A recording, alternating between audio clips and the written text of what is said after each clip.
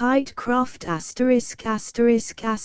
**** transcriber's note, in memory of Chris Kernow, 1937 to 2023, the project manager at Distributed Proofreaders who selected this book, and more than 2,200 others, to be preserved as free digital transcriptions by Project Gutenberg.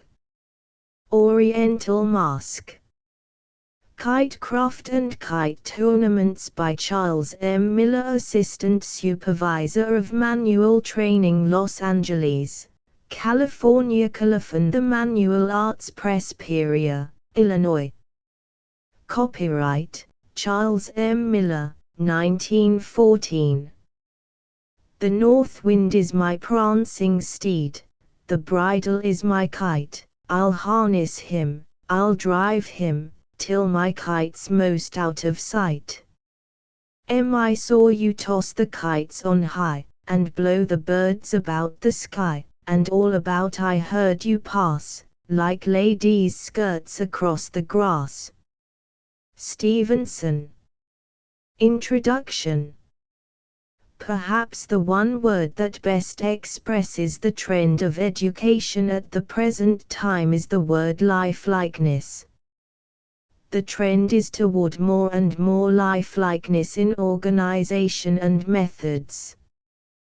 The effort toward diversification, which has resulted in putting manual training into courses of study, in multiplying courses in high schools, in providing ungraded and other special rooms in elementary schools, in breaking grades up into groups for teaching and promotions, in keeping playgrounds and shops open afternoons and Saturdays, in opening the school buildings evenings for social centers or socialized evening schools, which has resulted in all these changes and others that might be mentioned, is simply an effort to make the schools like life. The theory behind this is that if a school is like life, children will like school for the same reason that they like life, and the theory is sound. Before these changes were introduced, our public schools were a composite structure, made up nearly altogether of two elements, neither of which was in any degree lifelike. These two elements were the medieval monastery, for order, and the 19th-century factory, for process. Kite making in connection with schools is in line with this trend toward lifelikeness.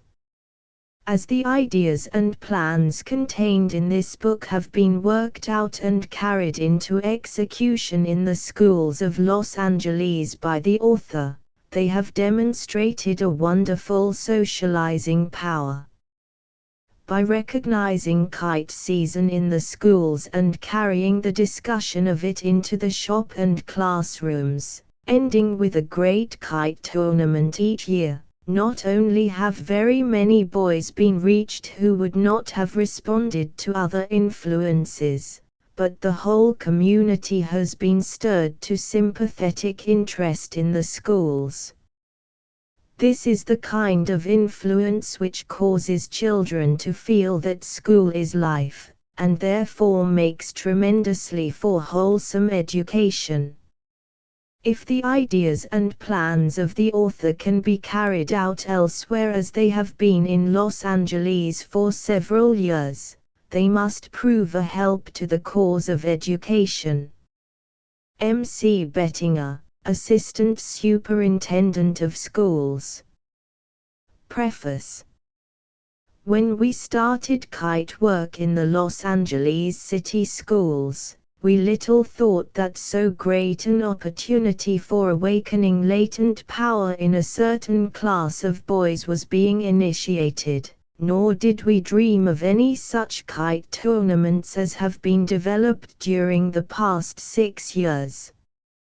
Starting with half a dozen plans, sent out on mimeographed sheets to the various schools from time to time during the spring of 1907, the number of kinds and designs have increased to 100 or more.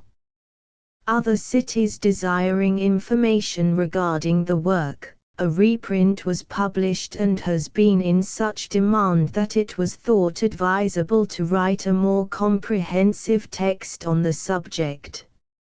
Many of the former designs have been included, but none but what should be put in more permanent form, and most of these have been redrawn for the new work. The plans are not complete in every detail, something being left for the boy to work out, but there is enough in the suggestions so that by reasonable planning, most of the forms can be made by the average boy and still something will be left for the expert. The greatest number of kites will be made by 5th and 6th year boys, but the spirit holds over into 7th and 8th for the larger and more complex forms, and even into the high school with model aeroplanes, etc.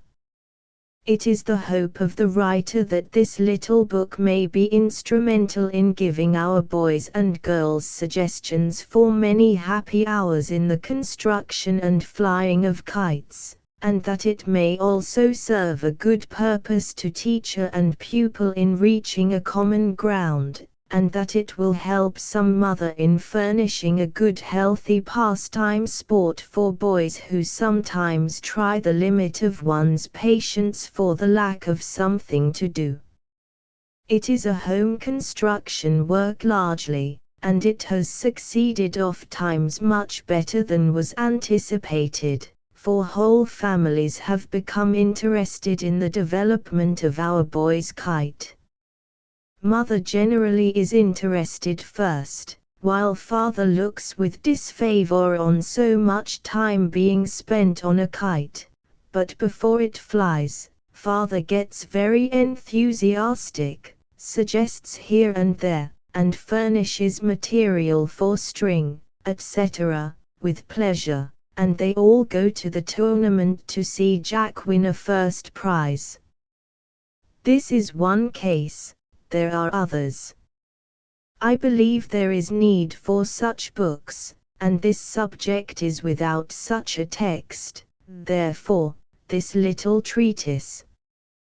Charles M. Miller, the 5th of November, 1912. Los Angeles, California. Charles Miller Photo Charles M. Miller. Contents Chapter Page Introduction 5 Preface 7 General Kite Construction 11-2 Kite Accessories 16-3 Kinds of Kites 24 Plain Surface Kites 23 V-Box Kites 39-6 Combined Kites 48-7 Decoration of Kites 61-8 Messengers 69-9 Moving Devices 75x Suspended Figures and Appliances 82-11 Balloons and Parachutes 92-12 Reels 97-13 Aeroplane Models 103-14 Gliders 108-15 Model Aeroplanes 112-16 Propellers, Motors, Gears, and Winding Devices 121-17 Tournaments 127-18 Tournaments, continued 134-19 Conclusion 140XX Bibliography 142 Chapter I General Kite Construction The kite is usually made of a framework of wood, is lashed together with cord, strung with cord according to design, and finally is covered with paper, but in each case some other material might be substituted. The drawings in this book have the framework represented by full lines and the string by slant dotted lines. The framework must be kept light and strong. It is usually made of wood, the pieces varying in number from 2 in the plain tailless, to 16 in a good box kite, and to a great many in a large tetrahedral kite. The soft tough woods are better than the hard, heavy woods. Spruce is considered the most satisfactory, but yellow pine, basswood, and even white cedar will do. For a 3-foot kite, the California redwood shake is very satisfactory. It is a kind of long shingle of uniform thickness throughout, is 6 inches wide and 3 feet long. The shake is split into strips about 7 forward/16 or 1/2 wide, and bends sufficiently for the bow. Some box factories will rip out spruce sticks in 25 cm.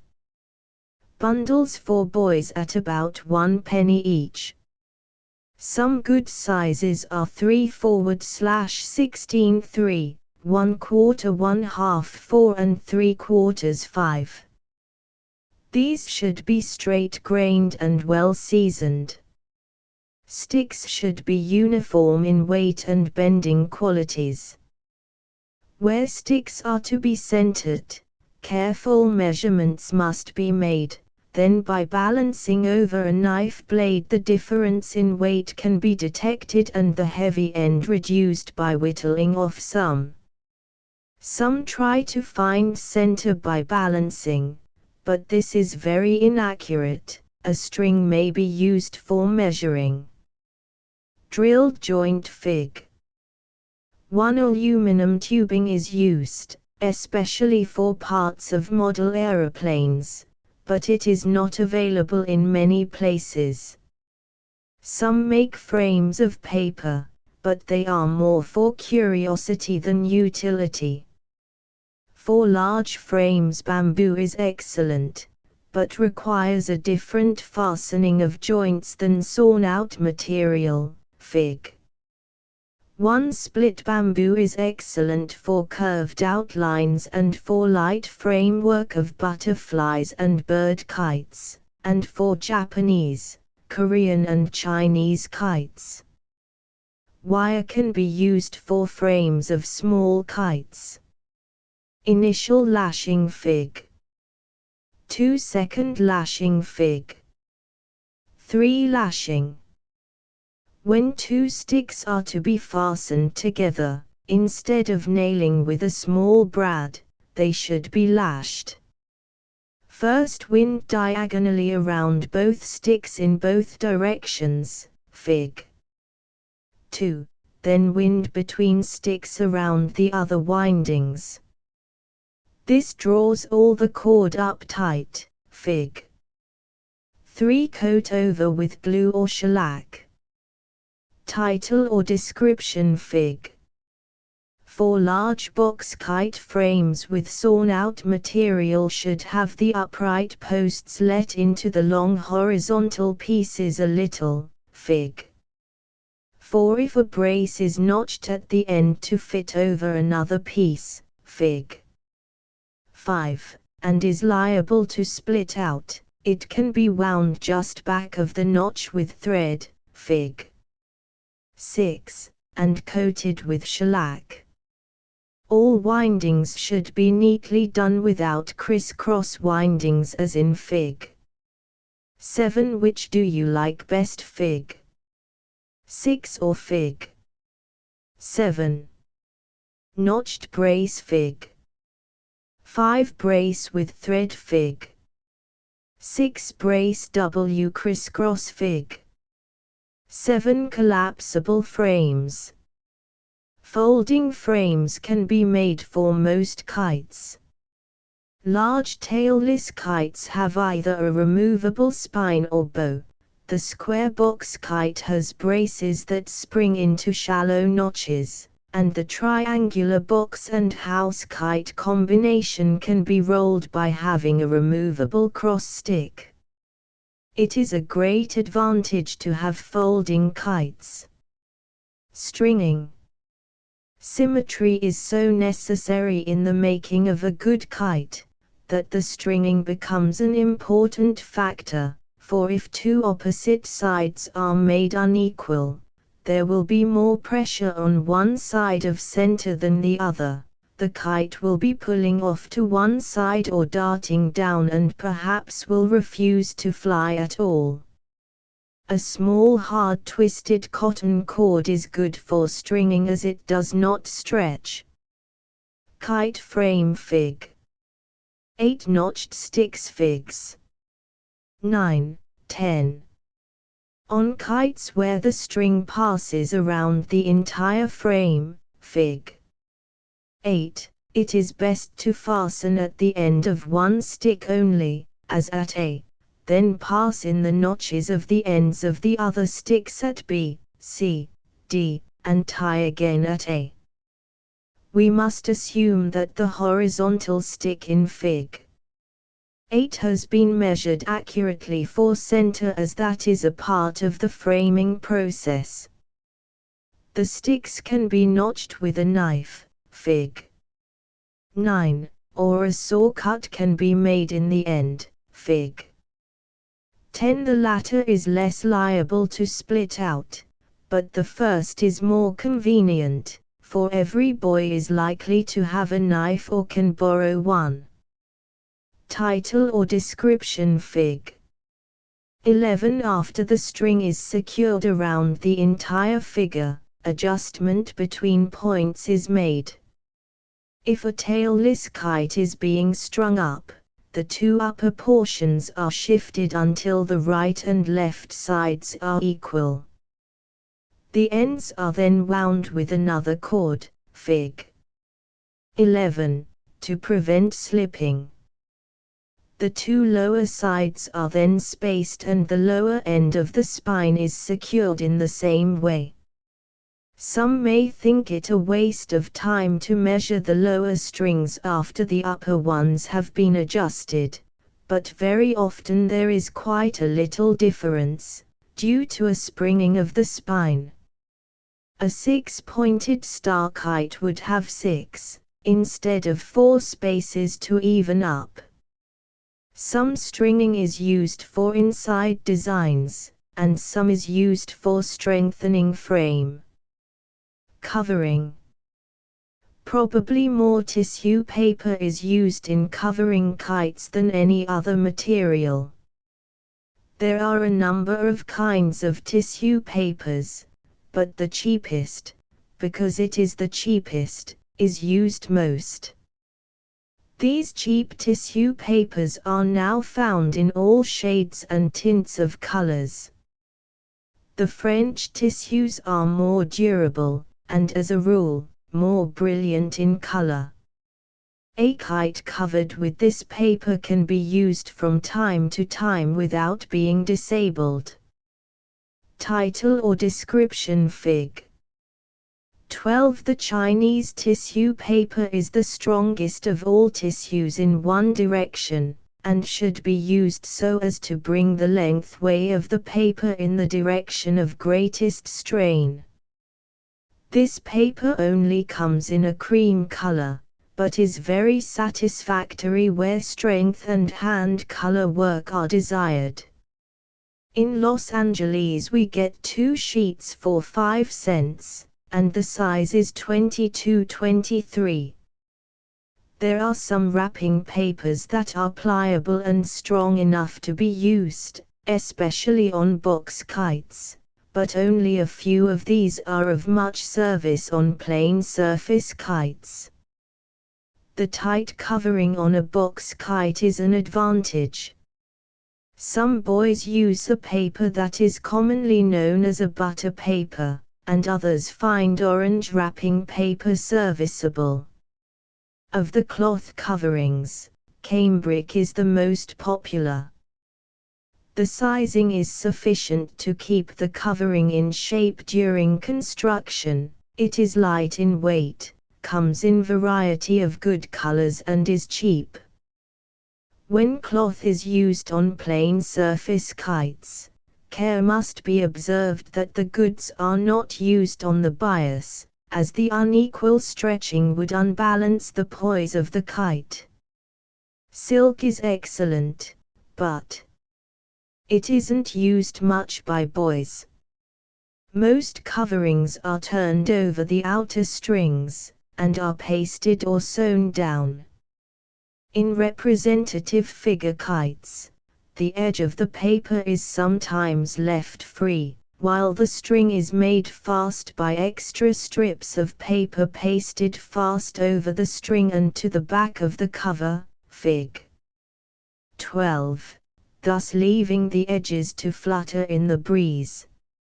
Some large kites can be covered with paper, if a network of string is used at the back to give support to the covering. Tailless, and some other kites require loose coverings. This looseness should be planned for in a systematic manner. If the cover of a 3-foot kite is placed on a table or the floor with the frame laid on top, the edge of the cover may be cut 1 inch or 1½ inches to the outside of the string.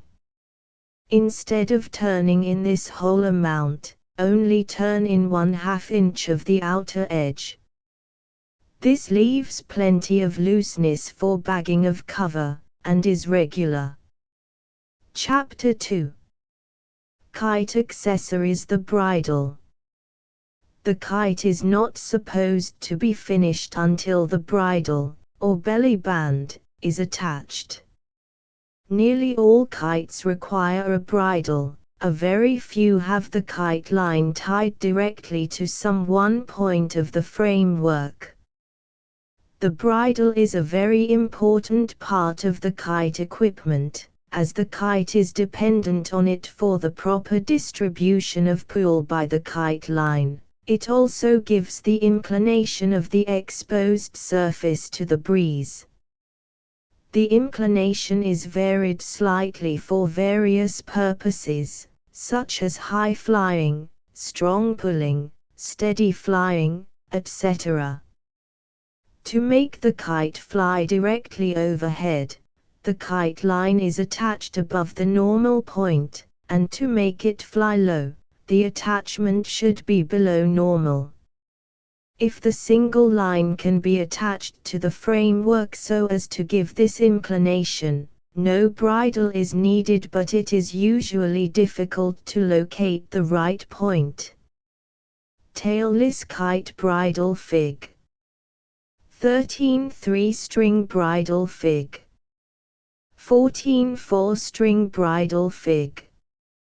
15. Many kites need attachment of bridle in but 2 places, while others require 3, some 4, and some are benefited by the use of many strings to the bridle, but the last may be used for strengthening the framework of the kite more than for general poise. The Chinese say there should never be more than 3 strings to the bridle, while the Japanese use many. The tailless kite may have the bridle attached at the bottom and top of the spine, the vertical stick of the frame, or the bottom and at the crossing of bow and spine. In either case the bridle must be long enough so that when it is drawn over to the side of the kite, the loop will just reach the outer points of the bow. Fig. 13. AC should be the same length as AB, and CD the same length as BD. The normal point of attachment of kite line is at C, the point that just reaches B or E when drawn to the side. Some bird kites have a similar bridle but much shorter between attachments. More of the form kites have 3 and 4 strings to the bridle. The 3-string bridle is usually 2 strings above and a longer one below. Fig. 14. The 4-string bridle has 2 short uppers and 2 long lowers, Fig. 15. For the polystring bridle, see Fig. 16. Some have advocated an elastic bridle, but the writer has never found it of any great advantage. Polystring bridle, Fig. 16. Double bridle, Fig. 17. A double bridle with a kite line to each makes a dirigible kite possible, which may be useful in a number of ways and which can give much amusement in kite antics that is not possible with a single kite line. A double bridle is illustrated in Fig. 17. Such a kite can be driven at will. The kite becomes a sail and can be pulled to right and left, in circles and various contortions, out of the ordinary. Kite lines. A 3 or 4 ply cotton wrapping string is used more than any other and is very satisfactory for 3-foot kites and smaller. The hard twisted cotton seine twine comes from 6 to over 100 ply, and is excellent for kite lines. It is strong and does not burn the hands, nor kink as much as hemp twine. For high-flying or racing work, a light strong cord is necessary. A small kite can carry up a great amount of silk or linen thread, but one should have a reel and gloves to handle it. Shoemaker's thread and upholstering twine are also used. Some think that waxing a string makes it stronger, but by actual tests before and after waxing, there was no appreciable difference in the amount of endurance of strain before breaking. Waxing does preserve the string and prevents fraying and untwisting. When kites are put up in tandem, the string need only be as strong for the first kite as is ordinarily used for one of its size, but as other kites are added, the size of the cord must be increased. This grading of the string greatly reduces the total weight and cost of the kite line. Reels. You can fish without a reel and you can fly a kite without one, but the reel is a great convenience and an absolute necessity at times for both. The reel in brief is a large spool with flanges on both ends, a central axle fixed to the spool, a frame for supporting the axle, a guide for the string to prevent its running off the reel, and a brake to prevent too rapid unwinding when letting out the string. A reel can be made without a crank, by having the axle supported at one end only, and a knob handle fastened to the outer face of the reel for winding purposes. For further directions, see chapter on reels. Kite with tail, Fig. 18. Tails. A tail and other balancers are used to give poise to an otherwise unsteady kite.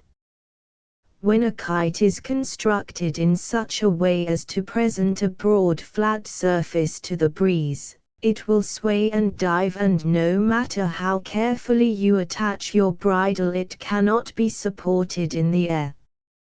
3 balancers, Figs. 19, 20, 21. For kites that represent irregular forms, there must also be a special balancer. The tail is usually resorted to in such cases. The tail is more than a weight. A foxy kite refuses to come to terms by the addition of a thread and lead or other weight. The weight drops so quickly to its plumb line that the kite has not come to poise, and makes another pitch in some other direction. The value of the tail depends not so much on weight as on its pulling capacity while being drawn through the air. The tail, usually consisting of a string with a number of pieces of paper folded and tied thereon, Fig. 18, and with cloth streamers at the end for weight, exerts considerable pull for long enough time to give steadiness to the kite.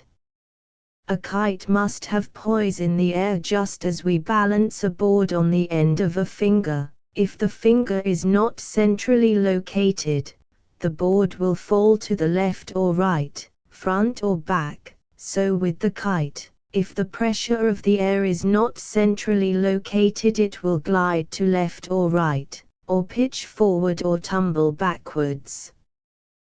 The tail helps most in remedying the two latter troubles.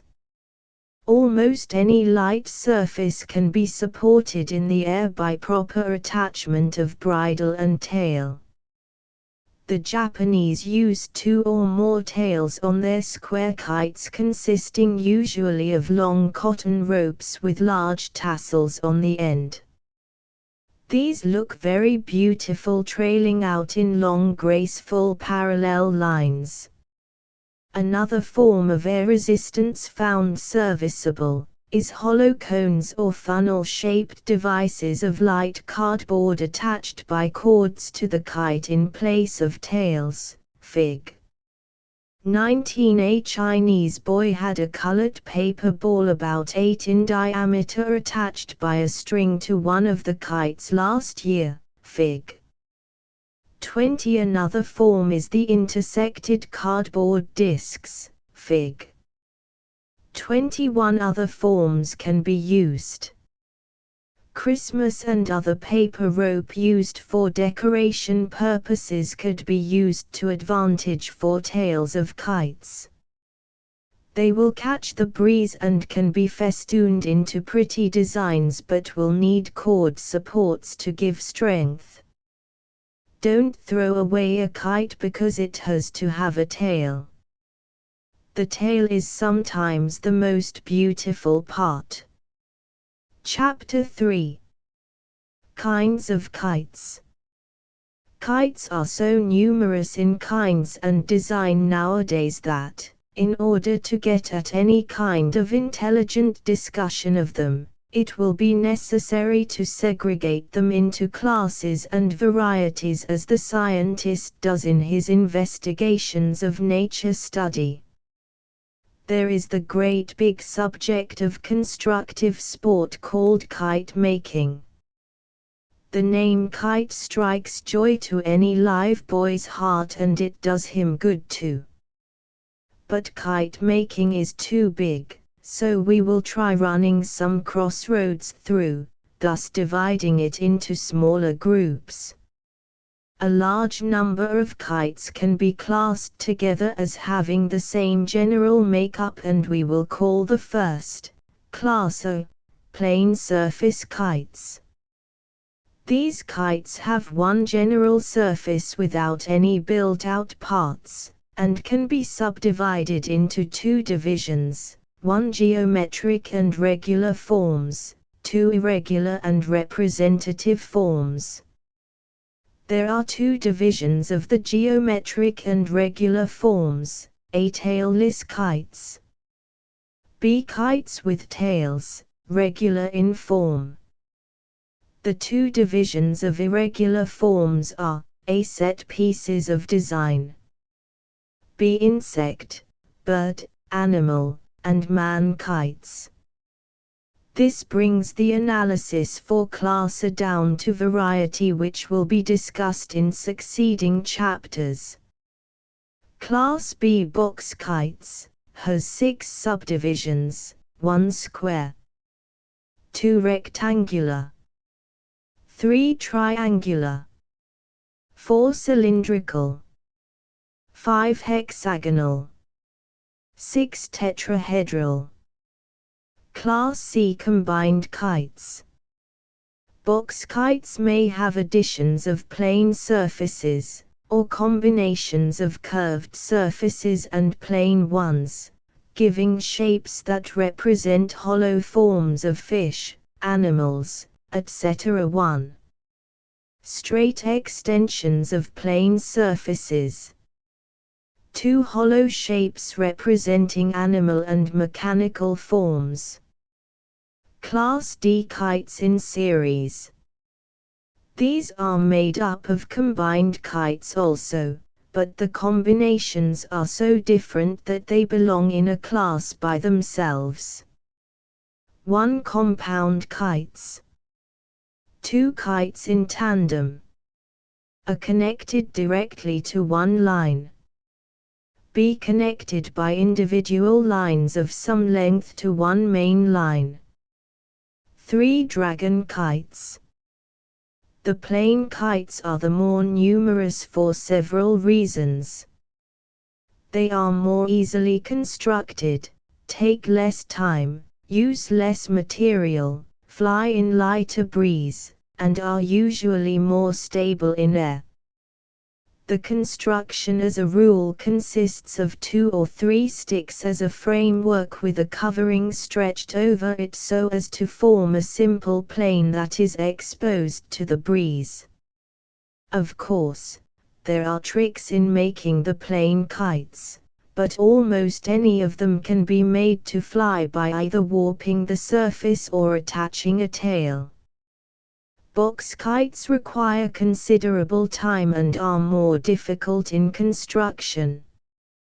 They are a built-up framework with cloth or strong paper coverings. The frames must be kept light and strong, and a process of trussing is necessary to accomplish this. The covering seldom covers the whole framework but usually is made in bands. The space enclosed by a band is called a cell.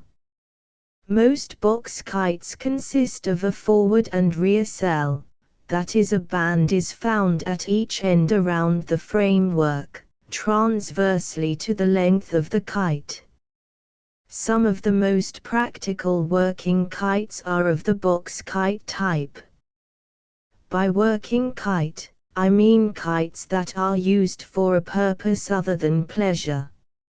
Some box kites have extended wings of plane surfaces to gain more lifting power, or for poise, and the application of these appendages serves to explain the combination of kinds that form this group. In the group kites in series we have kites of the same kind fastened rigidly together making one kite, called a compound kite, also kites fastened one after the other a few feet apart on one line and all started up at one time, and still another set of similar kites in which a number of kites are put up on individual strings, one at a time, for perhaps 300 feet, and are then attached to the main kite line. Boys sometimes succeed in pulling up as high as 40 kites on one line by this method. Another very interesting and beautiful series is the Chinese dragon kite type. In this a number of kites are harnessed together with about 3 cords running from head to tail. These various groups will receive more explicit directions in separate chapters as we proceed. So far in our analysis we have been dealing with kinds of kites as to construction. There will be a number of chapters on various other features of kite work and accessories, including kite decoration, messengers, etc.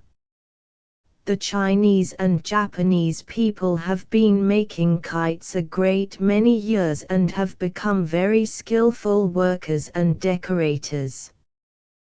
Their decorations seem to tend more toward the depicting of ugliness and fierceness instead of beauty and color harmony, although many of the color combinations are very effective. The tendency toward fierceness can well be understood when we consider that it has a part in their religion, it being supposed that such ugly monsters helped to drive away the evil spirits. The large Japanese square kite, which is rectangular in shape instead of square, usually has a big head with plenty of the whites of the eyes and teeth showing. Some very fine specimens have been exhibited at our kite tournaments. They expend quite freely in making up their kites, use costly ornaments and considerable gilt and black. The gilt is usually very good that is used.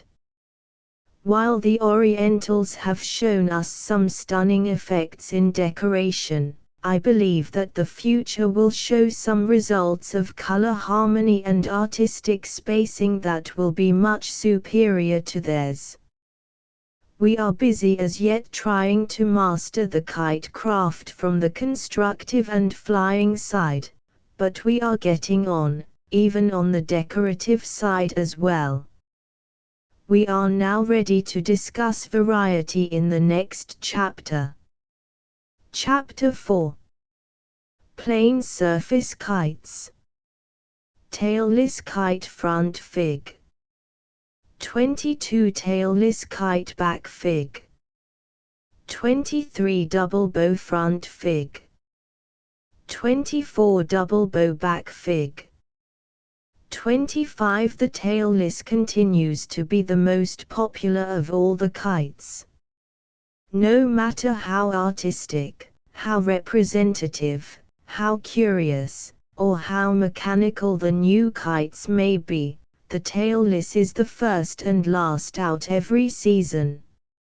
It flies in a very light breeze, and is so steady in the air.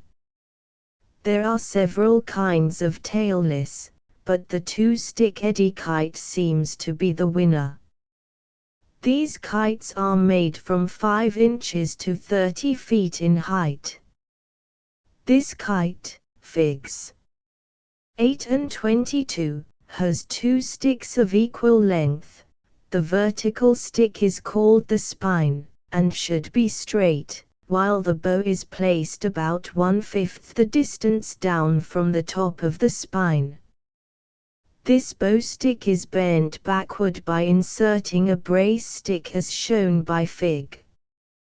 23. The advantage of a removable brace stick will be recognized when a person tries to carry several kites to a field at one time. If the brace stick is out, the kites lie flat and do not injure each other, so that 25 or more might be carried by one person. But if the kite is bowed, there may be great difficulty in carrying 2 or 3. Most boys bow about 3 inches for a 3-foot kite. See Chapter 1 for the stringing of this kite. The tailless kites are nearly all constructed so as to have a keel projecting out to the front. In order that the keel may be of more service, the covering is not stretched tight, but is left loose. Perhaps an inch along each side would be allowed for bagging or pocketing. See Chapter I on covering. If the covering is drawn tight, the kite will dodge and will probably dive to destruction. Crossed spines Fig. 26 Built-out keel Fig. 27 Modification Fig. 28 Cross-stick addition Fig. 29 Now we can modify this type form of kite. We can use 2 spines and 2 bows, Fig. 24 In this kite the upper bow should be bent more than the lower, and the bridle will be of more service if attached to the upper bow at 2 points about midway from spine to end of bow. The covering should not be quite so loose on this kite as on Fig. 22 but should not be tight. Another variation is given in Fig. 25, in which 2 spines are used and 1 bow. Sometimes the spines are crossed as shown in Fig. 26. The distance being much greater at the bottom than at the top between the ends of the spine sticks. A modification of the last two is shown in Fig. 27, in which a built-out keel is shown. Two small braces project from the bottom of each spine with a third stick connecting their meeting place with the center of the bow stick. Shield Fig. 30 Form Fig. 31 Six-pointed star Fig. 32 Hexagonal kite Fig. 33 Still one other combination is a form that can be used as a foundation for many outline shapes. It is shown in Fig. 28, and has two spines and two bows, but where much modification is made, a tail or other balancers must be used. A kite with a broken bow is like a bird with a broken wing, but if broken in the center it can be redeemed for service by the addition of a cross stick, as shown in Fig. 29. The broken part should be well lashed together. A kite could be successfully planned in this way from the beginning. It is possible to make a number of geometric or representative forms as tailless kites, but representative forms as a rule need tails. Star Kite Fig. 34 Star Kite Fig. 35 The Shield Fig. 30 is one of the tailless kites, and the writer succeeded very well with a two-bowed tailless in the shape of a six-pointed star. See Fig. 32. Perhaps the largest group in real variation is that in which kites with tails or other forms of balances are found. And first and foremost, comes our grandfather's Old English bow kite, Fig. 18, having a bow that curves upward, but not backward, over the end of a single spine. Tassels were added at each side of the kite at the termination of each end of the bow, and a long tail of rolled papers tied to a string with a cloth hanging at the end was attached to the bottom of the spine. Star kites Fig. 36. The great class of star kites, with varying numbers of points, and the geometric, hexagonal, octagonal, and other forms belong to this group. A three-string bridle is most satisfactory for most of these forms. The two upper strings of bridle should be the same length but shorter than the lower string. The latter should be attached at a central point at the bottom. In case there is no stick to anchor to at the center of the bottom, 4 strings may be necessary, or 2 longer ones may be used at the bottom and 1 shorter one at the top. However the bridle is attached, the shorter strings are always at the top, and the single string must be centrally located to right and left, whether at the top or bottom, and the double portions on equal distances to each side of center line. Star tails Fig.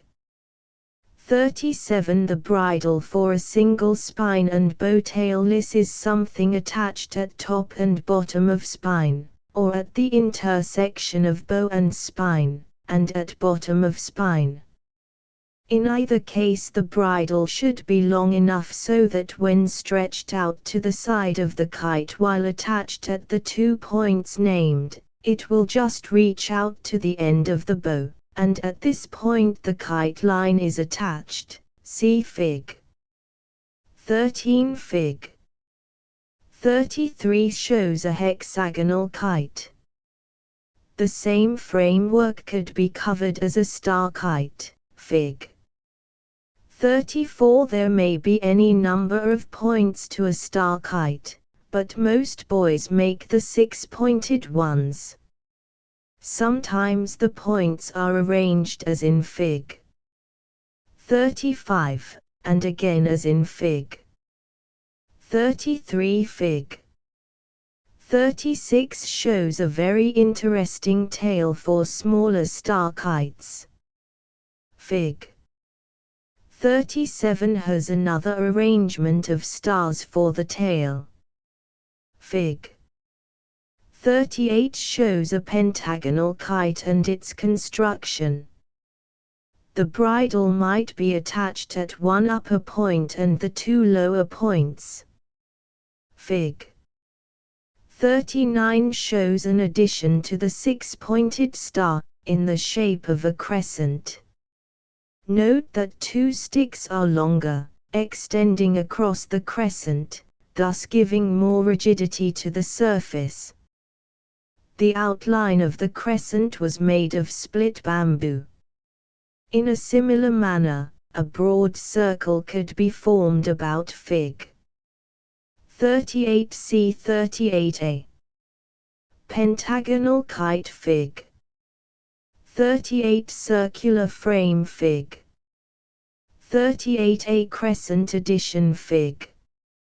39 square kite. Fig. 40 star and hexagonal kites are not the only members of the regular shapes with tails. The Japanese square kite, Fig. 40, which is usually rectangular in shape, has a vertical spine, two diagonal spines, and several horizontal ribs that are lighter in weight than the spines. The larger the kite, the more horizontal ribs will be required. By making removable spines, the kites can be rolled up, and the Japanese have exhibited some very beautiful ones that have been imported. Some of these cost as high as $30 or more.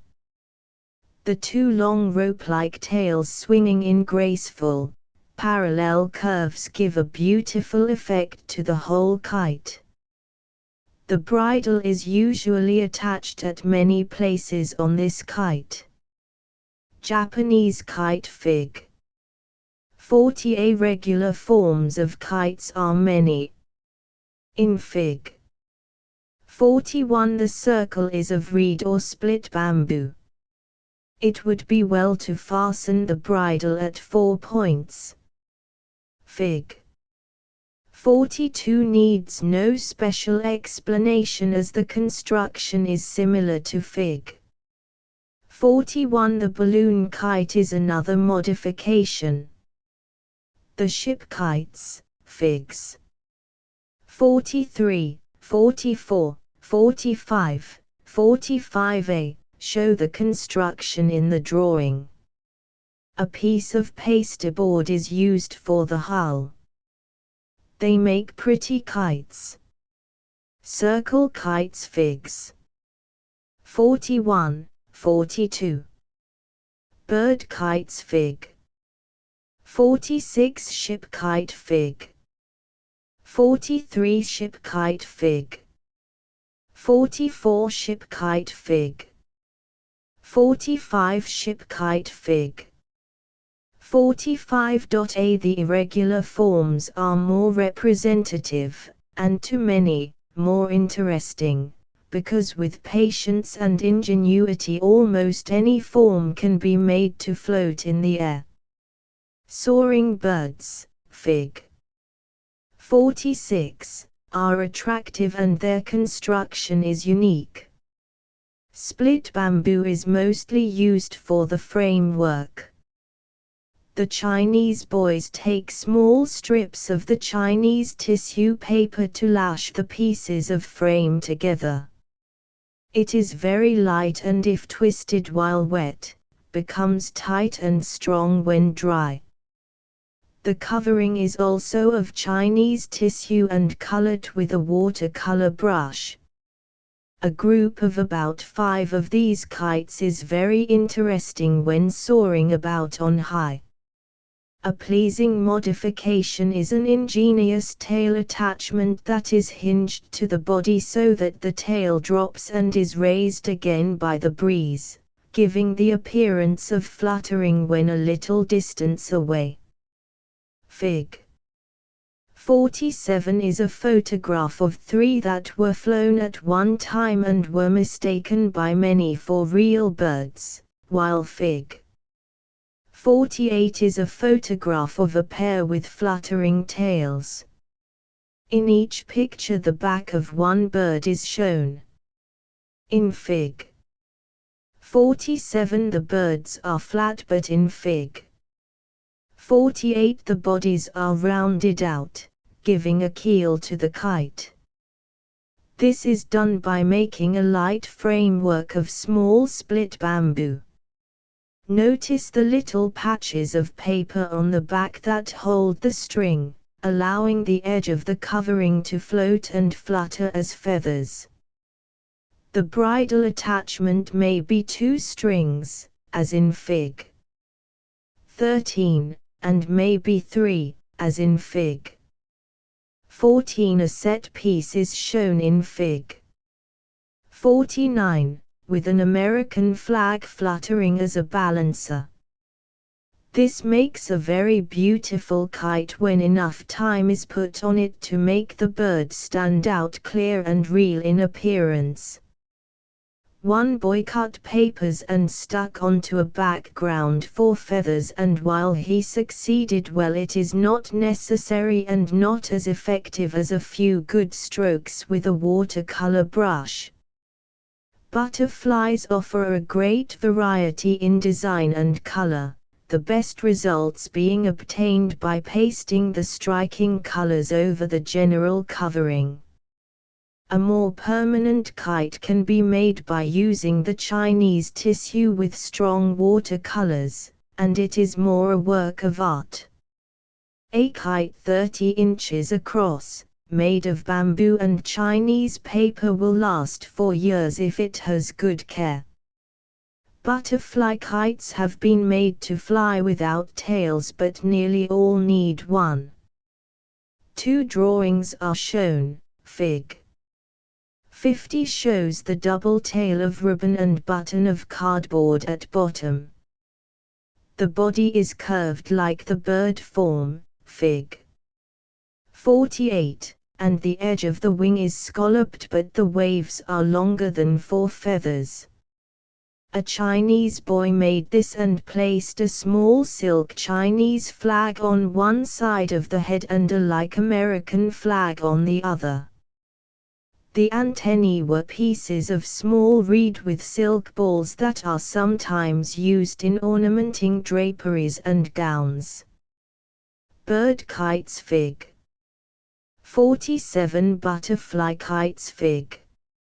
48 eagle kite Fig. 49 eagle kite outline Fig. 49 a butterfly kite Fig. 50 butterfly kite Fig. 51 animal forms. The animals are not limited to bears, but horses, elephants, etc., can be outlined in kite forms.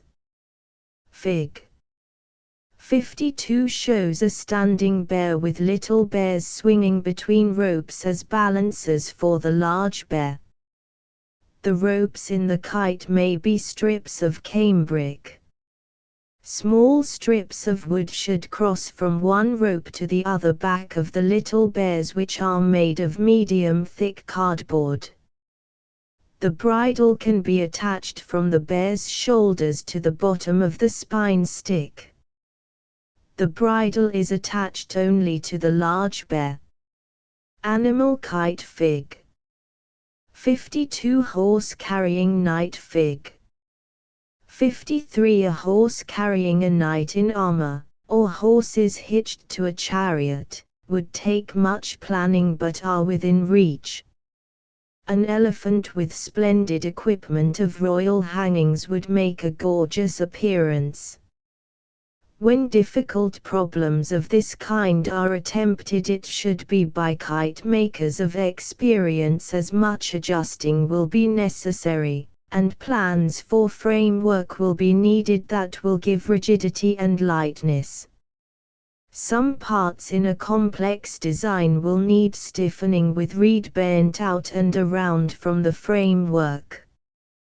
Sometimes a small outline may be effected by means of stiff paper, and again a string may be stretched from some distant stick of the framework so as to carry the covering out to certain lines. By careful planning, some very complicated forms can be worked out. In the mounted knight, Fig. 53, the nose of the horse will be a straight stick, but the upper line of neck and lower part of head will be bent reed, and of good weight. The raised knee and foot are reed, while the underside of neck changes from the line of the breast by means of a string. The back of the foreleg on the ground is of string, while the extension of the stirrup might be of stiff paper. Much can be done with the brush. For instance, the dropping down of the rump to the tail would be curved, let the outline run angular, then with a heavy streak of color, give form. A little silver paper on the armor will spice it up wonderfully. We might consider a mechanical model, an electric coupe, Fig.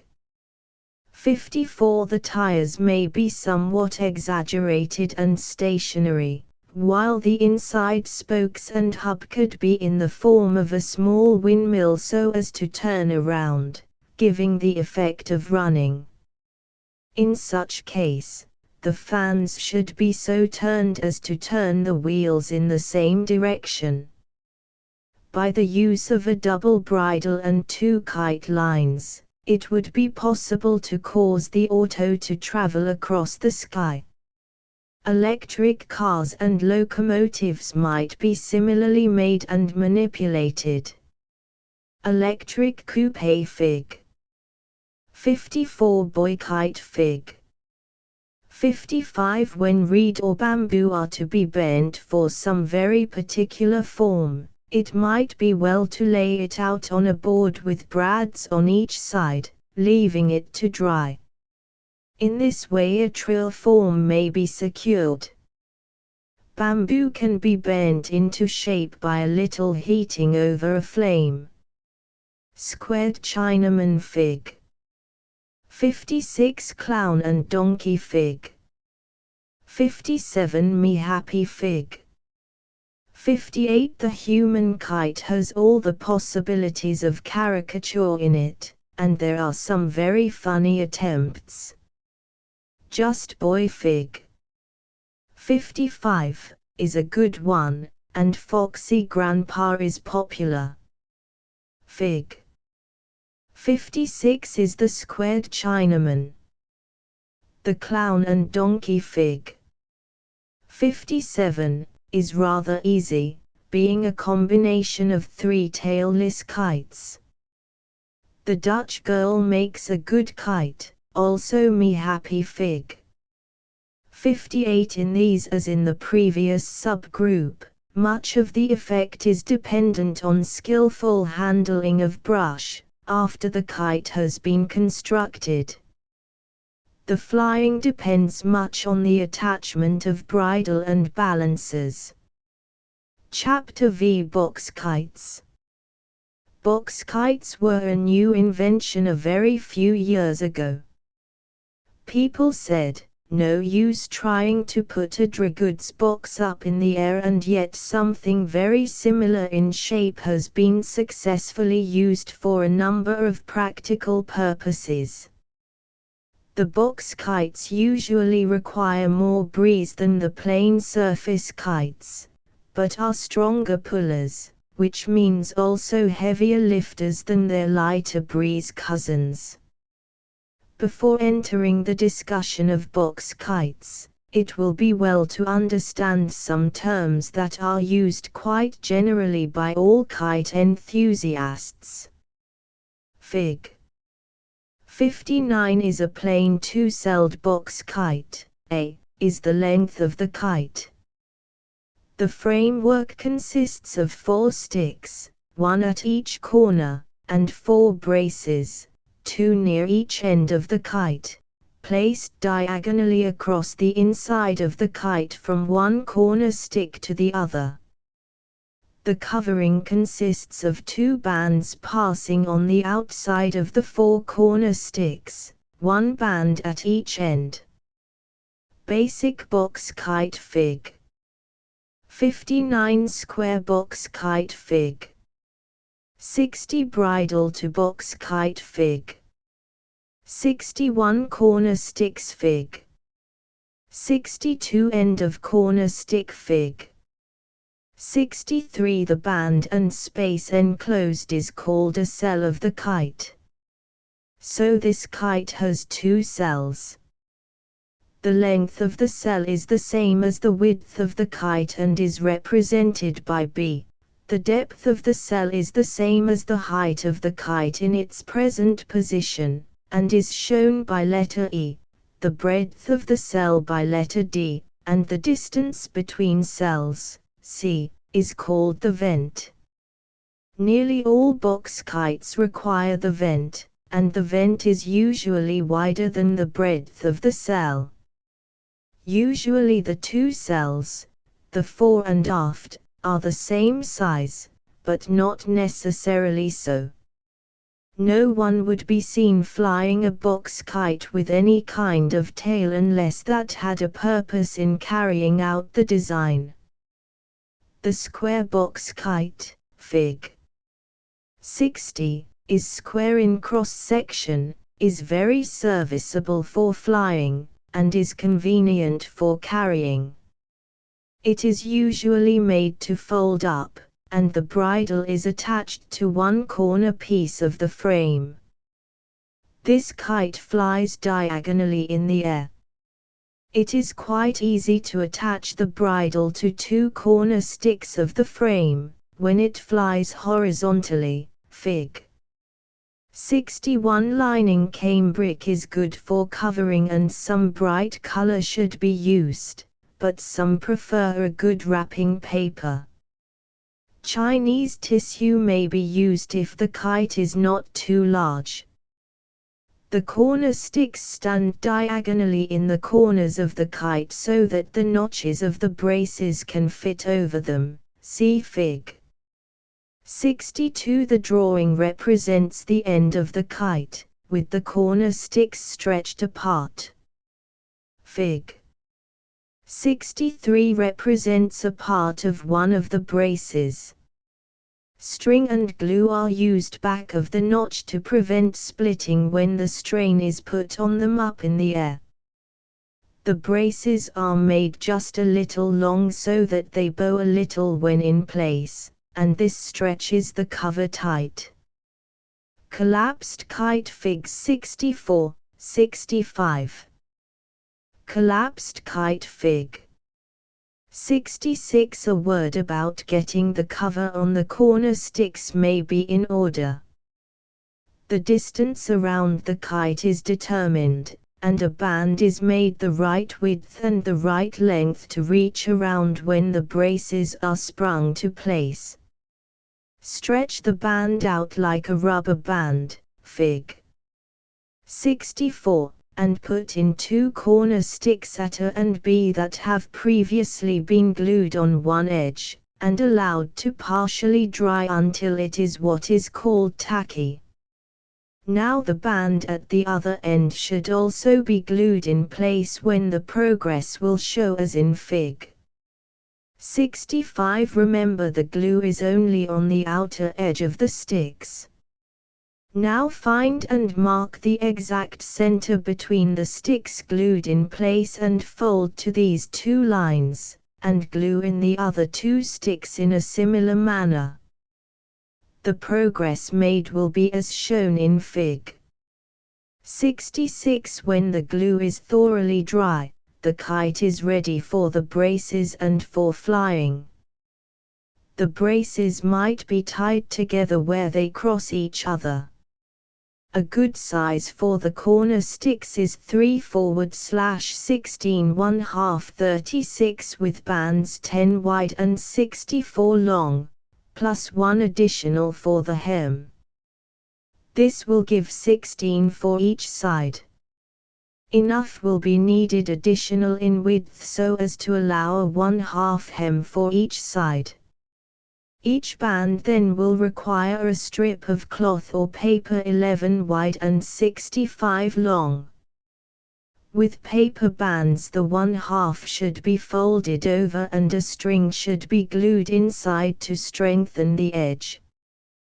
The braces should be 1/2 to 1 from the bottom of one notch to the bottom of the other. See Fig. 62 rectangular kite. The next is the rectangular kite, as shown in Fig. 67. This is a splendid kite of its kind and should have specific measurements. The two center pieces called the spines are the corner and cross pieces. The bands for cells are 21 wide by 18, with one additional for the seam. The edges should be hemmed as in previous kite. The framework should be all thoroughly wired in every direction as shown by drawing, Fig. 68. Little wire turnbuckles such as are sold by firms carrying model aeroplane supplies might be used, and the stretch of the wires could be taken up from time to time. A well-made kite will last a long time if it has good care. This particular construction is for large kites and they are not often made to fold, although it is possible to make them so. Out-of-the-box kite has grown the aeroplane.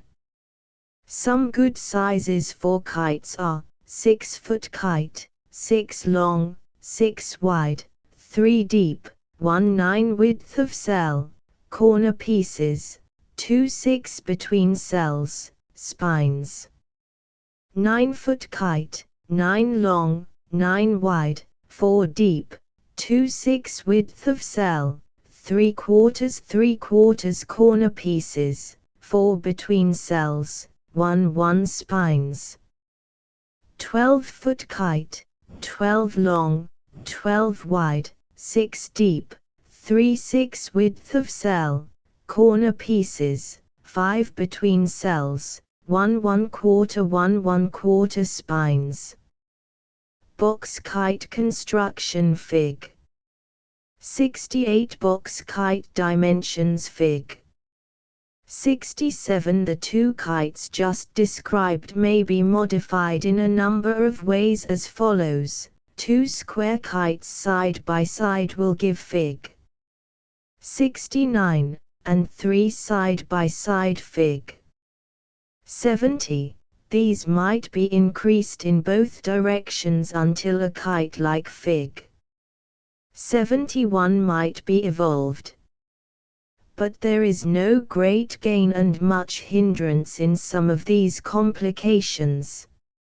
If there is insufficient room between upper and lower surface, not all of the surface is exposed and there is skin friction. Again, if there is not space enough between the fore and back cells, the front cuts off the air pressure to some extent on the back cells. So Fig. 72 is not high enough, while Fig. 73 has the fore and back cells too close together. Fig. 74 is very unstable in the air. Double and triple box kites Figs. 69, 70. Mega box kite Fig. 71. Improper sized box kites Figs. 72, 73. Unstable box kite Fig. 74. Simple triangle box kite Fig. 75 3-part triangle box kite fig. 76 complex triangle box kite fig. 77 complex triangle box kite fig. 78 complex triangle box kite fig. 79 The triangular cross-section has the advantage of a bracing framework and is easy in combination. The bridle is attached to one of the long sticks and the kite rides on a keel, fig. 75 3 braces about the middle of each cell keep the corner sticks out to place. These can be put in at the field, thus allowing the kite to be rolled for transportation. The triangular kite is sometimes lengthened so as to use 3 cells, fig.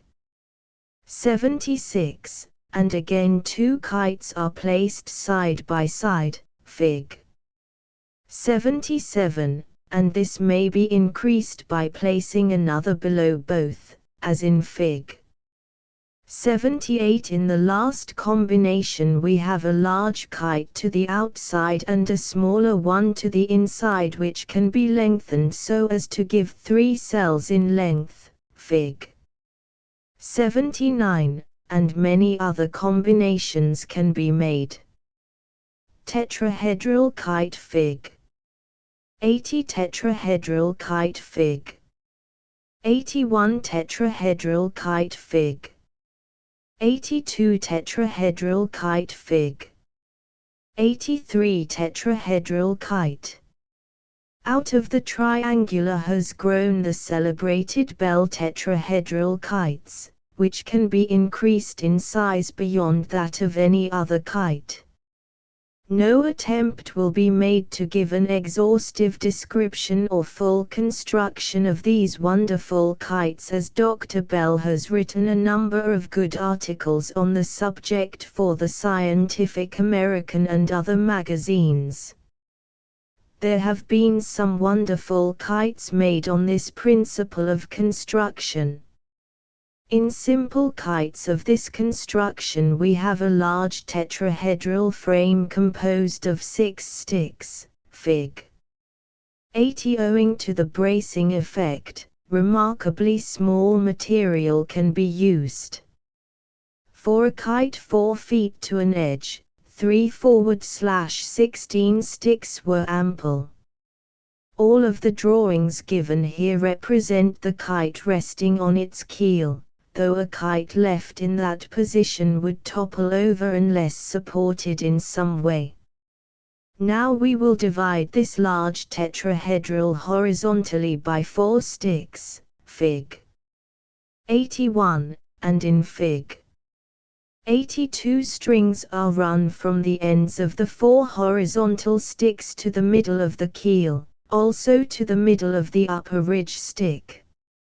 Some use sticks in place of the strings, but if the kite is not too large the strings are as good and in small kites better. Fig. 83 shows a 4-cell tetrahedral with the coverings on. Fig. 84 shows a further division in which each cell of fig. 83 is again divided into 4 cells, making a 16-celled kite.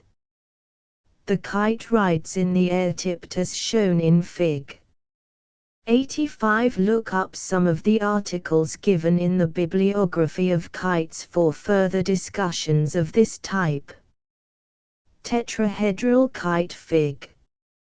84 Tetrahedral kite fig. 85 6-sided box kite fig. 86 The hexagonal kite is also an outgrowth of the triangular. Looking at the end of a hexagonal kite, 3 brace sticks will be seen, fig. 86, which can be made removable, thus allowing the kite and its covering to be rolled. The kite will be more stable in the air if one side is down, so the bridle will be attached to 2 of the long sticks, and if it proves unmanageable, at 4 points. Circular box kite Fig. 87 Pentagon box kite Fig. 88 The circular cross-sectioned or barrel kite is more of a curiosity. It has 2 cells, and the frame is made up of 4 circles, either of split bamboo, reed, or thin tough wood. The circle should be shaped before further construction is attempted. Most of the strain will come on the circles, so the ribs, connecting the 4 circles, may be quite light and slender.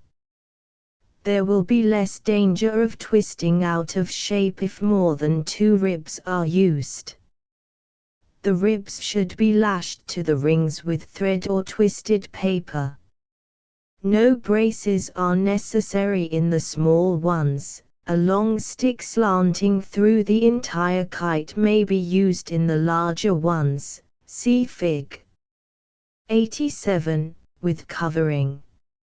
A pentagonal frame could be constructed with 3 braces, Fig. 88, and should be flown in the position shown. Chapter 6.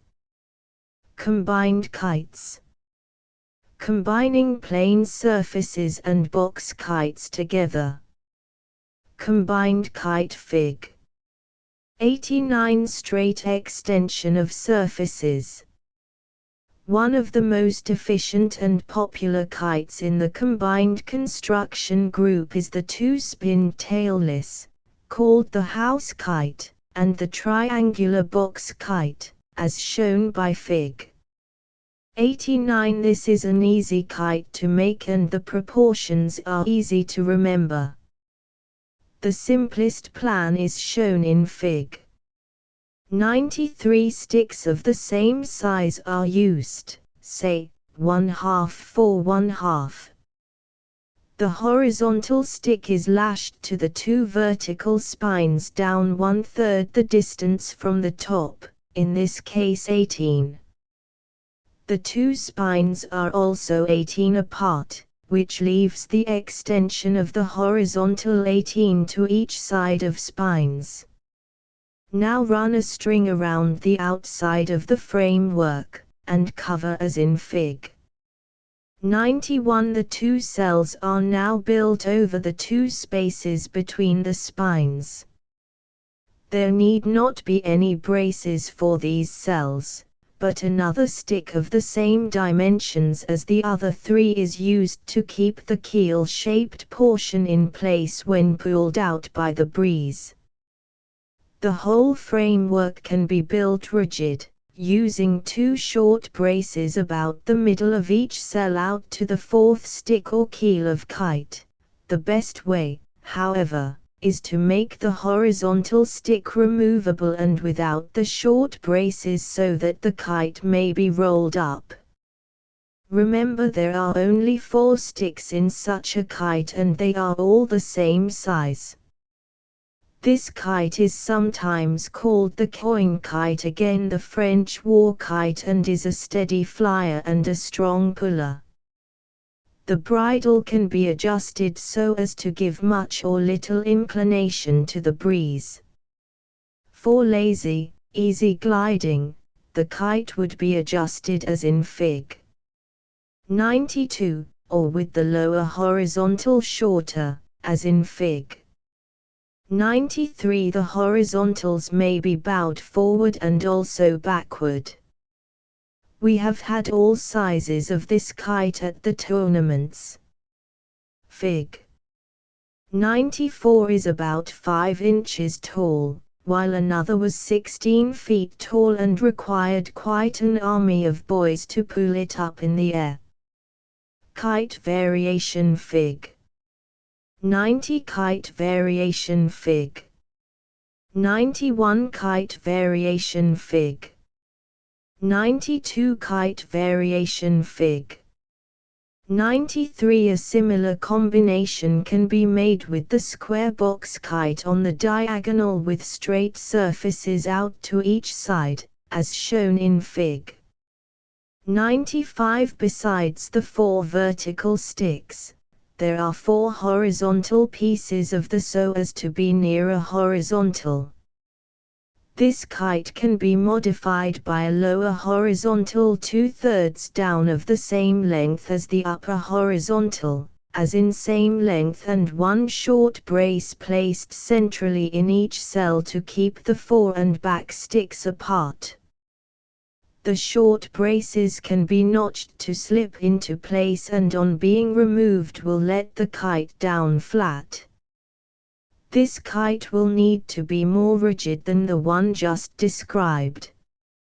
A hexagonal box kite could be made with side wings by extending one of the braces at each end, Fig. 96, and the pentagonal form could be similarly modified.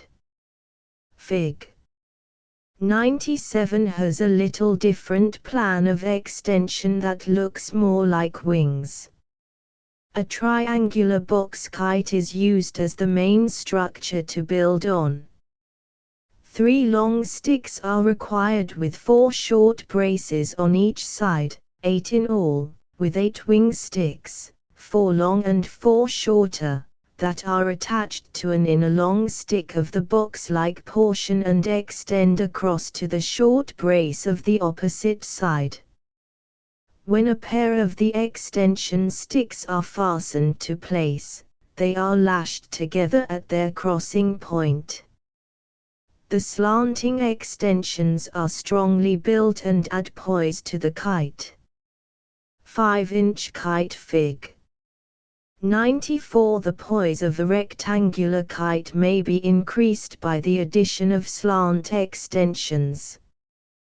The extension pieces start from the lower corner pieces, pass under the upper corner pieces, lashing fast at both places, Fig.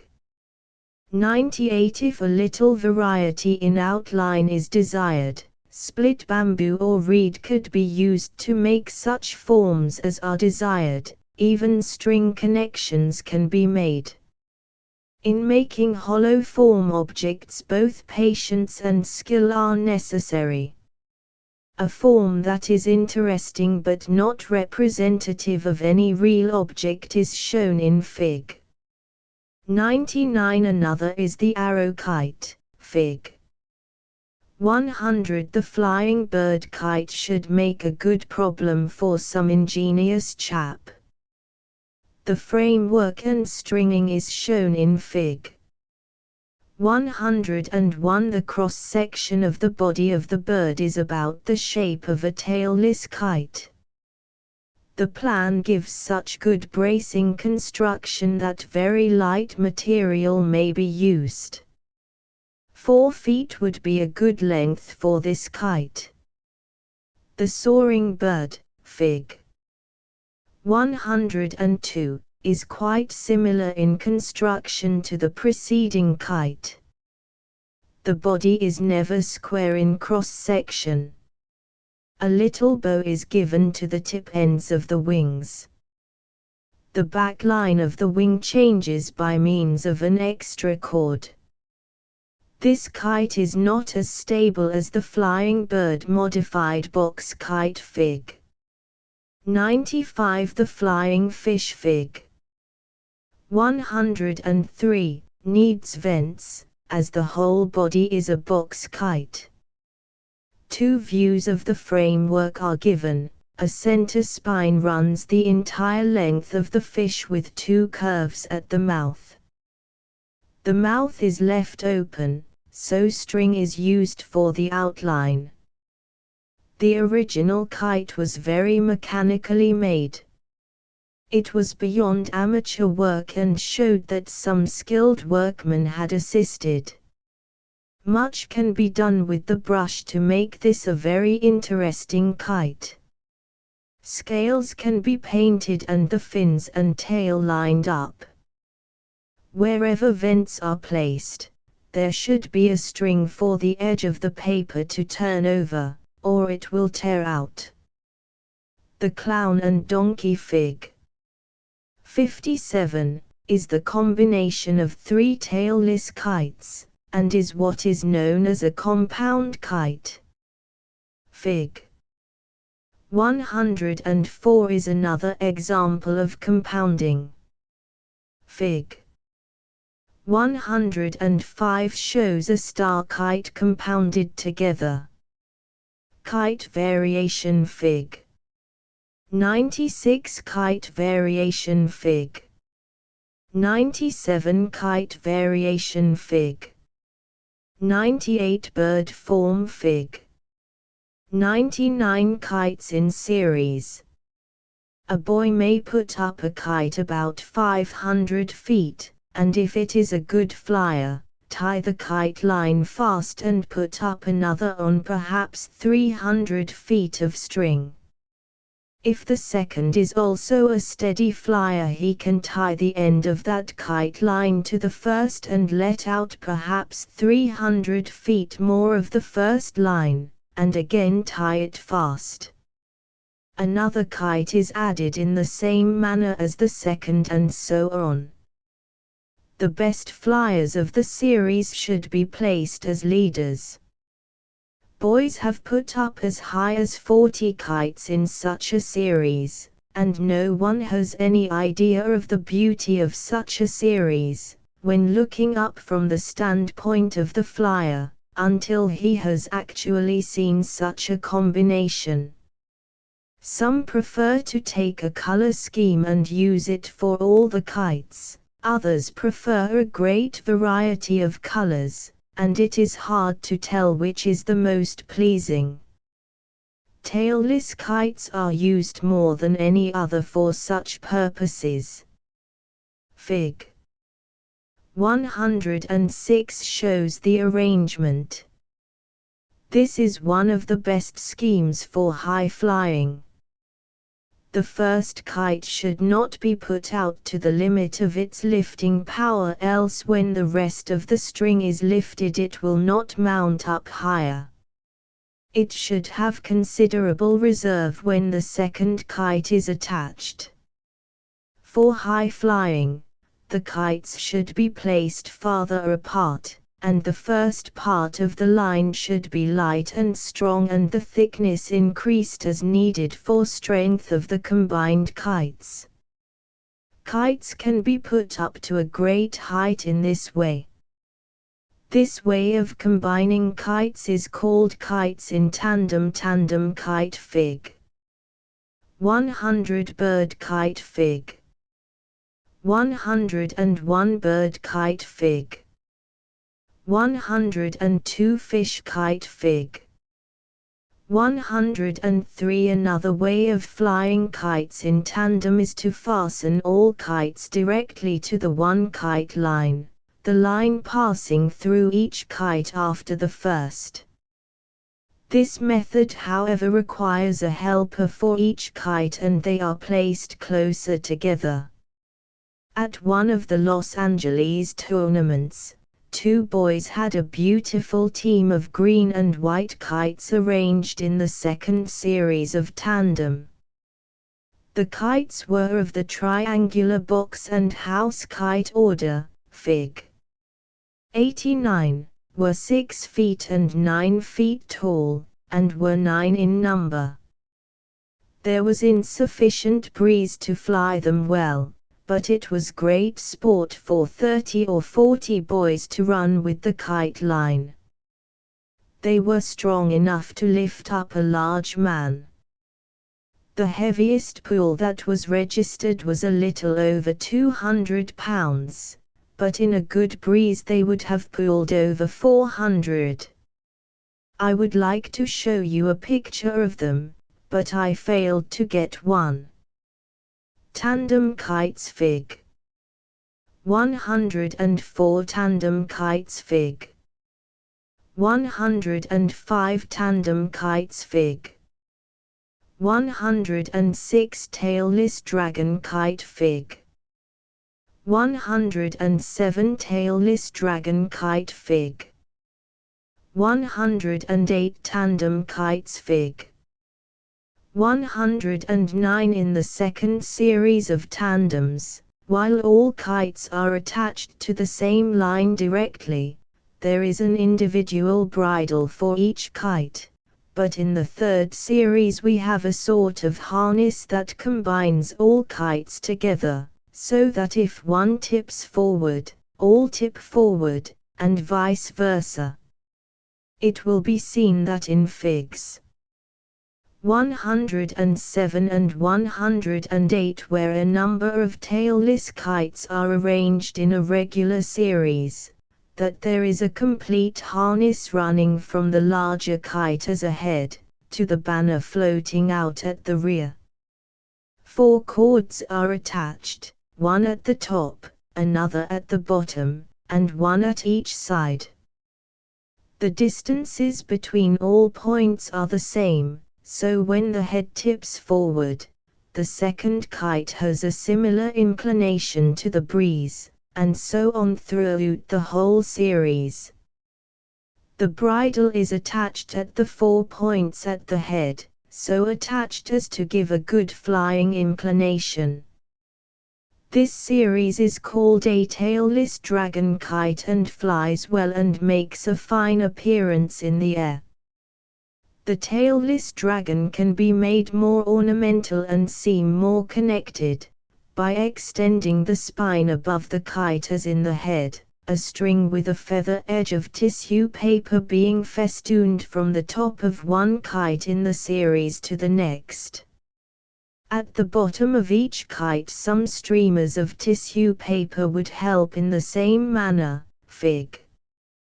109 The regular Chinese centipede kite, Fig. 110, is not so difficult now that we have harnessed the tailless dragon. Tandem kites Fig. 110 Tandem kites Fig. 112 Tandem kites Fig. 111 Dragon kite frame Fig. 113 The Chinese say there should never be more than 3 strings to bridle or harness. This bridle has 2 strings to the head of the dragon, and 3 strings to the harness. The harness consists of the 3 strings running from one end of the kite to the other.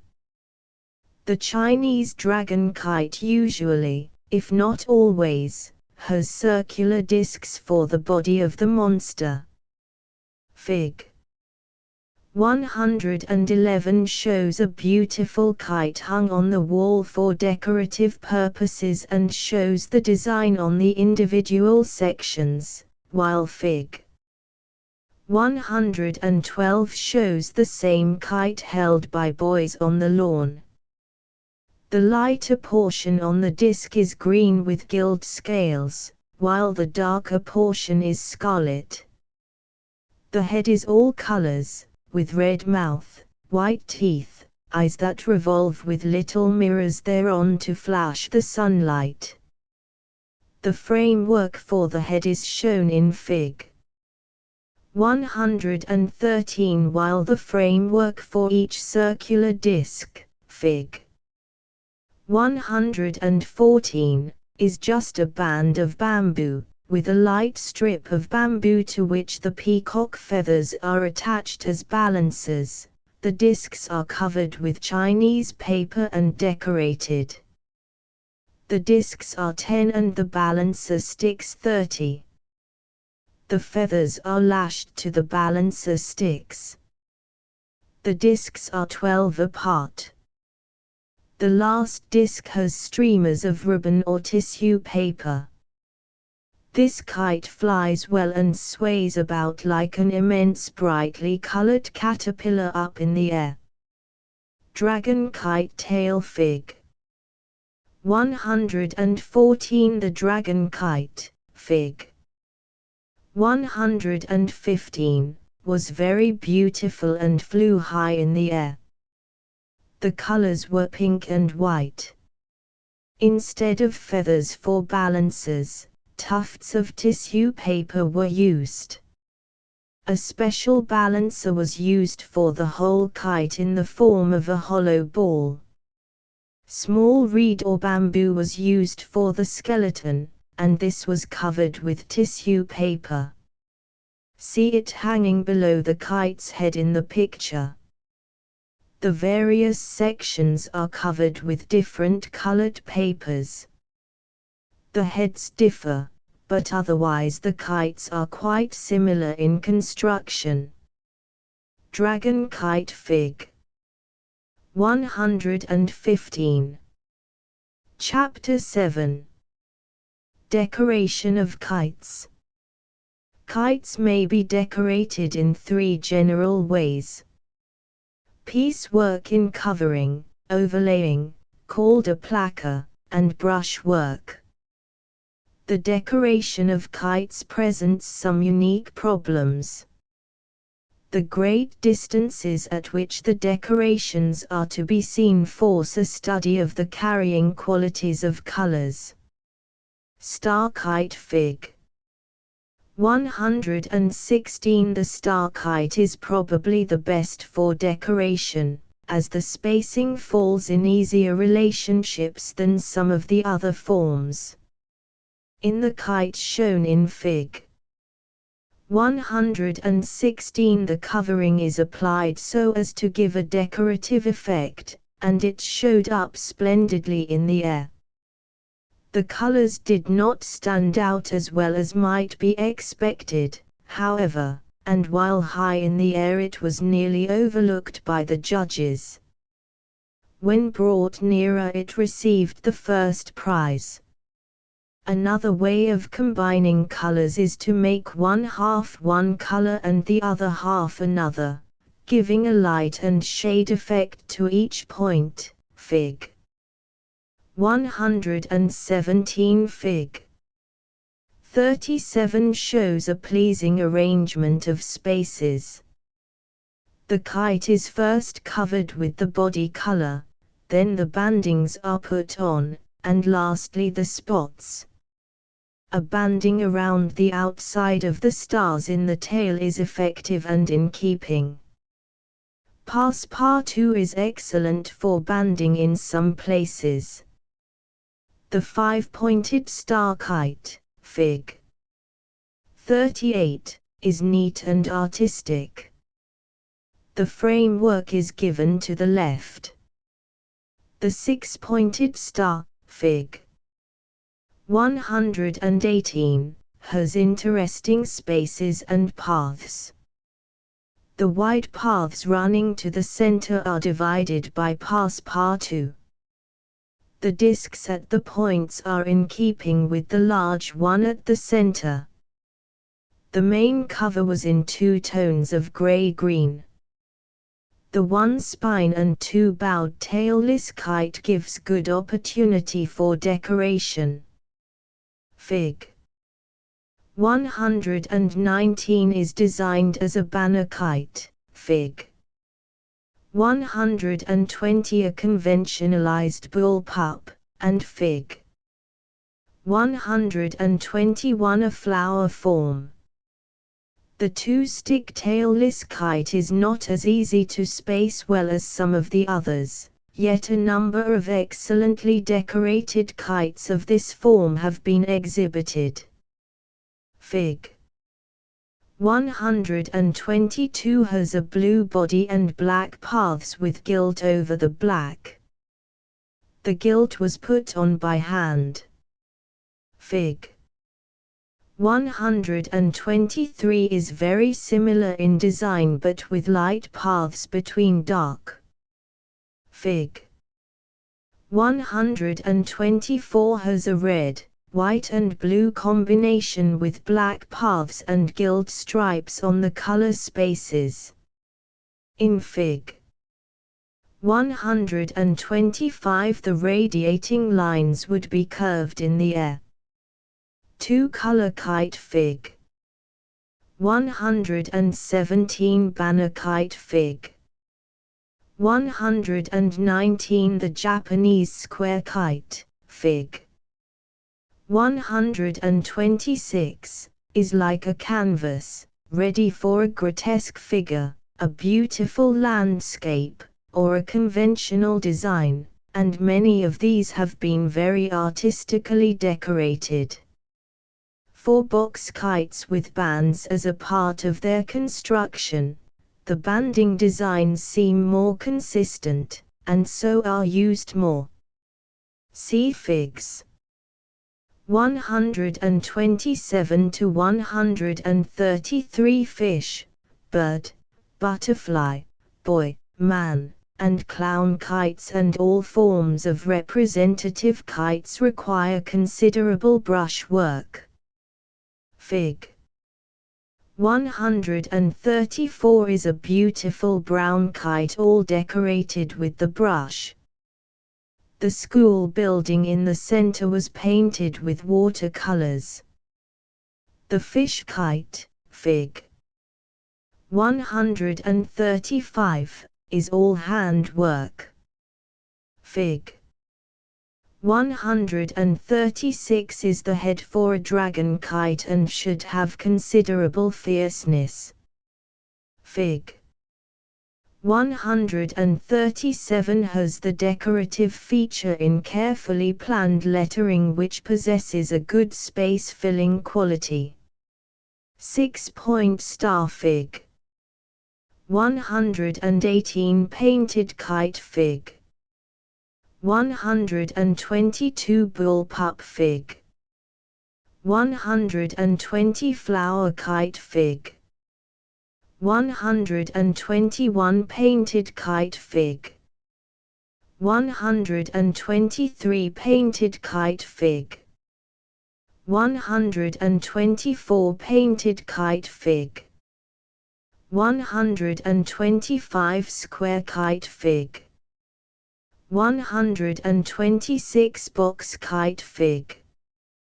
129 box kite Fig. 127 box kite Fig. 128 Some very satisfactory results are obtained by using good colors, say blue and black, relieved with gilt. Red and white makes a pleasing combination, also red and black. A circle divided into 3 parts presents a little problem in color harmony analysis. There are 3 primary colors, red, yellow, and blue. We may use blue in a color scheme. Combining the other 2 colors, red and yellow, we get orange. Orange is called the complement of blue, but orange is too strong, and a better color harmony is formed by the addition of some of the 3rd color, the blue to the orange, which will give a brown. Now brown and blue make a better color harmony than orange and blue. So it runs, 2 primary colors give a secondary, but the colors are more pleasing when subdued with the 3rd color or by the addition of gray or white. Red and olive will need dividing paths of some strong color, black or white. When gilt is used it must be edged with black or some very dark color or it loses its effectiveness. While orange is too strong for combination with blue, it is good with black. When yellow is used with the purples it should be a modest yellow. Decorated box kite Fig. 130 decorated box kite Fig. 131 decorated box kite Fig. 132 decorated box kite Fig. 133 brown kite Fig. 134 fish kite Fig. 135 Just as in landscape where the highlights are warm colors, we seek a cool color for shadows, and vice versa, So with color combination we strike across the color circle and choose a warm and cool color for balance. Some of the analogous hues are very pleasing, but unless quite a little variation of color is used, the design soon loses out in the distance. Browns, greens, reds, blues, etc., may be used in their individual color schemes, but the throwing in of some opposite color has a spicing up effect that is helpful. A dark brown, medium brown, a dull yellow, and a light but not brilliant yellow, give a good combination. Some color schemes that are very beautiful for rugs and interior decoration do not carry far enough to be used on a kite. Some very brilliant colors that might shock us close by are charming when far up in the air. But this is not a treatise on color work, and the subject is so great that we must leave it here. Sometimes striped effects are made with gummed papers similar to passe-partout. The little mirrors mentioned are such as are used on gowns and draperies. They are set in little rims of light brass and with a good allowance of paste may be stuck sufficiently well to any portion of the kite to hold during a tournament. The mirrors might be found at Chinese stores. Whirling devices, to be treated in a following chapter, may also be used for ornamentation. Tassels, streamers, and banners all serve a purpose of artistic makeup when properly used. Dragon mask fig.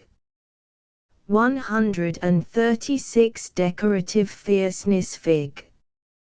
137.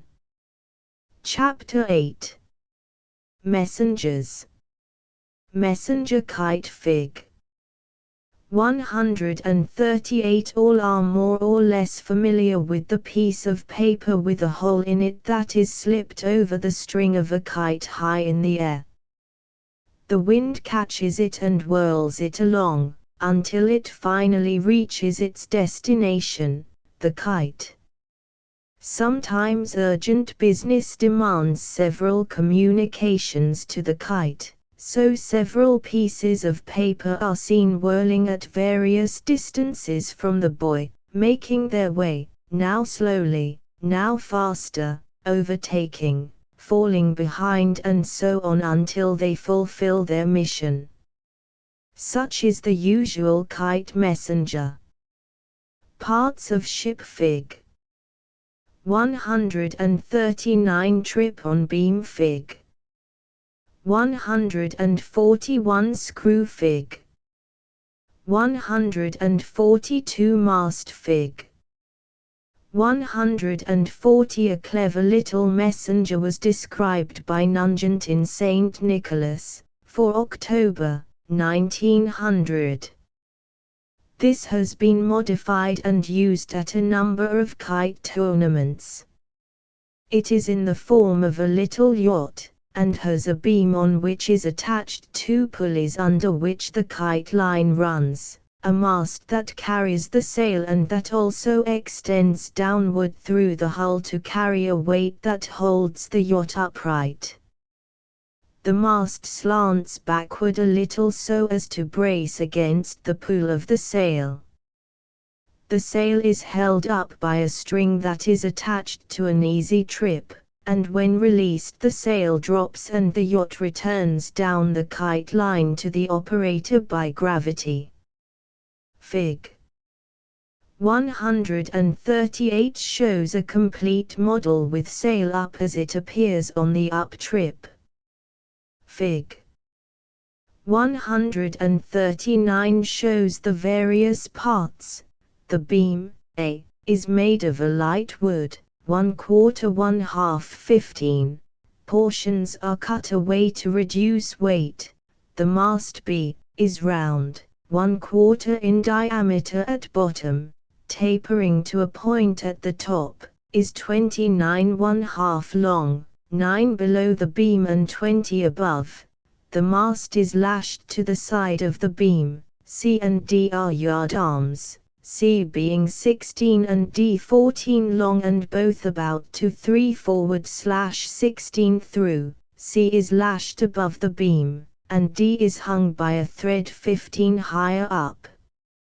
A thread is run from each end of both yard arms to the top of the metal loop supporting the back pulley wheel. The threads are for the purpose of preventing twisting of the sail. The sail is of some light soft material that is very pliable in the breeze. Some use silk, others soft cotton, and some paper. I used a Chinese tissue paper sail and found it very satisfactory. It lasted several seasons. The strong way of the paper should be put on up and down. The sail is pasted or sewed to the yard arms. The sail line is a piece of linen thread that is fastened to the middle of the upper yard arm, passing through a loop made of small wire, U, which is lashed to the mast. See Fig. 140. The line then passes to the eye of the wire forming the trip on the side of the beam. See Fig. 141. T is a small nail in the side of the beam. A. M is a long slim wire nail with an eye bent at the top and two bends at right angles about halfway down. A piece of small spring brass wire will do as well as the slim nail. A small round wooden stick, E, not larger than at the largest end and about 14 long, lies loosely in the screw eyes, R and S, under the beam. The end of the hook that the sail line is fastened to passes down through a small hole in the end of the small stick E. A weight, P, is secured to the lower end of the mast to prevent overturning of the yacht, and a piece of light cardboard is used for the hull. The pulley wheels can be turned on a lathe or small metal ones, especially aluminum can be used. Strips of tin make good frames for the wheels, and are attached to both sides of the beams. If wooden wheels are used, care should be taken to see that the holes are in the center. Wire nails make good axles. The kite line is liable to jump out the grooves of the wheels, so small screw eyes placed in the beam just in front and behind each wheel will keep the kite line in place. It may be an advantage to press the eye together some so as to make an elongated hole. Fig. 142. Some care will be necessary to see that the screw eyes are screwed in just the right distance so as to prevent the string from resting on the screw eyes instead of the grooved wheels. Trolley car Fig.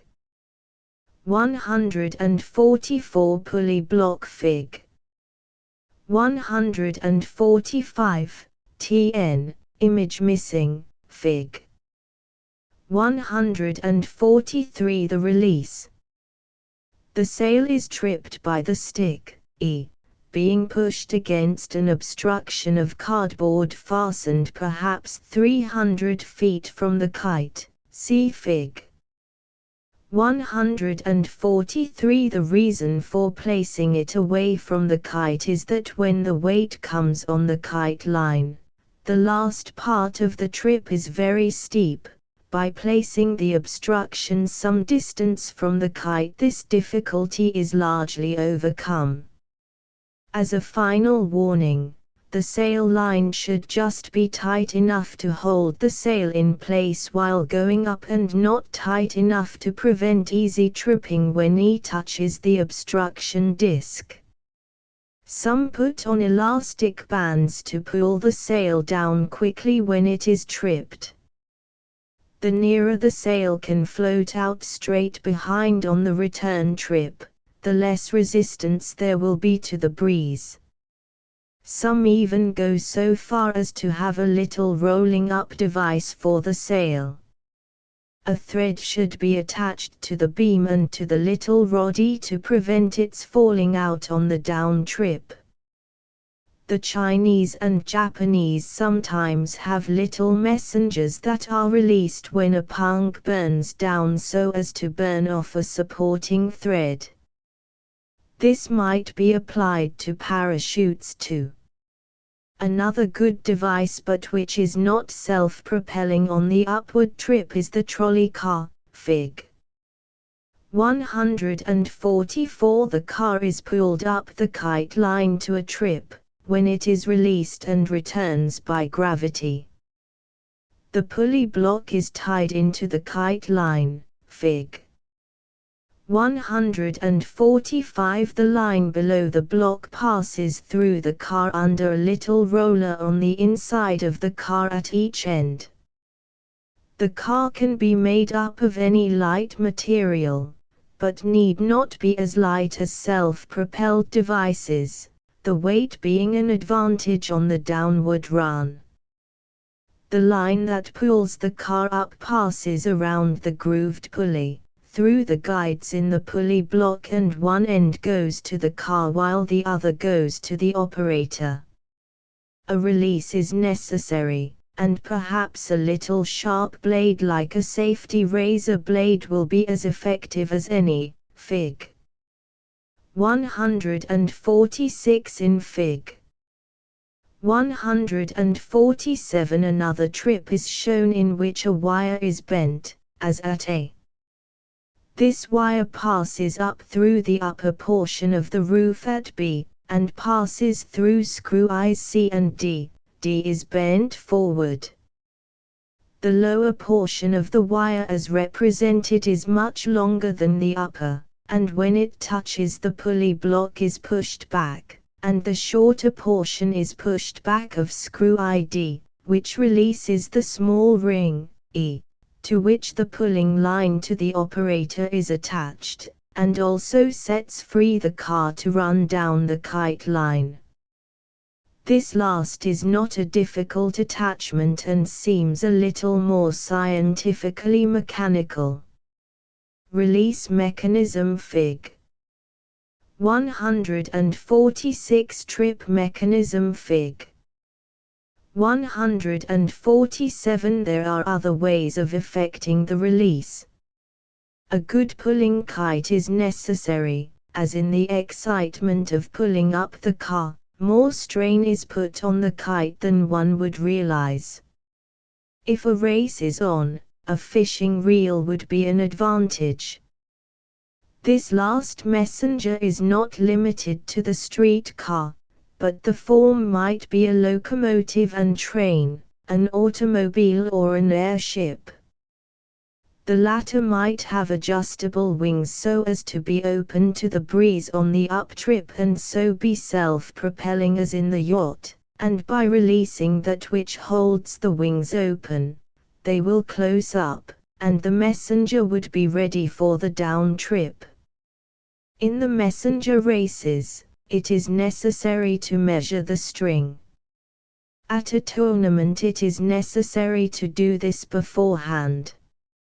It is not necessary, but more interesting, to have all the contestants operating at the same time. In case all cannot operate together, each can be timed. Some very comical devices might be devised as messengers, not so much for speed as for amusement. Certain motions might be developed that would add much to the entertainment of all. Chapter 9. Moving devices. Most of the moving devices on kites are operated best by means of windmills.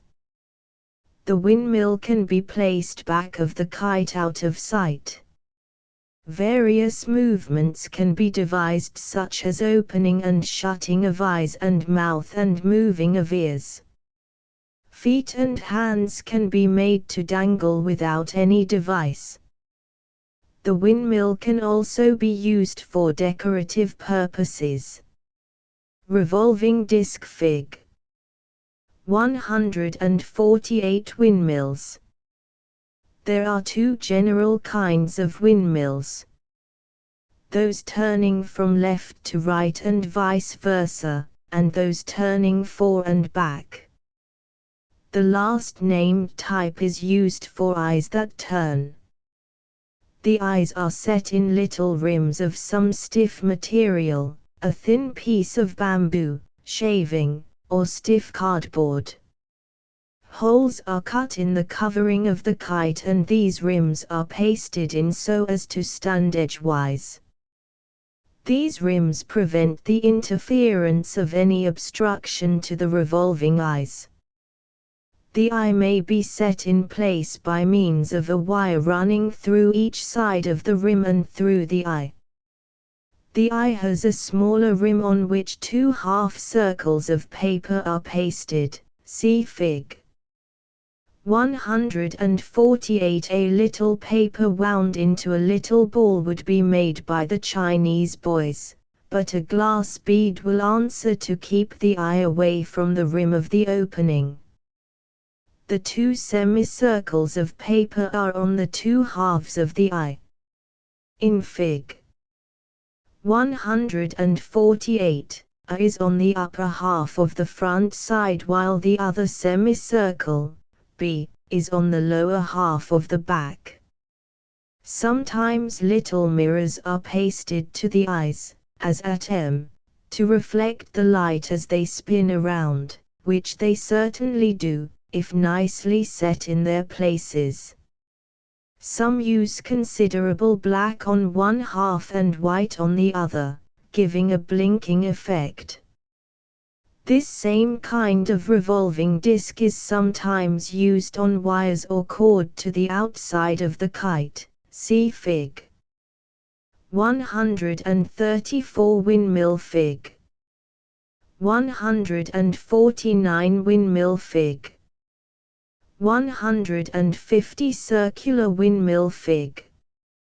151. Framework Fig. 152. The revolving device, while not as familiar as our little windmills, is more easily secured in position, but it is not impossible and in fact is not a very difficult task to fasten the windmills. The windmills can be made of stiff paper, any stiff cover paper will do, they spin well and are very light. They are usually made of a square piece of paper which is cut on the diagonal nearly to the center. Fig. 149. One of the points of each section is then brought a little past the center and a pin pushed through. Fig. 150. These little whirligigs can be attached with the pin to the framework of the kite at various places. Larger mills can be made of stiffer paper, as Bristol board, but the larger sizes will need more anchorage. The wheel will need an axle of wire and to secure it, a paper, perhaps several, will need to be pasted to the wheel and on the wire to prevent its flopping over. The wheels are made from a circular piece and are slitted from the circumference to near to the center, and the sections are curved by drawing the paper over a pencil or similar object until the right curvature is obtained. Fig. 151. All the sections of a wheel are curved the same way, but where there are more than one, part should turn to the right and the others to the left. The framework supporting the axle should reach across the opening and there should be a strip on each side as shown in Fig. 152. If the fans will not remain curved, a wire can be run around the outer edge, thus keeping the fans in place and at the proper angle. Other windmills are made with wooden axles that have little diagonal cuts to receive pieces of thin stiff cardboard as fans. These can usually be purchased, but they can also be made. Fig. 153 has one fan removed. Make a small block and with small saw, make little cuts on the diagonal and set the fans in with glue. Some make little windmills of aluminum, which are similar to the ones made of light cardboard. Windmills can be applied in many ways. For example, they may represent wheels on an automobile kite, Fig. 154, in which the tires are large and the windmill serves as the center of the wheel. When turning around, it cannot be seen that the tire is not turning. Another wheel is shown in which small slanting fans are attached. Windmill. Fig. 153. The most difficult part in making the autokite is to keep it light and in poise. It will readily be seen that the automobile is a triangular box kite. The hood of the engine should be open at both ends, with string across to represent screen. The hood, instead of being a dead weight, will have considerable lifting power, being part of a barrel kite. A framework is shown in Fig. 155. The top of the auto might be black or tan, the body red, black, gray, green or brown, the tires light tan, and the moving part of the wheels light yellow. Automobile kite. Fig. 154. Framework. Fig. 155. Steamboat kite. Fig. 156. Steamboat kite. Fig. 157. Wagging head kite. Fig. 158. The steamboat kite. Figs. 156 and 157, is another application of the moving wheel, but this construction is simpler and the attachment of wheel is better.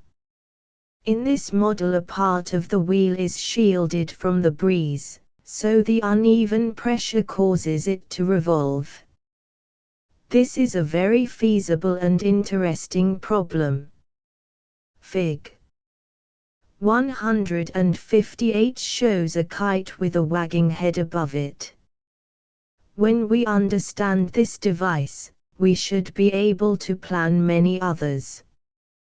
The windmill is set in the open part of the kite. 2 cross sticks are used, so it is quite easy to attach a vertical piece to the 2 for support of the aluminum wheel. A little hub has a groove in it that a cord belt runs in, and from that to another grooved wheel to the back of the kite. Fig. 159. A lath nail cut off for a small crank pin, J, is located near the outer edge of this grooved wheel. A vertical lever, H, with axis at I, has an elongated hole at the lower end that works over the crank pin, and as K revolves, the lever operates from side to side. The hole must be long enough for the crank pin to reach its highest and lowest point easily. The elongated hole can be effected by extending a wire loop down from the end of the vertical lever to work on the crank pin. The wire should be lashed with linen thread to the vertical lever and coated over with glue. An object can be used on the upper end, such as a head, a flag, etc. In the same manner, hands and feet may be extended and withdrawn. A turtle might be made to draw in head and feet, and many other interesting operations. But in all of these the machinery must work easily, must not lop over against anything else, and above all we must remember not to load down our kite with weight or overbalance it with undue leverage at any part of the kite. Mechanism Fig. 159 Crank mechanism Fig. 160 Kite structure Fig.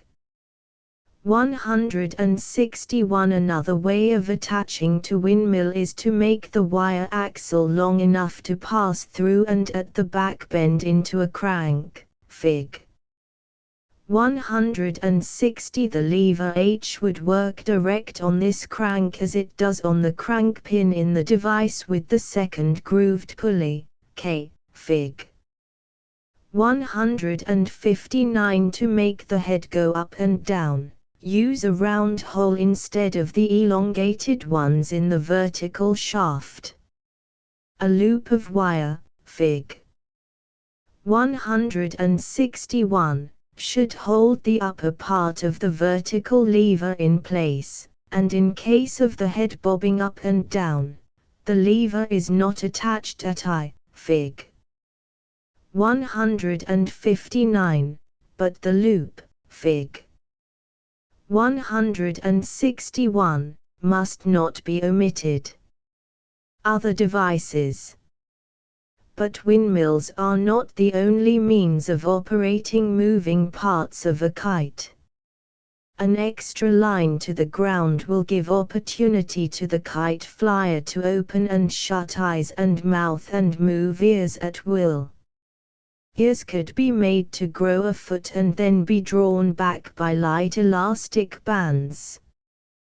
The mouth might open and a red tongue run out, or a pocket in the mouth might be turned inside out, thus releasing a shower of bits of paper, white, colored, gilt, and silver.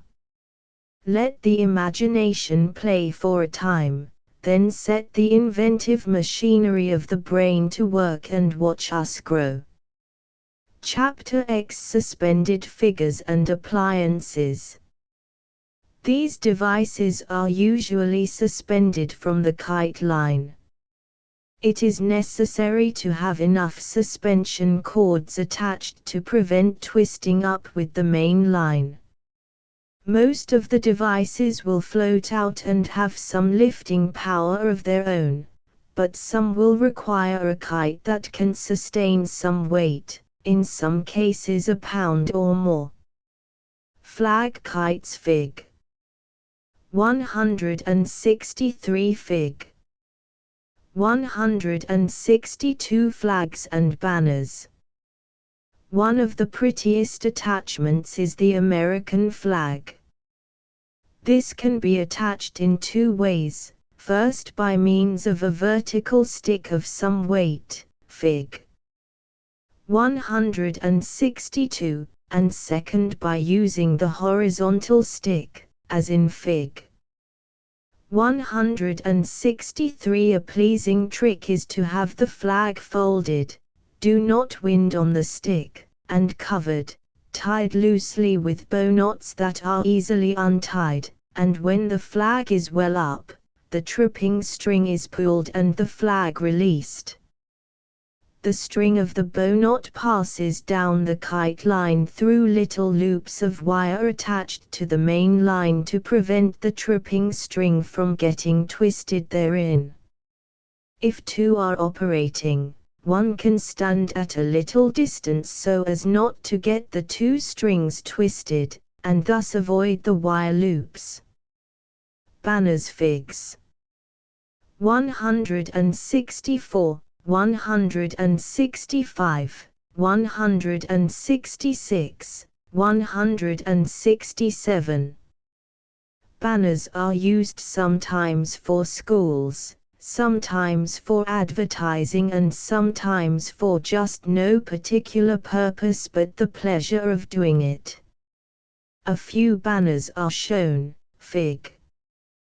164 represents the Grand Avenue School, Fig.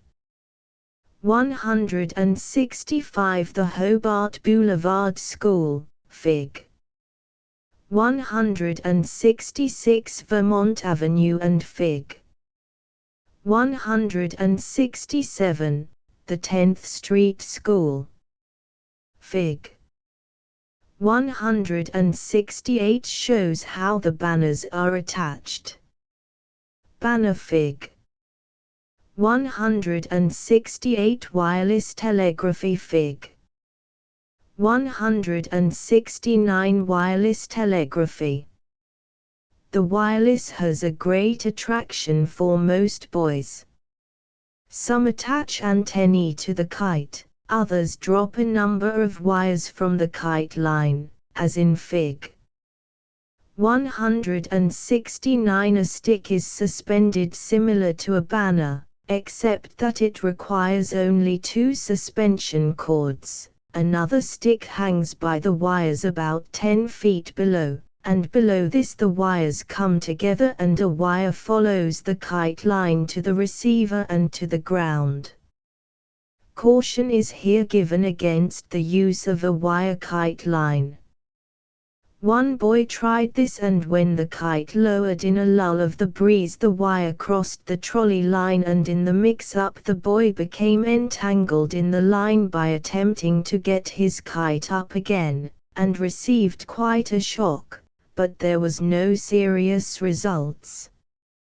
His instrument and attachments were working splendidly. The winding of the coil is a very good problem for any boy. Camera kite Fig. 170 Photography. Some boys are interested in photography, and the kite gives opportunity for taking bird's eye views. The Kodak must rest on a framework and the tripping line be so attached as not to cause the instrument to swing when the shutter is snapped. The tripping can be accommodated by means of the rear suspension cord, Fig. 170. The shutter should trip very easily so as to cause as little swinging as possible. An extension of the lever might be an advantage.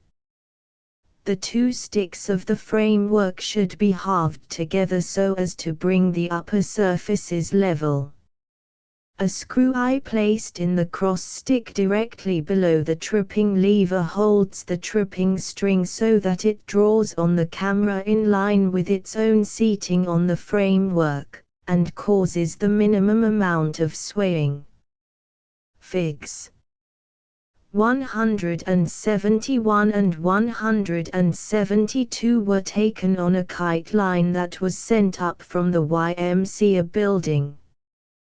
The speck of white shown on the roof near the ventilator is the operator. Figs. 173 and 174 were taken by a 12-year-old boy, and while not as high as the first is a very good start. Aerial photos Fig. 171 Fig. 172 Aerial photos Fig. 173 Fig. 174 Signaling. Signaling can be done by means of a red and white flag, and the code used by the wigwag system, or one similar can be used. Fig. 175 shows the rod on which the 2 signals are used. Screw eyes would be better than pulley wheels, as there would be no slipping out of the grooves, and there would not be enough friction to be objectionable.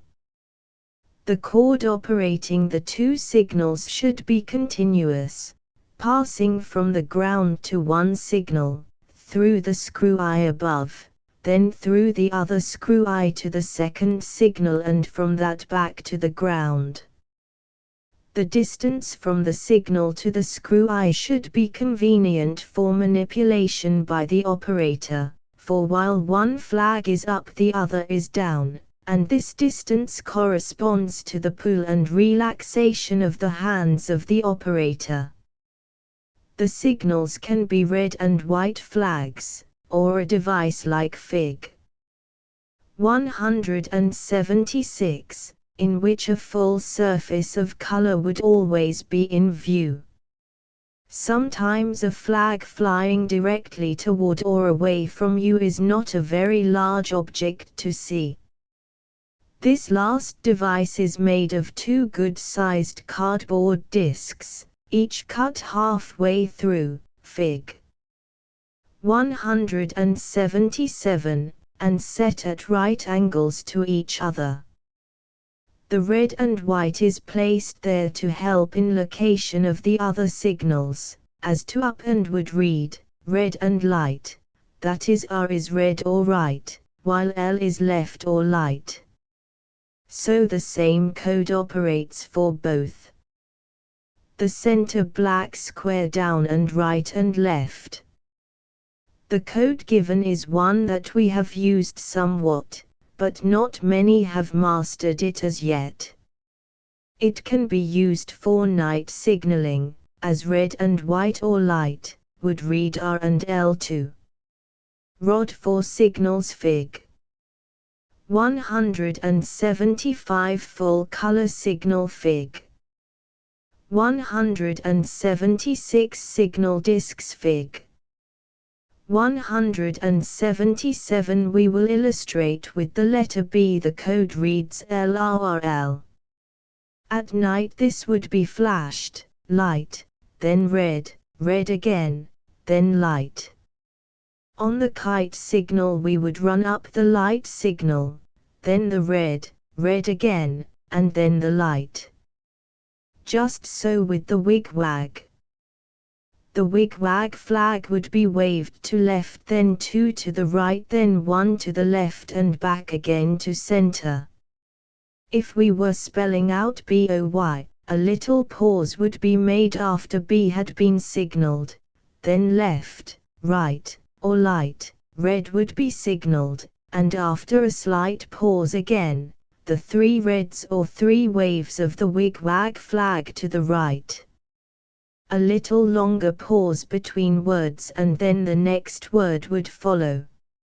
Alglursul 2 LLLB LRLK LRLRT L3 RRL Coral Rurl 4 LLLRD LLLMR LLRVR LLL 5 RRLL 6 LLR Full Roll XLOL 7 RLLL GRRLL PRLRLY RR 8 LRR HRLL QRLR ZLLL 9 RLLR ILRA 1 RRR 0 LR Swing. A swing can be attached to the kite line by 6 suspension cords, Fig. 178 The boy in overalls is a pleasing figure, Fig. 179 The framework is of light kite sticks and the figure is cut out of light cardboard, but must be reinforced with light sticks across the body to prevent collapse. A stick across back of the arms and 2 down the legs from this will be sufficient. The sunbonnet baby is good, Fig. 180 The sunbonnet in white and the dress red with pink slippers is effective. Swing kites Figs. 178, 179. Swing kites Figs. 180, 181. The trapeze performer, Fig. 181, must be placed edgewise in the swing, and the lower stick must be made so it will revolve. The grooved pulley is stationary on the lower rod and should have a good-sized groove so as to accommodate 2 or 3 turns of the operating line, which should run double to the ground. It is well to have such lines fastened to a stick so that the hand may hold in the center between the two, see Fig. 182 By a twist of the wrist the ends of the stick can be forced to and fro, which turns the rod that the performer is on, forward or back.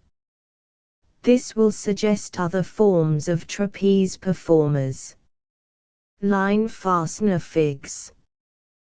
182, 183.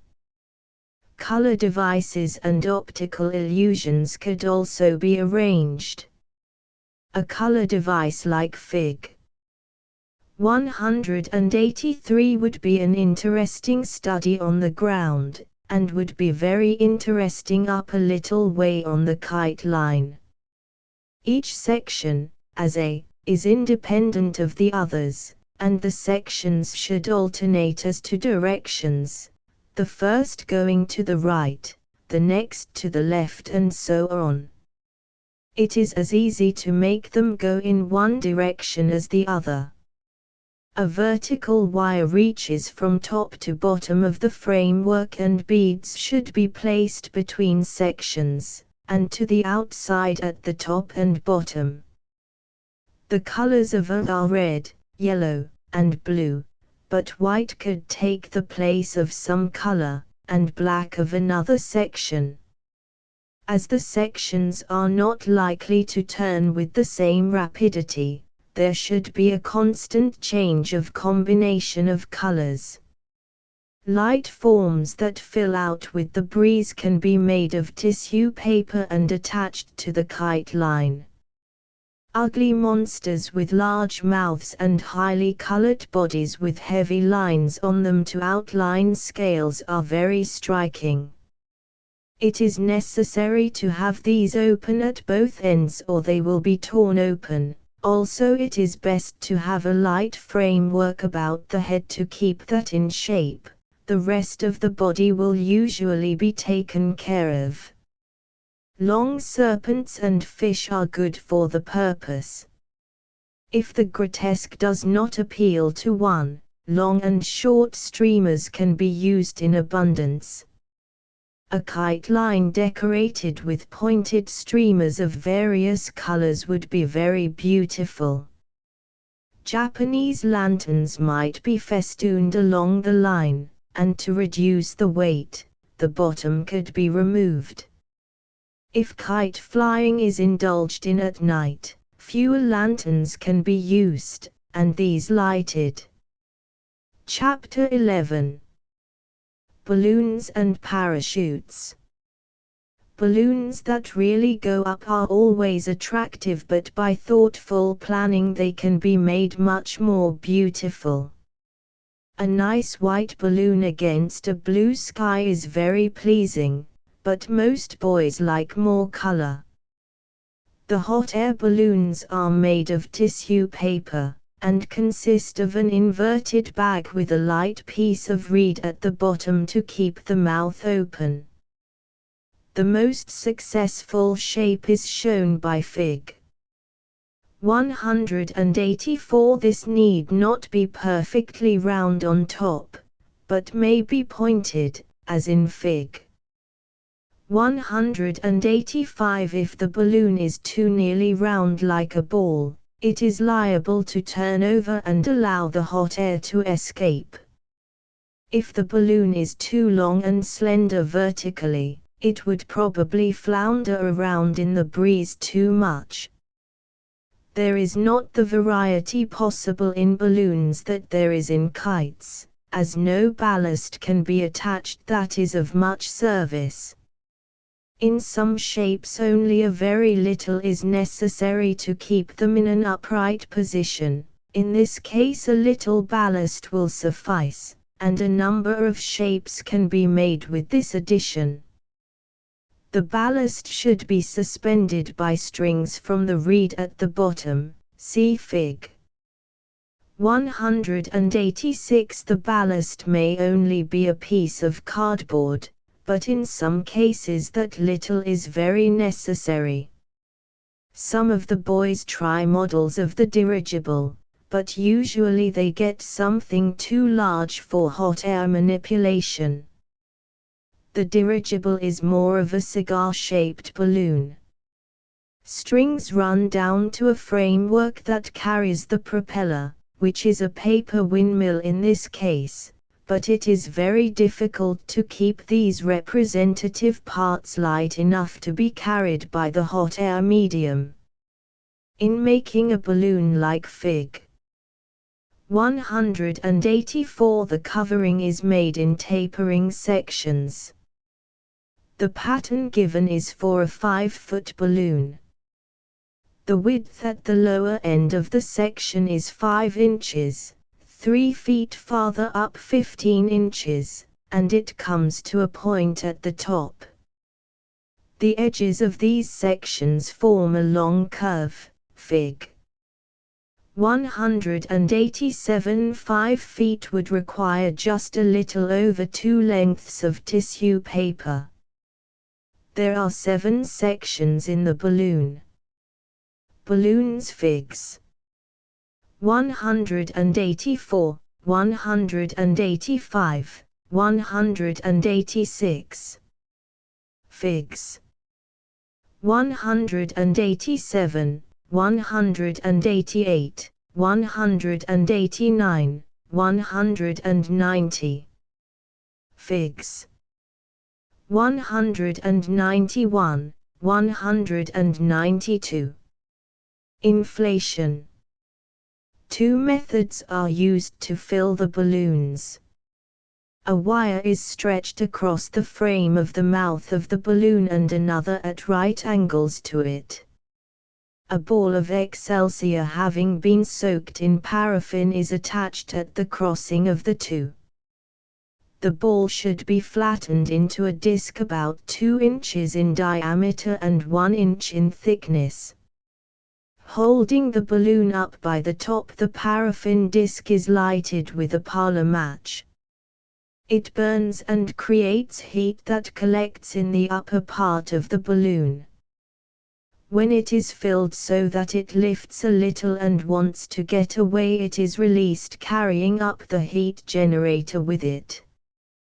The paraffin ball continues to furnish hot air until it burns out. A balloon so equipped will travel several blocks, high up in the air. The paraffin ball is also wound about with a very fine wire, which is also used to attach the ball to the wires across the opening of the balloon. It will be seen at once that a good-sized opening is necessary, and in this design, the reed band is 10 inches in diameter.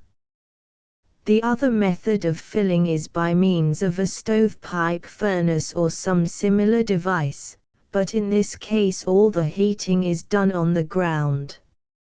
A hole is dug in the ground and the stovepipe is banked in as a chimney. A fire is built in the hole and the hot air goes up through the pipe to the balloon that is suspended over it. If it was not for the stovepipe, the blaze would ignite the walls of the balloon. Some quite large balloons have been sent up in this way. A piece of tin or sheet iron is good to make a cover for the hole in the ground so as to prevent the dirt from falling in on the fire. Some use a little oil on the fire, but there should not be too much, else the blaze will reach up through the pipe so far as to burn up the balloon. It is well to have a cord above so as to hold the balloon up, and if it is too high to hold with the hand, a pole with a wire on the end of it that could be readily released might be used. As the bag gets inflated, it is best to remove the pole and hold to the bottom by the hands. In pasting the pieces of paper together, there should be about 1/4 lapse. Care must be observed in the pasting that there are no detached places where the paste does not stick well, as the hot air will escape. In the model given, 1 section was blue, 2 white, 1 red, and 3 white, making 7 in all. Sometimes the colors are worked in differently. Half of a section will be one color, and the other half another, and next to each will be placed some contrasting color. Still further breaking up can be done until quite a design is worked out. It is possible to decorate a plain balloon with surface design, but it must be bold and not overdone. An example or two may be helpful. Figs. 188, 189, 190. Yellow and black, black and red, purple and white, green and white, and many other good combinations can be selected, but 2 or 3 colors are better than many. The best grade of tissue paper is very much superior to the cheap, as the tendency of the cheap to split out is very unsatisfactory and there are thin porous spots. The French tissues, so called, are the best, and they come in many shades of good colors. Parachutes are other forms of balloon. They do not ascend from the ground, but are released up in the air and float downward. Sometimes a current of air will catch one and carry it far up and away. They are made like an umbrella covering, sometimes in sections and again in one piece. Figs. 191 and 192. When made in sections, they are very much like the upper 1/3 of a balloon. They are made from the size of your hand to beauties that are 8 feet across. When made of brilliantly colored paper, they are very interesting. They have a weight suspended underneath to keep them upright in the descent. Parachutes are usually taken up on a kite line and are released well up in the air. The usual method of shaking them off the line is not as good as a definite release by a tripping string from the ground. If large ones are used, one at a time is sufficient and is simple to release. The parachute is tied with a bow knot to the kite line with the extra string, and as this string is pulled the knot comes untied and the parachute is released. When smaller ones are used they can be tied in a series and the lowest down on the string or the highest can be released, then the next, and so on. The same string can be used to tie on a long series. No matter how small the parachute, it must have its suspension strings and weight. We have tried parachute showers that have only been a partial success, thus far. A bunch of these little parachutes, each with its own string tied to the kite line, have been released, but in pulling them up they are so liable to get twisted up, that when released they cling together. If they could be carefully laid in some kind of an apron that would protect them from the breeze, I am sure they might be tumbled out so as to separate without entanglement. It is a very pretty sight to see a large bunch turned loose, each spreading its tiny nightcap to the air as it starts downward. They should be of all colors, and for this purpose the one-piece models and 1 foot in diameter are best. There is always a scramble for the souvenir parachutes when they are released. If one had a rubber stamp outfit, it would be interesting to print something on their cover. Thread would be used for the suspension cords and perhaps a shingle nail for the weight. Another method of release given elsewhere is sometimes used by the Chinese and Japanese, is effected by using a lighted punk such as used to set off firecrackers. When the punk burns down far enough, it burns off a supporting thread, thus releasing the object held.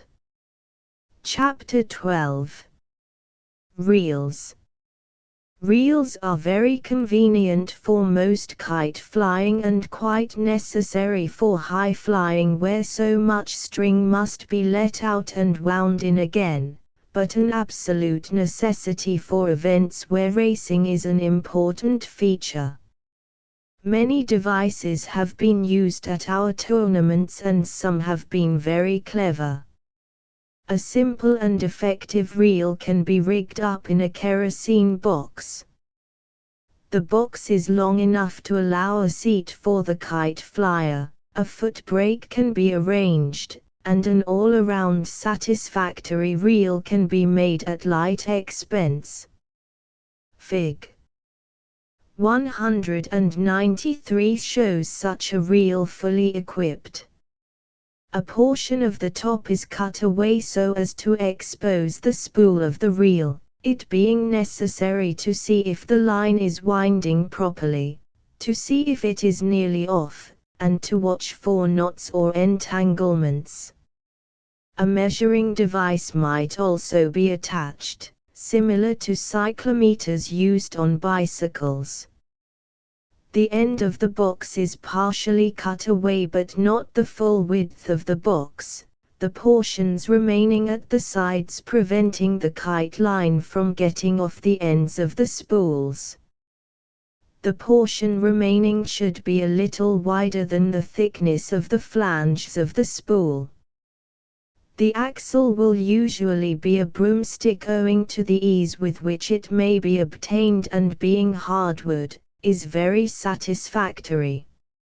A piece of pipe can be used but is hard to drill through for the pins that hold spool and crank to axle, also the holes that take pins on each side of box to prevent slipping endwise.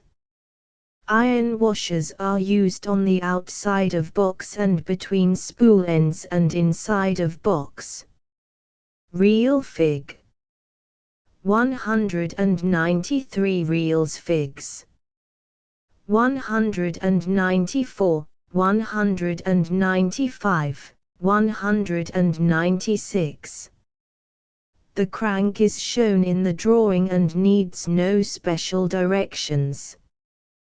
The pin holding the crank to the axle might be a small bolt with a nut, which adds strength in the prevention of splitting of the end of the wood. A good spool for the reel might be found at a hardware store. Chains come on well-made spools that are excellent for reels. These can be fastened to axle by slanting pins. Nails will answer if they are not left out too far through the outside of the flanges of the spool. Also pins may be put down through the drum part of the spool through the axle. In this case small holes would have to be drilled from opposite sides of the drum. Other drums can be made similar to Fig. 194. The axle is secured to two wooden discs and the center is built up of other pieces as in Fig. 195, or by wooden rods as in Fig. 196. Brake lever Fig. 197. A brake is a great convenience when letting out string, as the reel sometimes runs ahead of the kite and so entangles the string. By a little pressure of the foot on the brake, the unwinding ceases. The brake should act directly on the edge of the flange of the spool. The lever of the brake would pass through the left side of the box, not more than 2 inches up from the bottom, Fig. 197. In case the spool is too short for the width of the box, wooden blocks can be used to fill in the space, but the opening in the end of the box that the kite line passes through must be no wider than the distance between the flanges. Axles Figs. 198, 199. Another axle that has been mentioned is made of pipe. The pipe can be 1 inch in diameter, and must be drilled for the pins that fasten the spool to it. A 3/8 or 5/16 hole can be drilled near the end of the pipe outside the box, in which an iron rod is riveted with its outer end bent at a right angle. The rod forms the crank of the reel. If one has access to a heavy metal vise, the axle and crank can be made of one piece, Fig. 198. If one wishes the reel to run very easily, a washer that fits the axle nicely can be fastened to the side of the box with 2 screws, Fig. 199. The hole in the wood should be a little larger than the hole in the washer, thus making the washer a bearing for the axle. I have one that turns very freely this way. The wires running down to pegs in the ground, shown in Fig. 193, are for the purpose of anchoring the reel when the pull of the kite is on. Reels Figs 200, 201, 202. Thus far the box has been the reel support, but other frames can be made as well. Fig. 200. The brake is applied at the rear on this reel, and is operated either by hand or foot. The heavy wires are for anchoring purposes, otherwise the construction may be the same as in Fig. 193. Another way of securing the metal axle to the wooden spool is as follows. Drill 2 holes through the pipe just far enough apart to allow spool to fit between. The holes should be just large enough to allow a 16D or 20D nail to go through. Cut off the heads of the nails, fit in holes with spool on axle, and with good-sized staples fasten pins, nails, to sides of spools, see Fig. 201. For the crank, a hole can be drilled at the outer end of axle to receive a rod bent at one end to form the handle. The end of the crank that passes through the axle might be threaded about 1/4 so as to put a nut on each side, see Fig. 202. Large reel Fig. 203. A large reel. The 2 general plans given above are for comparatively small reels. Fig. 203 shows a reel that winds in over 4 feet at a turn. It has but one bearing, being attached to the standard by a large bolt for an axle. It would be well to have a piece of pipe just large enough to allow the bolt to turn freely and just long enough to reach through the wheel as a bushing, for this is much more like a wheel. The sides or flanges are made of 2-ply wood. In 1/2 of the thickness the grain runs one way and the other half at right angles to it, so that it prevents warping and is not liable to spit. There is no reel drum, but small wooden rods, or slim bolts, hold the sides together, also apart, and are set about 2 inches in from the outside circumference.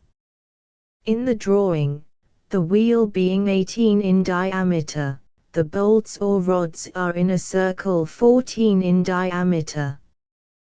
The bolts or rods should be about 8 in number. If wood rods, dowling, are used, they would be glued at both ends and no other posts would be necessary, but with the bolts, posts will be needed to prevent the sides from coming together.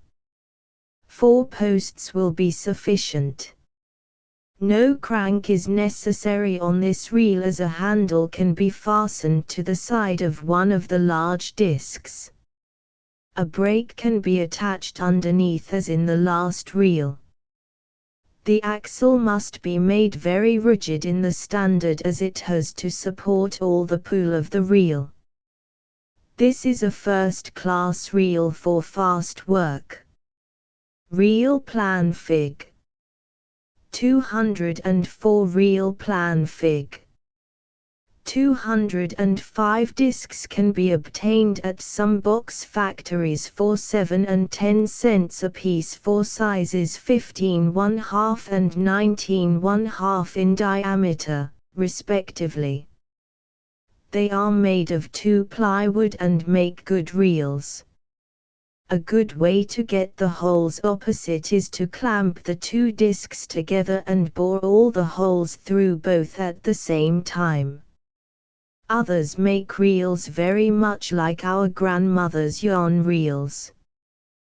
2 arms are halved together and short cross pieces are attached to the ends. Fig. 204 For speed they are made with long arms and take up a good length of string at a single turn. Another way of building up a reel is shown in Fig. 205 A square block has fans nailed or screwed to each side. The ends of the fans are shaped out to receive the kite line. The end of the square center piece can be rounded so as to pass through a round hole of the framework, or a hole can be bored through the square piece and a pipe or rod inserted as with the others. For heavy work where large string pulling kites are used, geared reels are practical.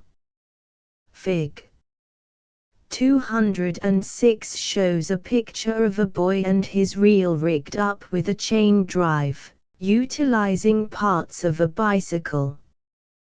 This was devised for speed, but it needs flanges at the ends of the drum. If one wished to put time enough on a reel, he could rig one up out of parts of a bicycle that could be manipulated by the feet. A coaster brake would let out the string and the winding in could be made as swift as any kite would stand. The wheel used for the drum portion would need quite a little modification to prevent the string from jumping off. As the usual frame would not admit of any widening, some additional framework would also be necessary to make it stable enough. If one is going to do much kite flying, it pays to take time to make a good reel, not the last one described necessarily, as that is more for speed, and is not as convenient as a number of others. But a good simple reel is a great satisfaction. Boy with reel Fig. 206. Chapter 13. Aeroplane models. Aeroplane models are small-sized aeroplanes. They may be divided into 4 classes: A. Small models of large machines, made for the purposes of construction. B. Small models of large machines made for the purpose of flying as kites. C. Gliders. D. Self-propelling models. It will be seen at a glance that this chapter should be expanded into a book by itself. Mr. Collins has written an excellent book, the second book of model aeroplanes, on the subject, and I hope the readers of this book will look it up, as it will be worthwhile. In dealing with the subject in this chapter we cannot go into it very deeply and not many plans can be given, but we will try to touch here and there some of the important features of construction. I have grouped the model aeroplanes into 4 divisions, but before we proceed it will be well to notice the various classes of large machines. There is the monoplane or one-plane type, the biplane or 2 planes, one above the other, and the multiplanes in which several planes are used. The first two have survived, and form the very large percentage of all that are attempted these days. I should like to make clear that I do not recommend, even discourage, any attempt at gliders large enough to carry the maker, and the aeroplane in which a motor engine is to be placed. There is too much danger connected with them, and our lives and limbs are too precious a gift to be trifled with in such unnecessary ventures. The little models, however, are harmless and yet are very fascinating, even when there is no thought of their embodiment in a large machine. In Group A, where the worker seeks to imitate a large machine in miniature, the joy of the undertaking lies in the processes involving very accurate work and nicety of finish. There is a fascination for young people in the making of things in miniature. The models made in Group A are usually larger than in Group D, as the pieces of the framework need a little more material to work to advantage, while in D, the parts must be kept light. Weight is not so much of an item in Group A. Curtis model Fig. 207 monoplane Fig. 208 The photograph of the Curtis model, Fig. 207, has a clock spring works in it, but it is of no service. This is a very fine piece of work and has been admired by many. Outside of the clock works the model is all handmade. Little turnbuckles for tightening the guy wires were made, as well as the little metal attachments to which the ends of the guy wires are attached. The silk covering was stretched and oiled on the frame. An equally well-made model is shown in Fig. 208. In this monoplane all the curving of ribs and trussing of frame were very accurately done. It will be recognized that this is a very excellent piece of work and the outlines of the planes are very beautiful and well proportioned. The planes are supported at the outer ends by careful adjustment of wires above and below the wings. Notice the two little braces above the center of the framework to which the guy wires are attached. Turnbuckles are used on this model also. The horizontal and vertical planes to the rear of the model, but to the front in the picture, were ideas original with the maker, although I have seen pictures similar to this since. Some make up these models in good shape for the purpose of using them as attractions in show windows. Merchants will sometimes give a rental for a good model. Very often when used as a display, an electric motor is installed in them so as to run the propellers. In Group B, the models are made to fly as kites. It is possible to gain much knowledge about the motor-driven models by patient study on the aeroplane kite. The kite flying side will not help so much as the gliding. When the aeroplane kite is well up, if the string is allowed considerable slack, the model will glide if well balanced and if the planes are tilted properly. Balance will be necessary both to right and left and fore and aft. It is very interesting to get such a model pulled well up in the air and have a release that will cut the kite line. The punk method is good, only that we would like to have better control of just the time for cutting loose. The punk has this advantage, however, that not knowing just when it will cut loose, you are held in happy suspense, just as you wait for a bite on your fish line. Another simple releasing device can be used. Hooks are placed on the kite at each point of attachment of the bridle, and on the end of each string of the bridle is tied a small ring, which is to be hooked on the hook of the kite. The hooks must bend back and downward and must be stiff enough not to bend. Of course the kite line will have to be kept quite taut until time for release, when, if the line is slackened suddenly, the rings drop off, thus releasing the kite line. If it glides well, some interesting things will develop. There will be swoops and glides, and loop-the-loops and all sorts of gyrations before it reaches the ground. If one is going to make a model just to fly in the air without the maneuvering, but to look like an aeroplane in the air, it should have the bridle placed so as to cause the kite to stay as near the horizontal as possible. In order to do this, the upper loop of the bridle should be shortened or the lower one lengthened as on a tailless or any other kite. On the tailless kite one can shift the bridle so as to make the kite stay nearly overhead. In fact, I have had them pass the zenith and dive over to the other side, and that well up in the air. A propeller that is turned by the breeze will help considerably in giving it a realistic touch. Fig.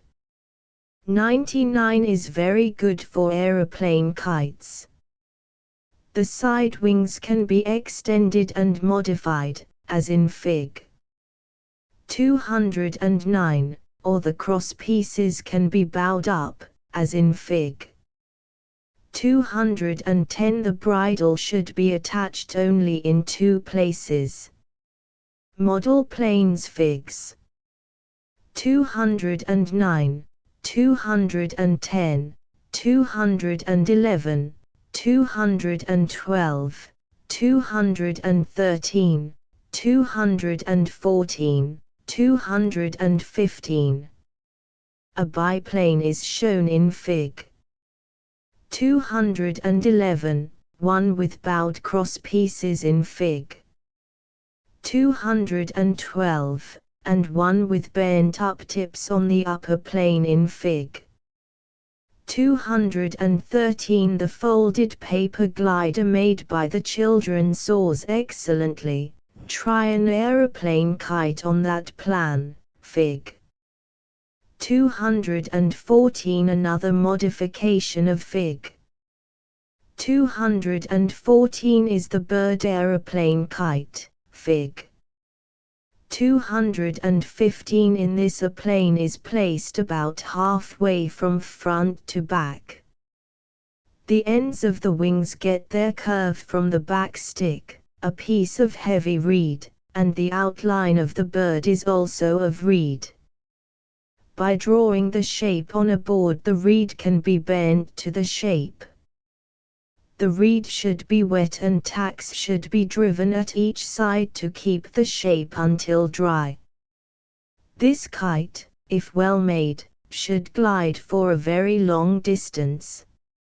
It would take too much space to go into details with each design, but the drawings I think will be sufficient for most readers who may be planning these models, especially where framework and finished kite are both given.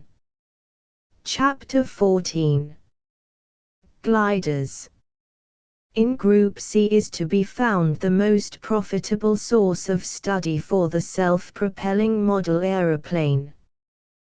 The glider has no motor and no propeller, but is made on the plan of the motored model in the construction and adjustments. The glider is usually made smaller at first, increasing the size to the actual model later. The glider is more useful for study, if it is made heavier in comparison with the motored model. The glider can be thrown by the hand as if it were a spear, Fig. 216, or it can be thrown by a rubber cord, Fig. 217, or by a springy stick, Fig. 218 glider, Fig. 216. All experiments except those intended for adverse conditions should be made either indoors where there is no wind, or away from buildings far enough to be out of reach of the whirls that are always present near buildings. Heavy paper can be used for planes in some of the experimenting, and even much may be learned by the use of paper models throughout the whole construction, but a little stiffening with small thin strips as reinforcement is better in most cases. Glider, Fig. 217. For the model that is thrown like a spear from the hand, wood is used for all parts. The spine can be 3/4 30, the foreplane 1/4 to 1/2 in widest part 8, and the rear plane 1/4 for 1/2 in widest part 20. Bevel off the underside of the front edge of both planes.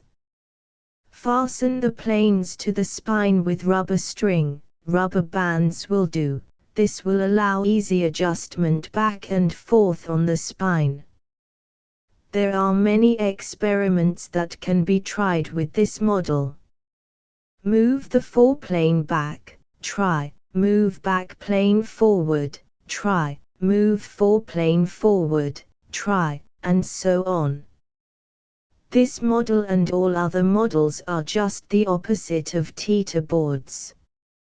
If too much pressure comes at one end, up it goes, if too much at the other, up that end goes, while the same thing applied to the teeter, that end goes down. It then seems clear at the start that we must have balance fore and aft, as well as right and left. With the kite we must balance right and left. But if the up and down does not quite tally, we can counteract by adjustment of the bridle. But on gliders and model aeroplanes, there are no bridles. The little ship must go all by its lonely. Launch mechanism, Fig. 218. Sheet metal plane, Fig.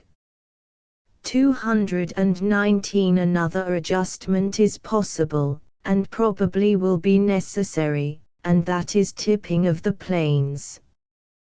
By the use of little wedges, the front edges of the planes may be tilted up, and by trial we can decide what we think the best angle, which should not be great. Possibly 1/4 might be used under the front edge. It will pay to spend much time in experimentation on these gliders, and it should be carried on until long graceful glides are accomplished. It will be discovered long before this, that in a very large percentage of cases the arrangement of planes is reversed in model aeroplanes and the large machines. The small planes are placed forward and are used largely as elevating surfaces. A few models have the large plane forward. It will also be noticed in looking over plans of model aeroplanes that a large majority are monoplanes, while in the large machines there are more biplanes. Warping. No warping of the planes is necessary in the glider that has been discussed, but it is well in the lighter models to have some warping called camber, in the larger planes especially. Another warping is from end to end of the plane, that is, the ends tip upward, never downward. Sometimes models are made with the large plane warped from front to back, and with the small plane bent upward on each side, and again the large plane is sometimes bent in both directions as it is made. The last is more easily done when wire frameworks are used in the self-propelling models. In Fig. 217 the model is made lighter, the spine being a heavy piece of reed with a hook bent on the end and the planes or 1/16 veneer wood. The slingshot device for throwing the glider is made of heavy spring wire, and will require a strong metal vise to bend it in. A forked stick can be used, or one can be cut out with a turning saw. Fig. 218 is quite similar to Fig. 217 in weight, but a square spine 1/4 18 with planes or 1/16 2 in widest part and the other or 1/16 4/12. 4 in widest part. The force used to drive this glider is given through a springy stick of some tough wood, as oak or hickory. The stick should be quite stiff so as to resist more pressure before its release. A little block on the underside of the spine might have a little hole in the back to receive a small nail in the end of the bow stick used to throw the glider. This will prevent the bow stick from slipping off in the throwing process. One other glider should be mentioned, and that is one with sheet metal planes, Fig. 219. This has advantages and disadvantages. When it strikes hard against some object, the metal is liable to bend, also if it is thrown violently, and should strike someone on the face or hands it might cut. The metal surfaces can be bent into any shape. All corners should be rounded. Some of these gliders can be thrown long distances if properly adjusted. After working a while with gliders, we can try model aeroplanes that are suited for the installment of motors later. Everything must be made as light and strong as possible. All kinds of ribbed surfaces, keels, and light wire-braced frameworks are utilized. Everything that would be used in a self-propelling model, except the propeller and motor. Make the planes movable so they may be balanced as to pressure, by moving them back and forth, flex more, flex less, tilt more, tilt less, until you get a good glider out of it, then attach your motor and propeller. Some may think best to put motor and propeller on, and do all the experimenting, but it takes time to make a good propeller, and the fewer jams it has the better, so it is better to do some experimenting with the model before the propeller is added. The motor will make practically no difference in the balance, so there would be no advantage of putting it on for experiments in gliding. We are now ready for some attempts on the self-propelling models. Chapter 15. Model aeroplanes. Self-propelling air devices must be of the lightest possible weight and yet they must have strength. There will be no attempt to give a great variety of model aeroplanes, but a few can be discussed, perhaps 3 or 4. The first is a little practice model that has been of great service to me, both for study and for instruction to others. It is small and will not fly far. I can wind it up and turn it loose in a schoolroom. It hits rather hard sometimes, but nothing has happened to it beyond a broken propeller, and the rubber bands that are used to tie the planes to the spine have been broken. Self-propelled kite Fig. 220 in Fig. 220 The model is shown in two views, the plan and side elevation. The planes are made of 1/16 birch veneer, but other woods will do. The small foreplane is bent at quite a sharp angle and was shaped as shown in Fig.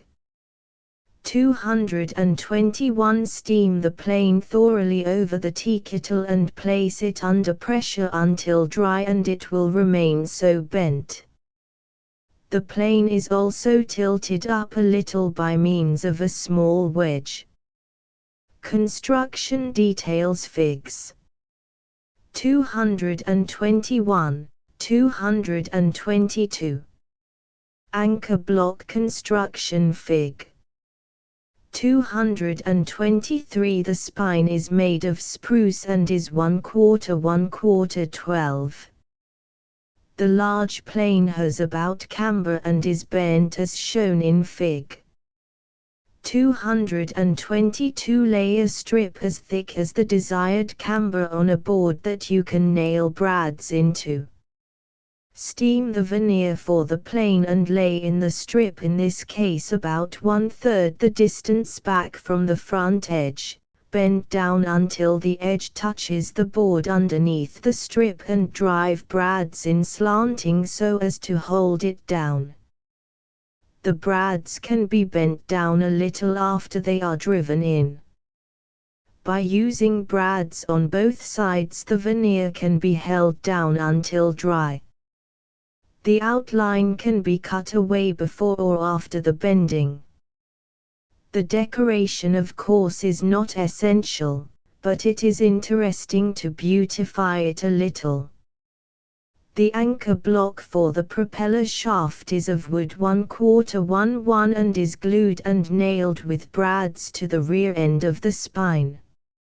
A piece of tin wide is bent about the top of the anchor block, Fig. 223 The hole in the wood should be larger than the propeller shaft, while the hole in the tin should make a good fit. In this way the bearing is on the tin instead of the wood, and reduces the friction to a minimum. After the tin is on, the block should be wound with linen thread and coated with glue or shellac. Bent spokes Figs. 224, 225. The propeller shaft is made from a bicycle spoke, Fig. 223, two of these can be purchased for a nickel.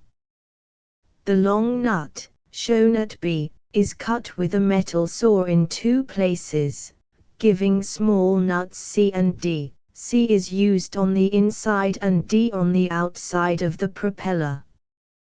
The spoke is then cut off long enough to pass through the propeller, a glass bead as a washer, and the anchor block, with room for a good hook on the end for the attachment of the rubber motor. The propeller will be discussed further in the next chapter.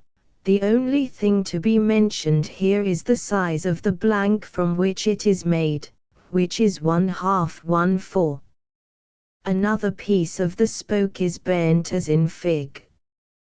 224, and is inserted in the fore end of the spine and bent still further into shape like Fig.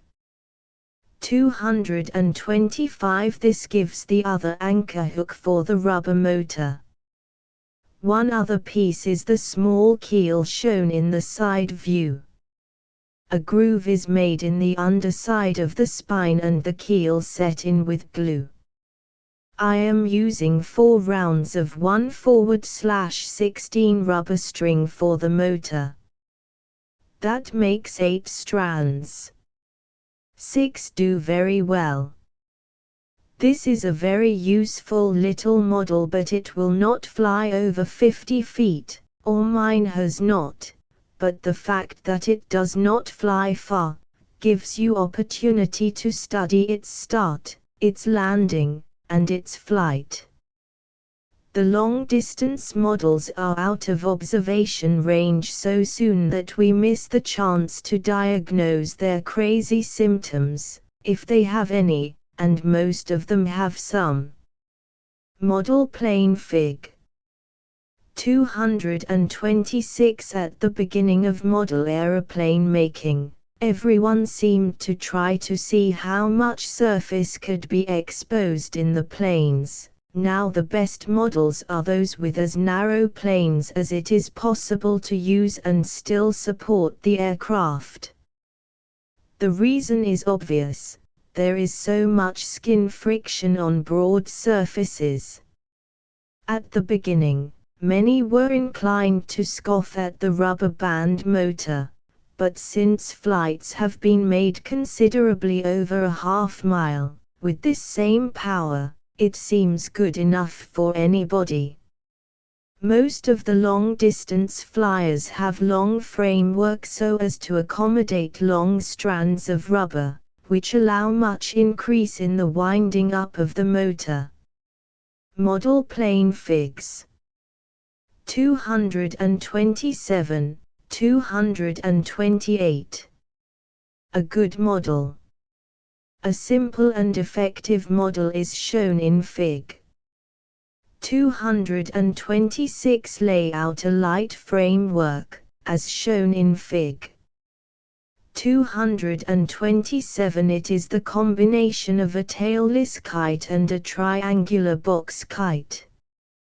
3 long sticks, A, B, C, are used for the triangular portion and 3 cross sticks, D, E, F, are for the wing supports. A vertical post, G, about 1/4 8 is used in the center of the rear, the wide part, to stiffen the frame and give an anchorage for the propeller shaft. 4 light braces, H, I, J, and K, make it possible to use lighter material than one would suspect for the entire framework. In a model 3 long, A, B, and C, need not be larger than 3/16 square, but there must be no split or uneven places in a stick so small. The braces 3/16 would be plenty large. The 2 upper pieces, B, C, should be flattened on the inside of the front end so as to make them join together, terminating in a point. The lower spine, A, should be flattened on the upper side for the same reason.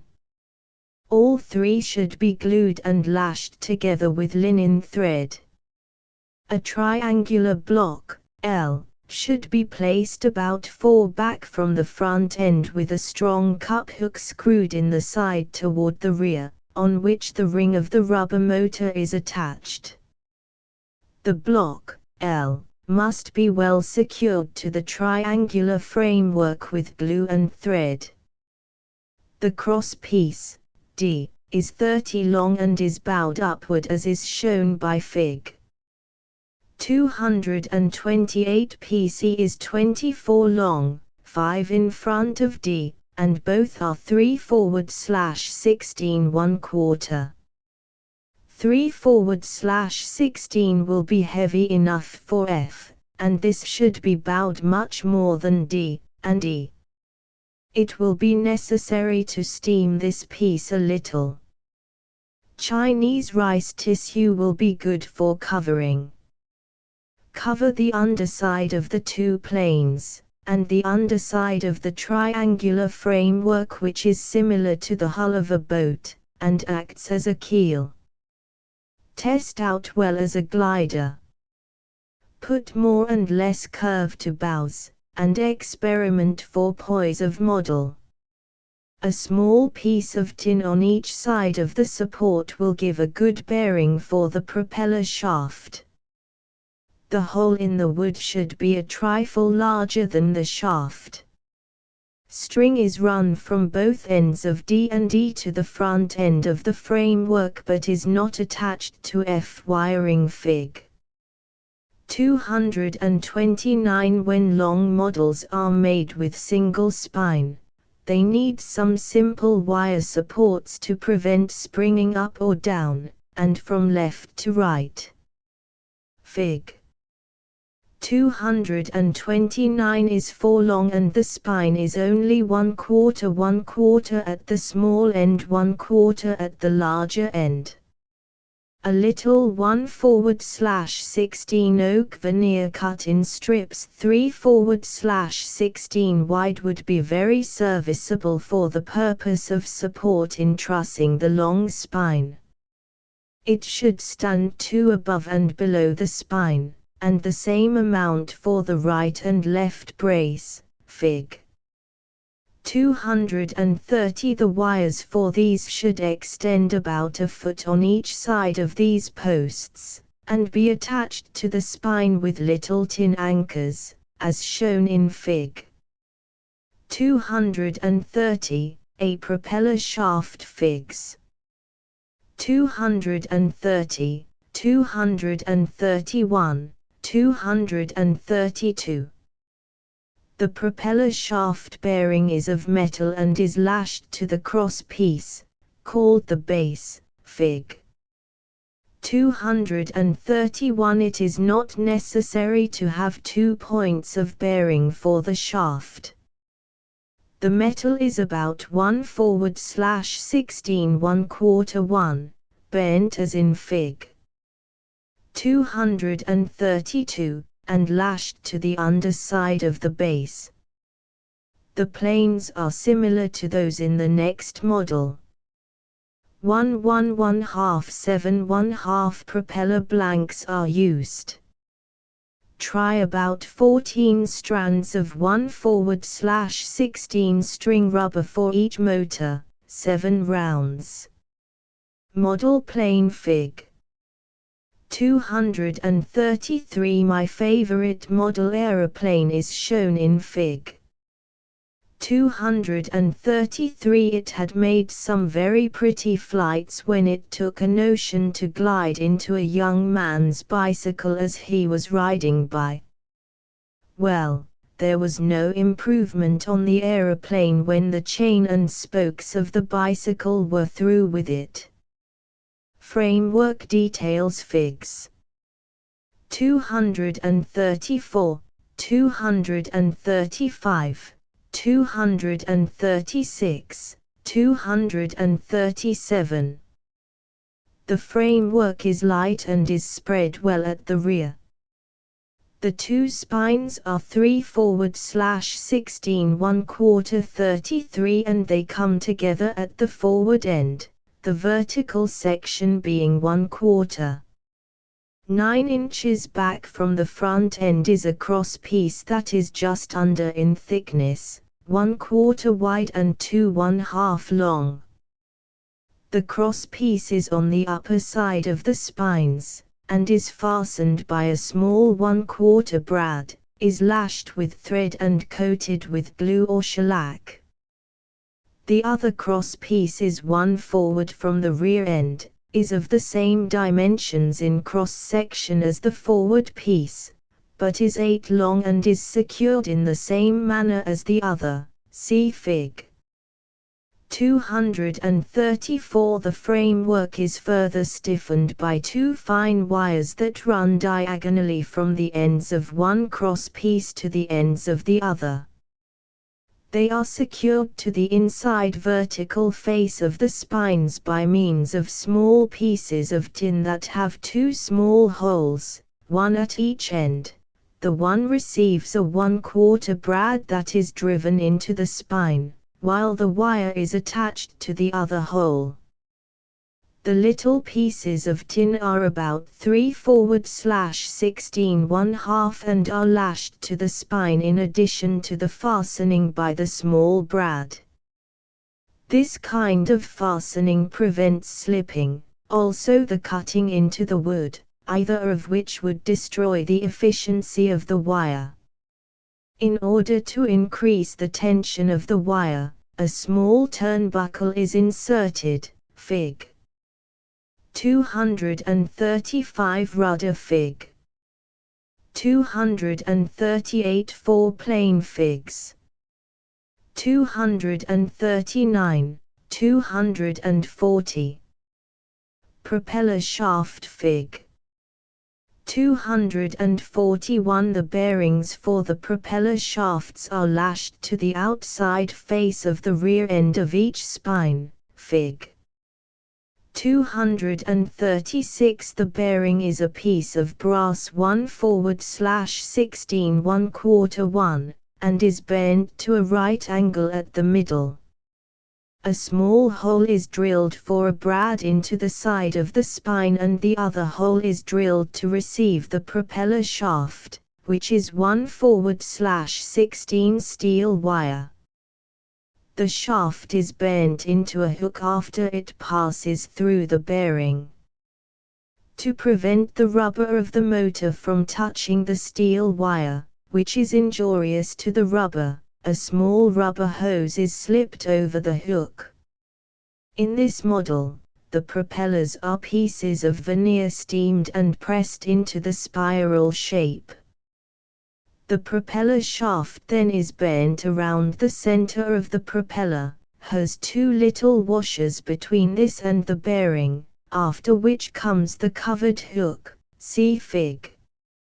237. A piece of tin 1/2 wide and 1/4 long is folded about the propeller before the shaft is bent around.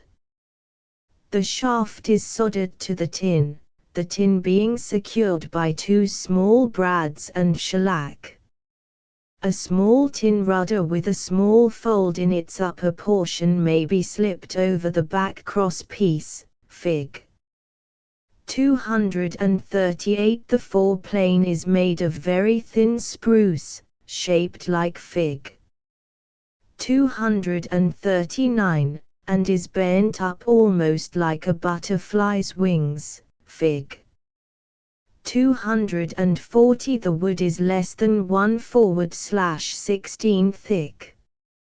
A double hook as anchors for the double motors is bent and secured about the fore end of the framework. The hooks are covered with the rubber hose, the same as the propeller shaft, Fig. 241. Plain outline Fig. 242. The large plane is 4/1/2 in the widest place and is 20 long. It is the shape of Fig. 242. In outline, the straight side being to the rear. The outline of the plane is a steel or brass spring wire 1/16 diameter and is spliced at the center of the long sides, being soldered at this point. The ends of the wire lap over an inch or more. There are but two ribs which are 5/1/2 from the outer ends. The ribs have a slight curve upward, most of it being near the free edge of the plane, Fig. 243. The ends of the ribs are bent at a right angle and are soldered to the outside framework of wire. The cover of the plane is made of prepared silk and is made 1/4 larger all around than the size of the outline of the wire frame. A 1/4 hem is then turned, which gives strength to the edge. The cover is now overcast with needle and thread to the framework, stretching fairly tight. Rib and frame Fig. 243. The framework of the large plane is not secured directly to the wooden framework of the model, but is soldered to wire loops that in turn lie flat on top of the spines of the frame, Fig. 242, a. This gives opportunity to tie with string so as to try out the model. If it is too far forward, it can be slipped back and vice versa. When the correct position is located, it is permanently wired to the wooden framework. The foreplane is attached by means of rubber string. This is known as the man monoplane, and is a commercial product. The propellers will be further discussed in the next chapter. Chapter 16. Propellers, motors, gears, and winding devices. There are 4 kinds of propellers. 1. Propellers carved out of solid and laminated blocks. 2. Metal propellers with curved or twisted surfaces. 3. Built-up propellers. In this type a small block is used as a hub, and the wood or metal fans are projected out from this. The fans are attached on the diagonal. 4. Propellers made of pressed wood veneer. These are excellent, but require more skill and more apparatus to make. Propellers Figs. 244 to 251. The carved out propeller is the one most generally used and is not only a good exercise in modeling with a knife, but is a good serviceable kind. There are a number of types of propellers, named mostly by men who have designed them. For simplicity in laying out and carving, I like the Langley type. A rectangle is made of wood, say 3/4 1 1/2 6. Fig. 244. Draw the diagonals, as in Fig. 245 with a radius of 1/4, and center at the intersection of the diagonals. Draw a 1/2-inch circle. Connect the diagonal lines and the circumference of the circle, as in Fig. 246, and cut down to the outline as it now appears. The blank is now as shown in Fig. 247. We will now take off 2 big slices, not all in one cut, but in several. Fig. 248 has the dotted lines showing the depth to be cut, and Fig. 249 shows these same parts cut away. Now cut away X and X until the blade is curved back to edges Z and Z. The cut away portions will be as in Fig. 250. Cut the opposite side the same way, and cut away the back corners a little, giving the result as shown in Fig. 251. Sandpaper well and shellac. Drill hole carefully for the propeller shaft. Round hub Fig. 252. Square hub Fig. 253. Blade Fig. 254. The principal objection to the metal propeller is the bending that is liable to occur when the model lights, unless there are lighting devices underneath, and they all add weight. The hub propellers may have metal or hardwood veneers for fans. The hub may be round or square, see Figs. 252 and 253. Very good propellers may be made in this way. Extra curvature of the outer ends of the fans is possible, Fig. 254. The veneer propeller must be steamed and pressed. This is by far the most difficult to make. The 1/16 hardwood veneer is the best. The propeller is not reinforced to make up for the extra thickness of the carved propeller, but is of uniform thickness throughout. The veneer is first cut to shape in outline and then is steamed and twisted to shape. Fig. 255 shows a pattern for a propeller blade. The veneer should be steamed or soaked in hot water until the wood is very pliable and soft. A form should be ready so as to get both wings with equal twist from the central portion. I will suggest one, others can be devised. A clamp is necessary for the center, which may be made as follows. Take a 1-inch piece of wood about 1/4 wide and any length. Set it up edgewise. Make a cut 1 forward/16 deep and 1 inch long across the upper edge, Fig. 256, and screw a small piece over top as a clamp. After thoroughly steaming the propeller blade until it is very pliable, insert it into the clamp at the center and twist from the straight side, one fan up, the other down. It is not easy to get the two sides just alike, so I recommend the bending of one side at a time, and when that is dry, remove and reverse the ends, being sure to keep the straight edge to the front, or the same as before. To be accurate, there must be a guide block to bend to. For a 9-inch propeller, a block like Fig. 257 would be about right. Place guide in position, press blank down to the oblique surface and secure there until dry. Repeat for the other end. It will be seen that the guide block and clamp are both secured to a board for a base. They may be secured to a table or bench top. A clamp might be devised also that would hold the propeller in a vertical position with guide blocks on either side of center so as to bend and secure both ends at the same time.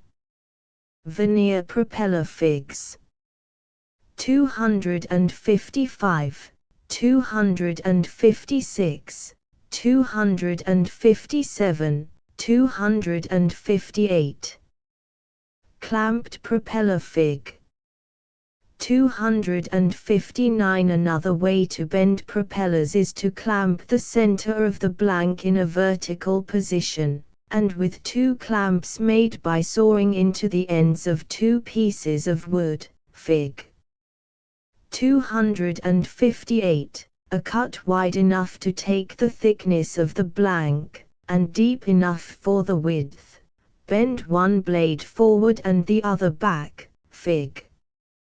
259. The small clamps on the propeller blades should be placed at equal distances from the center, and should be given an equal amount of twist.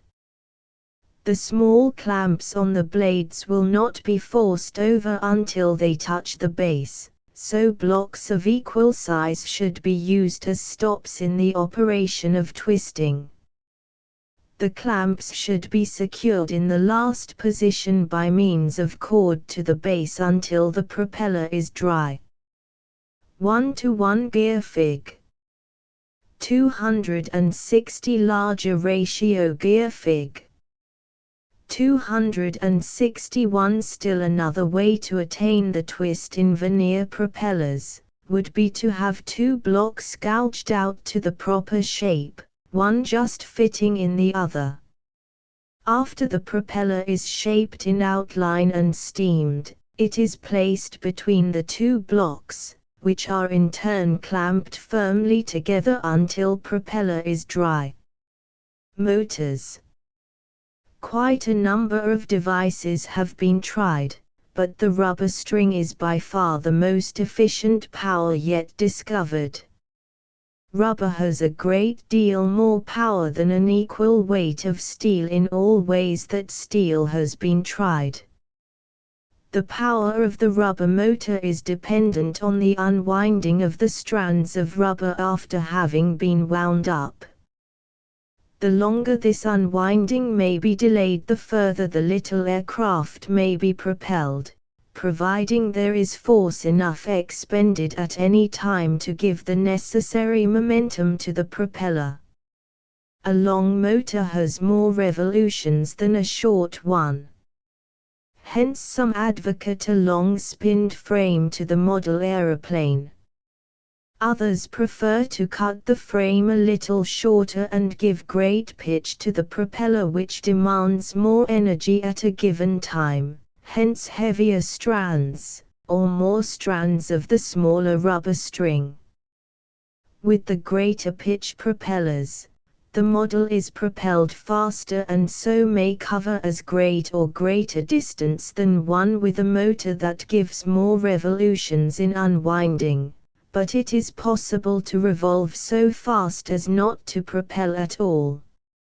Many use the 1/16 square rubber string, others while many use ribbon rubber, say 1/32 to 1/16 thick by 3/16, 1/4 and 5/16 wide. For small models, rubber bands can be looped together. Gears. Small, lightweight gears can be made or bought. They are attached to propeller shafts and are geared back different pitches. Some 1 to 2, others 1 to 3, while some gears are 1 to 1. It might seem that 1 to 1 is added friction and no gain in winding, but a hook is attached to each gear wheel which allows 2 rubber motors instead of 1, and allows longer unwinding. If the rubber strands are divided, they wind up many more turns than when combined in one bunch. If 8 strands are twisted together, you cannot turn as many times as with 4 strands. Fig. 260 shows a 1-to-1 gear and its connections, and Fig. 261 a gear with a greater ratio. A gear of 1-to-1 might be placed at the opposite end of the framework from the propeller, thus extending the number of revolutions in that manner, the second rope or motor extending back and below the first. Fig. 262 winding device. Fig. 262 winding devices. It is tiresome to wind up the rubber motors by hand, so mechanical winding devices have been made. A drill with a hook in the place of a drill bit is quite satisfactory. It is best to have a ring on the rubber motor where it is attached to the anchoring hook. This ring can be hooked on the hook of the drill. This winds but one at a time, so they should be changed about in the winding process, first on one and then on the other, back and forth, until tight enough. A very good winder can be made of a revolving egg beater. The egg beating part is cut off, leaving 2 shafts instead of 1. If there is a hook on each, both motors can be wound at once, and as they should be wound in opposite directions, the device works all right. Chapter 17. Tournaments. All of the work of construction and flying of kites is interesting and profitable for development, yet there is opportunity for furthering this interest by bringing about yearly tournaments for the exhibition of the many efforts in construction and design that are undertaken. The tournaments have a further usefulness in the bringing of our schools together in a great outdoor social event. The spirit of such an event is excellent, and the day is a joyful one to the children and parents. Thousands attend these yearly gatherings. The director. It is necessary for a good tournament that some interested and competent person take general charge of the whole affair and not leave the planning and arranging to others. Helpers are necessary at the tournament, but preparation should be directed by some one person. In so doing, we do not overlook the helpful cooperation of the principals at the various schools, but seek to interest them as to possibilities of undertakings by their children. Instructions should be sent out from time to time as to new things to be constructed, and 3 or 4 weeks before the tournament, quite complete instructions regarding the different events that may be entered, and rules pertaining to each should be posted in each school. It is well to organize a little in the schools that are interested. Some boy may be recognized as a leader and a good kite maker.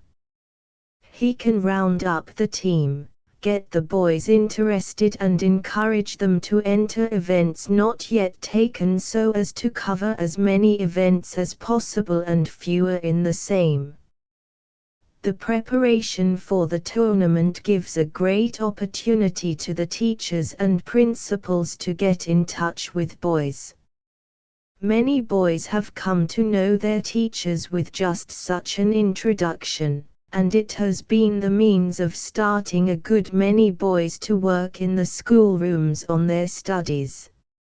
Some boys seem to get out of gear with their schoolroom environment and need a little touch of play, a tramp, or some form of sport to get them back to their real school life.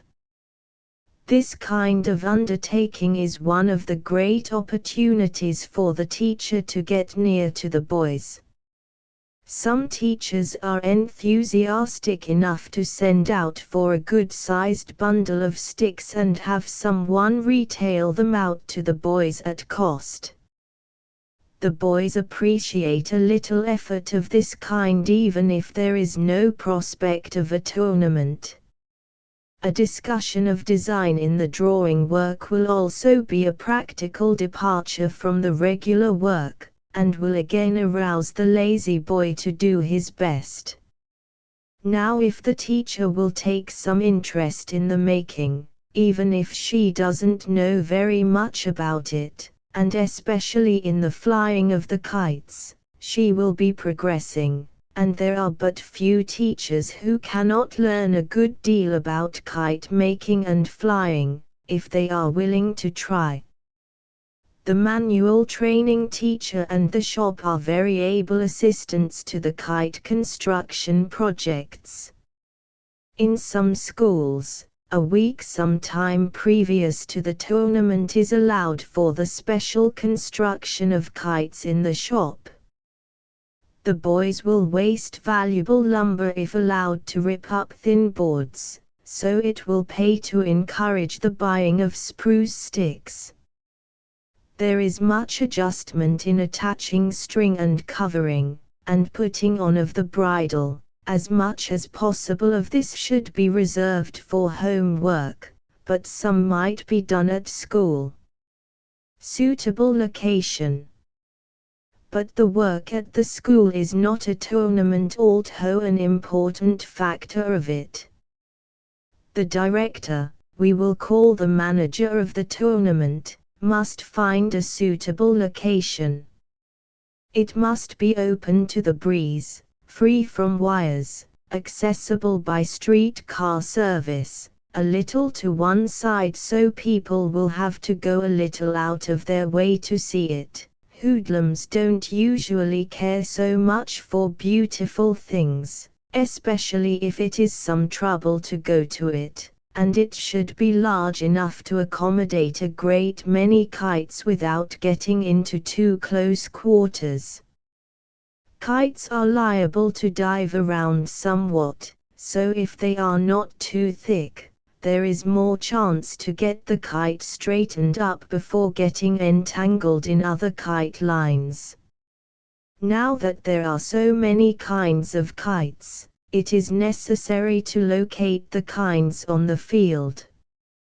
The kites are divided into groups when the list of events is sent out, and these groups are placed in different locations on the field. We will suppose the following group is to be located. Group D measured events. 27 highest flyer, single. 28 highest flyer, tandem. 29 highest flight in 5 minutes, etc. On the ground, separated from the others, would be a bulletin board that is fastened to a post, and this is set in the ground. The post is about 9 feet long, and the bulletin board is nailed to it, the lower edge being about 1 foot down on the post. If the post is set 18 inches in the ground, there would be 6.5 feet up to the lower edge of bulletin. The announcements can be printed with chalk. They stand out and can be read across the field, see Fig. 263. The tournament is always on a Saturday afternoon, so the bulletins are set Saturday morning. Tournament sign Fig. 263. If there is no space fenced off for aeroplane model flying, and for the races, a few posts should be set and 2 wires about number 9 run around an enclosure. Make it an enclosure, for if you don't it will be impossible to keep the spectators back. We tried a V-shaped fence, but it was useless. With an enclosure and 2 or 3 policemen about, it is possible to keep the crowd out. Judges. Settle on your judges at least 2 weeks ahead of the tournament. It will assist in arousing interest in the schools with which they are connected. Principals and manual training teachers should be available and serviceable. It is not necessary to be a kite maker to be able to judge a kite. About 3 judges to a group is good, then if one fails to appear you still have 2. Try to start at the appointed time and urge your judges to be there on time. Caution the pupils about putting their kites up before the time, as they are so liable to accident if played with beforehand. Save a place of honor for your superintendents. They may be asked to award prize badges, or to select the prettiest kite in the air, and the most ingenious device, the best made model or the best invention, not all of these but something of this kind. Don't forget to use them in some place. Get the promise of 2, 3, or 4 policemen, a few days ahead. The presence of a few good officers helps in curbing desires for destruction among a few. Kites are liable to accident, so if you can have a kite hospital where the boys can get a little paper and paste, string or stick, it will sometimes heal quite a disappointment. Tournament form Fig. 264. Sample record sheet Fig. 265. An information bureau is a good feature. Have a bulletin showing its location. The judges as well as the children and parents would be glad of some help of this kind. Official badges are given to the judges, director, superintendents of schools, information and badges, and helpers. The badges are given out to the officers at the Information Bureau. A small stand at some prominent location in the field would be of service for the giving of the prize badges to the winning contestants.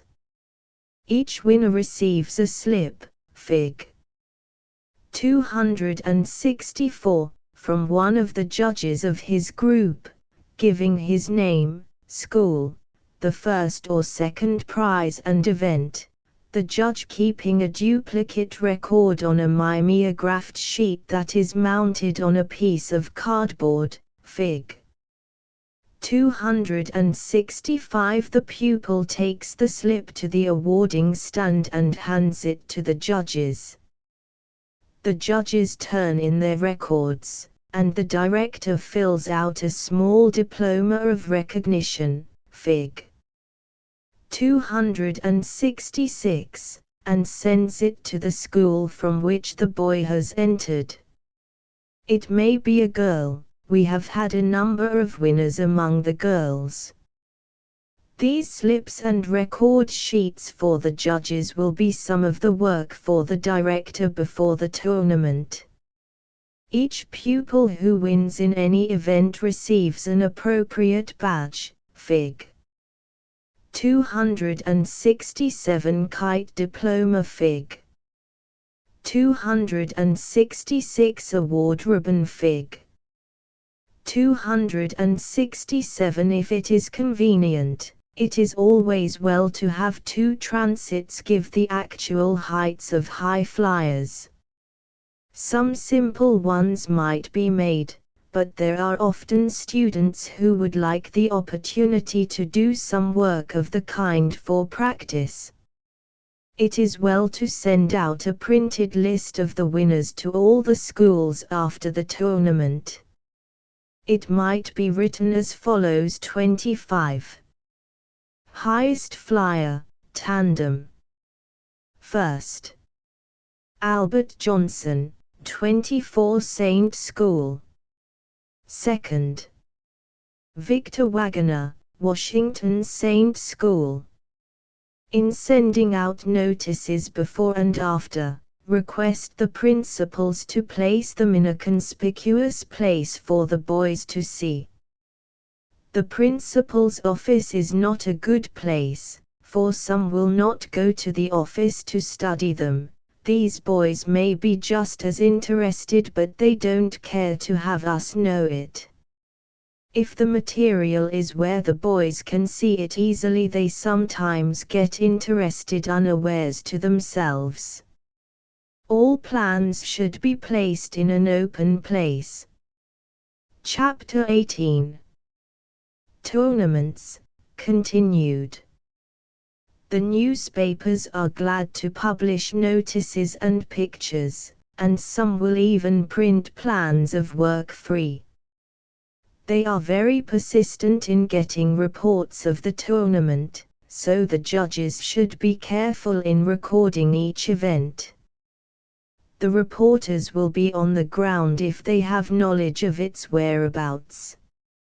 Ice cream and sandwich wagons are liable to get in the way, so it is best to restrict them to the margin of the crowd. They should not be allowed to come inside any of the locations for the events. All string that is to be used in races of any kind should be measured beforehand. It is best for the director to take charge of the string until time for the event, or until he can turn it over to the judges in charge of that group. Boys are liable to make a mistake in getting their string too short, so it must be measured. I place a couple of nails 100 feet apart in the rail of the board fence. The boys wind about that until they have the required length, and by counting the string I can soon see if it is correct. If the string is given back to the boy, there is a temptation to take out some. There is no disadvantage in letting out the string from a stick in the races, if there is a reel to attach it to when it comes to the winding in. Announcements should be sent out a week ahead of the tournament that the string will be measured such and such afternoons, perhaps 2 days before the tournament. It is not best to leave it until just the day before, as the director should be as free as possible from such work at such time in order to give full attention to rounding up of details that are sure to accumulate toward the last of the preparations. quarter-mile dash. The race consists of the letting out and winding in of a kite on 1/4 mile of string. The boys set their reels ready for the best speed and they group themselves quite close together, but far enough apart to prevent mix-ups, and at the proper time are handed their string that has been measured and labeled, which they attach to kite. Each boy in the race is allowed one helper and the kite may be held by the helper 100 feet away, ready to toss it in the air at the sign for starting. When all is ready, the one in charge of the group calls "Ready, go." The kites are tossed up and are given the string as fast as it will be taken. The boy with a steady head will sometimes stop playing out and work his kite up a little to get more breeze. If there is plenty of breeze, they are fed all the string as fast as it is pulled out. If a kite drops, it may be worked up again, but it must go to the end of the quarter-mile and back. A timekeeper is placed by each contestant, and officers are needed to keep back the onlookers. As soon as all the string is out, the boy slips the loop on the end of his string over a hook on the reel and winds in as fast as he can turn. The kite mounts up in the air and is pulled with great violence toward the reel. If a string breaks, the timekeeper stops the winding until the kite is again attached. No allowance is made for mishaps. The kite that is jerked down into the reel first is winner, and the owner is usually a pretty warm boy. The helper can take turns in winding. Other races should be similarly conducted. We have had races in the construction of a tailless kite, including the lashing and stringing of framework and covering, attaching of bridle, and the kite must fly. In all pulling contests, spring scales are used. In the light weights, the 25-pound scales are best, but the 50-pound is more serviceable for all-around purposes. For very heavy pulling, large ice scales might be borrowed for the day from some hardware man. To measure the pull of a kite, the string is looped about the hook of the spring and the record made. Several records are made of each kite over a period of about 30 minutes or so. The judges going to and fro measuring this one and that. The kite should be ascending to get the best register. It is well in trial events to set the number of times that each aeroplane may be tried or tests of pulling permitted, as some will tease for a continual performance. The art supervisors and teachers are good as judges for the artistic events. All kites are in the air most of the time, so a general survey is made of the whole field. It is well to have about 5 judges on this group. Less will do the work all right, but it is well to draw many into the service. If the director could be on horseback so as to be easily seen, and also be able to get about easily, it would help out considerably. Messengers from judges to director or information would be useful. Badges. For badges, we use a celluloid button, with our own cut. The ribbon attached has printing in black. The officers get yellow, the first prize, blue, the second, red. Some years we have used different colored buttons. This year the buttons were all yellow, the ribbons, yellow, red, and blue. See the street car officials in order that they may plan accommodations for the day. Instructions are posted for the car men by the officials, that consideration be given to the boys with their kites, and in most cases the men have been very helpful in this respect. Of course large kites cannot be taken on the street car. A great many are taken to the field in automobiles. Just before the tournament it is rather difficult to locate the boys making their kites, as they work in secluded places, but if you know of some that are making progress, a photograph by the newspaper men will add considerable zest to the advertising side of preparations. Get your school officials enthusiastic first, and get their cooperation in encouraging the undertaking, for it is a great school social gathering and should be made worthwhile. Then boost for it. Demonstrate by making or flying a kite, and the boys will take care of the rest. A sample announcement. Manual Training Office, Los Angeles City Schools, Kites and Aeroplane Models.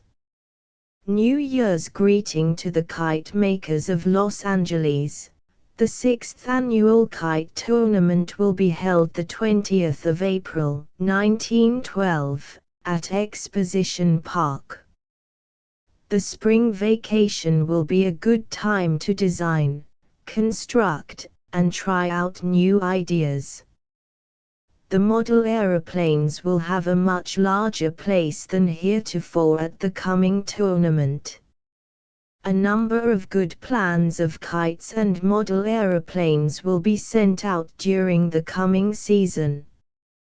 Spruce sticks can be obtained again this year at 1335 E 6th Street at the Southern California Box Company, in 25C bundles or more. The Goodyear Rubber Company, number 324 S Broadway, is carrying string rubber and will have 1/16 and 1/8 inch, very good sizes. Models propelled by rubber bands should be from 20 to 30 across. Do not make the planes too wide. Much of the failure of models is due to this mistake. Two firms in the East are advertising small gasoline motors for model aeroplanes. Models to carry these motors should be from 6 to 8 or more. Models so equipped are operated by cords running to the ground. One boy claims to have succeeded with a storage battery under his arm and an Ajax motor in his model. If we get our model well under control, we should be able to carry the storage battery on a wheel as suggested 2 years ago. No one has reported a success with the clock spring device. A long coiled steel wire spring has more promising possibilities. Look for advertisements in Popular Mechanics and other magazines, for firms carrying parts such as gears, rubber motors, etc. There will be a few events for commercially manufactured models, but these are not to compete with homemade. The usual kite events will be about the same as during the past 2 years. The quarter-mile dash with the use of reels will be used, also an 1/8 mile dash will be listed this year in which the string is to be wound in by hand.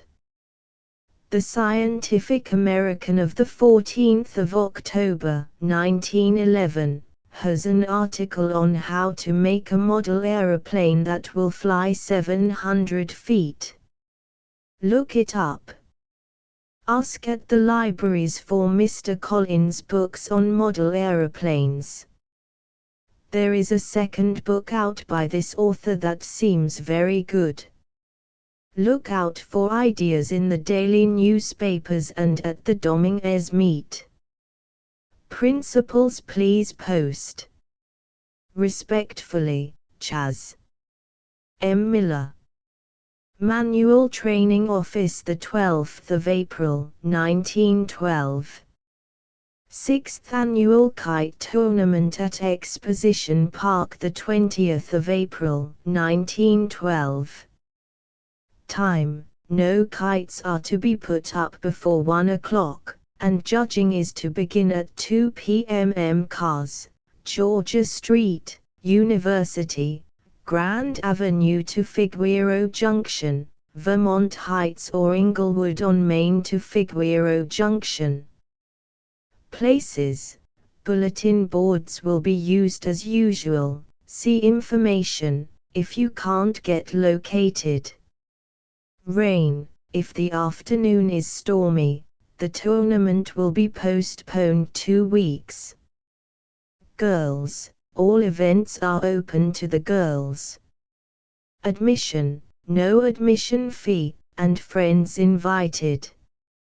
Artistic event: all kites will be judged for artistic effect no matter where located, must fly. Balloons: boys must bring their own balloon equipment. Sticks for frames: any wood, except the hardwoods, may be used for frames, but spruce is best. Intermediate and high school boys: all intermediate boys are eligible and all high school boys who have been in a grade school since last tournament may enter from such school. Look up some of your kite makers. Kites: all should be encouraged to make and fly a kite, even if not for a prize. Make it a kite flying day for your school. Extra parts: boys should bring along an extra stick and some paper in case of accident to kite. New inventions: special new features will be recognized if they have real merit. Prizes: ribbon badges and diplomas will be awarded as in former years. Organize: distribute your efforts over many events. Registration: send in registration to Mr. Miller at Grand Avenue School on Friday. Give names of boys. No one will be kept out for lack of registration. Measuring: kite lines for 1/4 and 1/8 mile dashes and yacht race will be measured at Grand Avenue School, Thursday and Friday afternoons, the 18th of April and 19th. Come one, come all. Respectfully, Chas. M. Miller. Chapter 19. Conclusion. Kite making and kite flying have been enjoyed for centuries in the Orient and for a good many years in this country, and will continue as a seasonal sport for perhaps all time. It can be made more interesting and useful by a little cooperation on the part of the grown-ups. It may be only expression of appreciation of the effort put forth by some otherwise idle fellow, or it may be in the form of a request of teacher to pupil for a nice kite as a gift for a third party, or it may be the arousing of school spirit for the best showing at a tournament. It might be assistance rendered in planning a beautiful kite, and it might be a great many other things that have not been mentioned. Kite making will not catch and make good every boy, even with the best efforts of the best teachers, but it will go farther than any other enticement toward bringing about good comradeship between teacher and scholar, which is half the battle with uncertain temperaments in some boys. We need to come shoulder to shoulder with the boys to help them most. But the merits of kite making go farther than the social relationship. It arouses the inventive spirit in the boy, fills in many otherwise idle hours with good healthy sport that occupies the children out of doors. It is not wasted time unless indulged into too great excess, but new developments bring about new studies of the kite problems that are as good for the boys as problems of other subjects like arithmetic and geometry, for we must remember that boys have subject of study not found in textbooks. Someone told me not long ago that no one could think an evil thought while looking up. Someone else has written, if the outlook is not good, try the uplook. This latter has a greater significance than would be generally applied to boys flying kites, but who knows what boys are really thinking about? Maybe we underestimate their abilities and inclinations. Our boys often need more persistency of effort, and must be held to their jobs by much attention on the part of overseers. Most boys will stick to kite making against great discouragement, and some will continue, for long periods, working patiently and carefully until they succeed. The string is often a source of great annoyance. It snarls up and some lads will cut out the hard knots, but others will tackle the knotty problems and untangle them. They will do the same with knotty problems in life later on. It is patience that wins in many a tangled strife. Boys do not as a rule have as good feeling for color harmony, or so the ladies think, as the girls. Help the boys out a little on their color combinations on their kites. It may be the first time the boy has had a problem of his own in color work. Perhaps the little aeroplane does not go very far, it looks like a failure. Do you look on and pass on? If the model goes at all by its own power, that boy has made a something that has overcome the force of gravity to the extent of traveling transversely to its downward pull.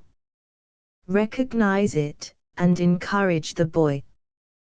There is a difference between flinging one so that it will travel for a short distance, and releasing one that travels by its own power.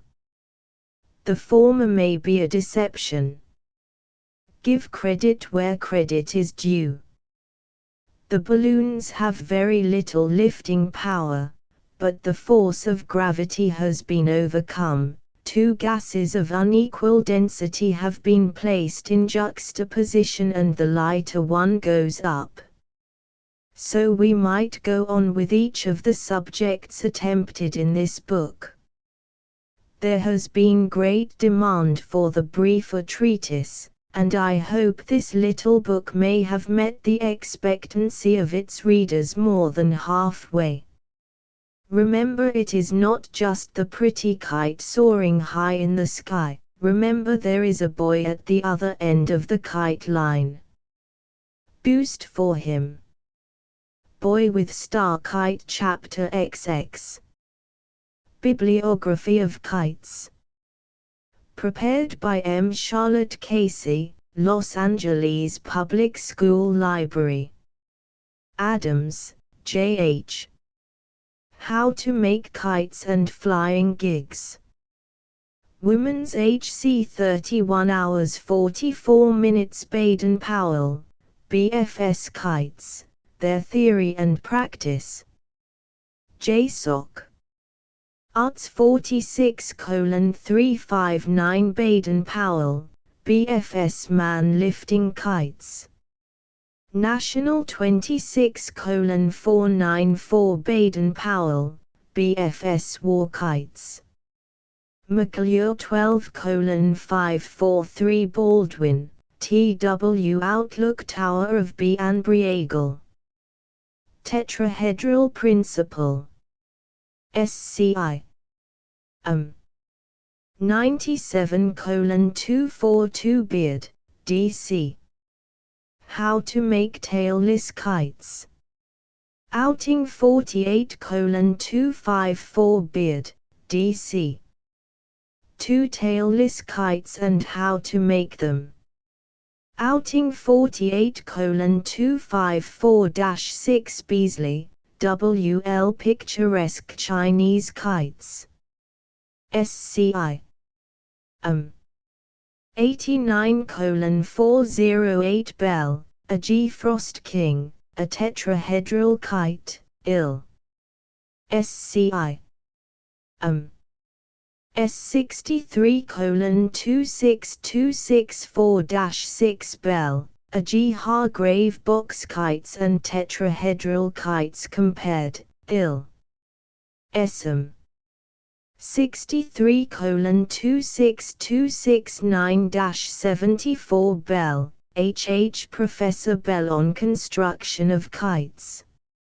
Science, NS 18:204 Bell. Tetrahedral kites in wireless telegraphy, ill. SCI. 94:324 Bell, a G tetrahedral principle in kite structure. SCI.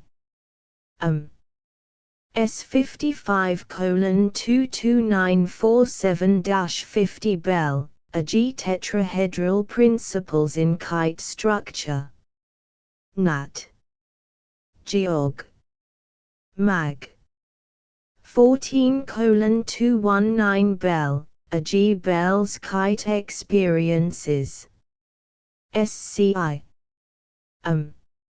88:334 Briggs, MN tailless kites, how made. Outl. 58:1026 Claudie, CH scientific kite flying. Street N 34:1068-72 Clayton, H. Alexander Graham Bell on kite construction. SCI. S55:22975 Davis, J.W. The kite as a lifesaver at sea. Engine. M7:213 Dines, W.H. Kites in meteorological work. Nature 74:35-36 Dines, W.H. Scientific Kites, flying. Nature 68:152 Eddy, W. A photographing from kites. Cent. 32 hours 86 minutes Eddy, W. A science and kite flying. Ind. 52:2333-4 Eddy, W. A experience in gliding flight. N. M26:3 Ferguson, SF International Kite Ascensions, IL. SCI. 997:97-8 Folding Malay Kite, IL. SCI. S69:2490 Frankenfield, HC Work of the United States Weather Bureau with kites. Nature 63:198, same in Nat. Geog. Mag. 11:55, Groves New, GH Tetrahedral Kites of Alexander Graham Bell. Pop. SCI. 64:131-51 Hatton, J. Kites and Pigeons. London, Soc. 21:392, 529 Henderson, C. Bell and his tetrahedral kites. World Today 13:1274-7 Hunter, H.C.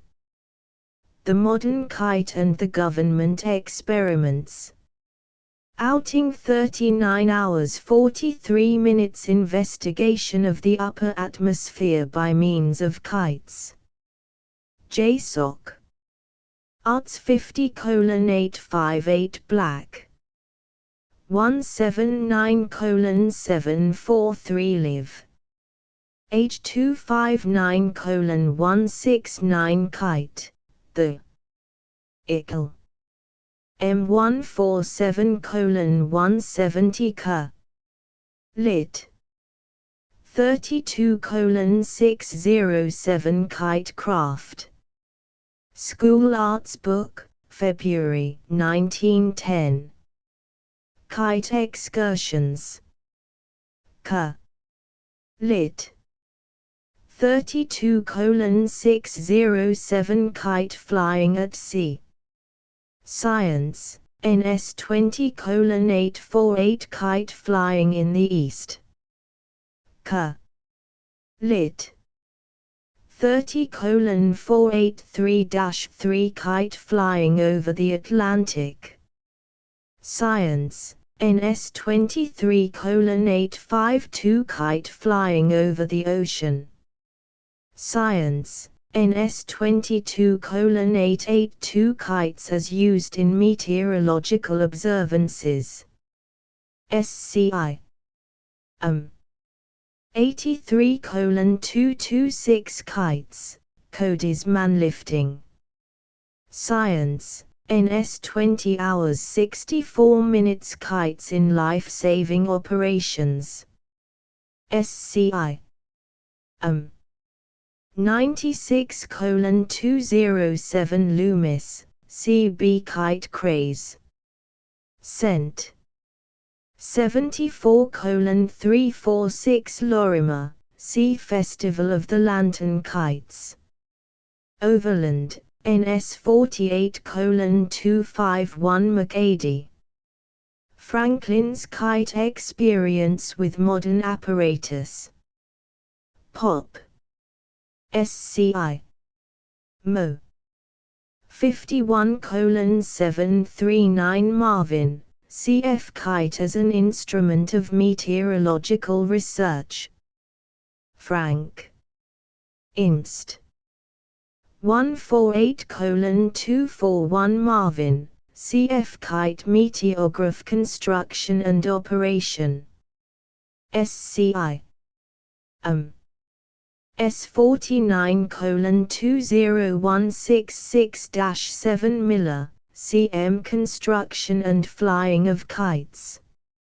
Manual Training 10:200 Miller, CM Kitecraft.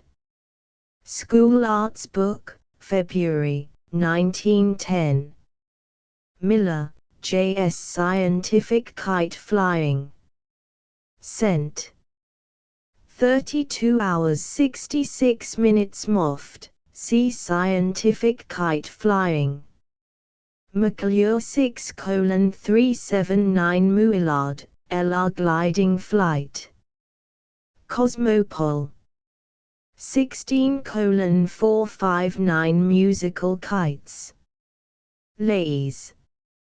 Hour 37:473 New observation kites invented by S.F. Cody. SCI. S55:22804 SCI. S57:23524 Observation War Kites. SCI. 88:445 Results of International Kite Flying Contests. SCI. 89 hours 63 minutes Roberts, A.W. Kites. HYP Volume 4:475 Roberts, A.W. Novelties in Kites. HYP 5411 Roch, A.L. Kites in Meteorological Observations. Science, NS 14:412 Roch, A.L. Meteorological Observations at Sea with Kites. Science, NS 14:896 Roch, AL Meteorological Observations with Kites at Sea. Science, NS 18:113 Roch, AL Use of Kites in Meteorological Observations. SCI. S52:21718-20 Roch, AL Use of Kites for Meteorological Observations, at Sea. SCI. 91:479 Service, GP Kite Principle in Aerial Navigation. SCI. 88:484-5 Signaling with Kites. SCI. 83:232 Tetrahedral Kites. Lit. 37 hours 70 minutes Tyndall, M. Kite Craze. Lit. 30:677-8 Traction by Kites. SCI. S50:20691 Use of flexible bridles on kites. SCI. 83:213 Use of kites in observation. SCI. S55:22823 Vonnie, G.J. Kite flying in 1897. Pop. SCI. Mo. 53 hours 48 minutes Walsh, G.C. Kites in War and Peace. Shote. 29:582 Ward, R.D. Kite flying in Scotland and the Cyclone Theory. Science, NS 18:155 Ward, R.D. Meteorological Results of Kite Work. Science, NS 21:433 Wise, HD Experiments with Kites. Cent. 32 hours 78 minutes Wixon, H. Principles of Soaring Flight. SCI. S60:24904 Woglum. On Scientific Kite Flying. Spec. 78:576 Wright, L. How to Make a Gliding Machine. SCI. S61:25353 Zeal, E-Kite Flying as a Fine Art. World Today 13:1016 Kites. Nugent, M. New Games and Amusements for Young and Old alike. 793:111 Rolch, A.L. Kites.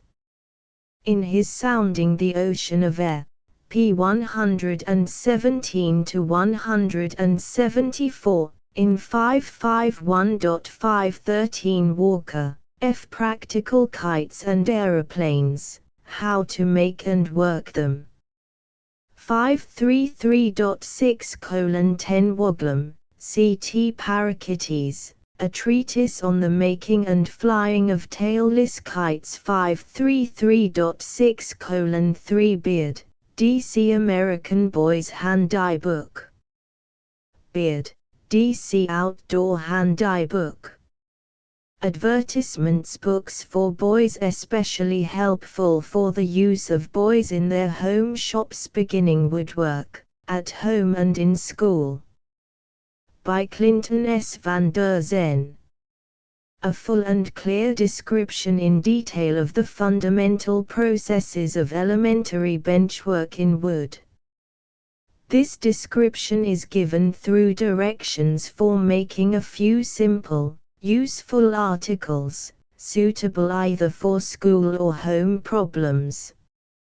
The book contains more than 100 sketches and 10 working drawings. Price: $1. Manual Training Toys, for the Boys Workshop. By Harris W. Moore. This book contains a collection of working drawings illustrating 42 projects, overflowing with boy interest. It is a popular boys' book that is truly educational. The projects are all new in the manual training shop. The text gives instructions for making each project and treats of tools and tool processes. Price: $1. The Construction and Flying of Kites. By Charles M. Miller. A book of unusual interest to the boy.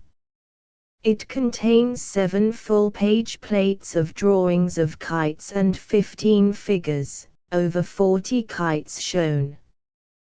Details of construction are given and a kite tournament is described. Full of interesting suggestions. Price: 20 cents.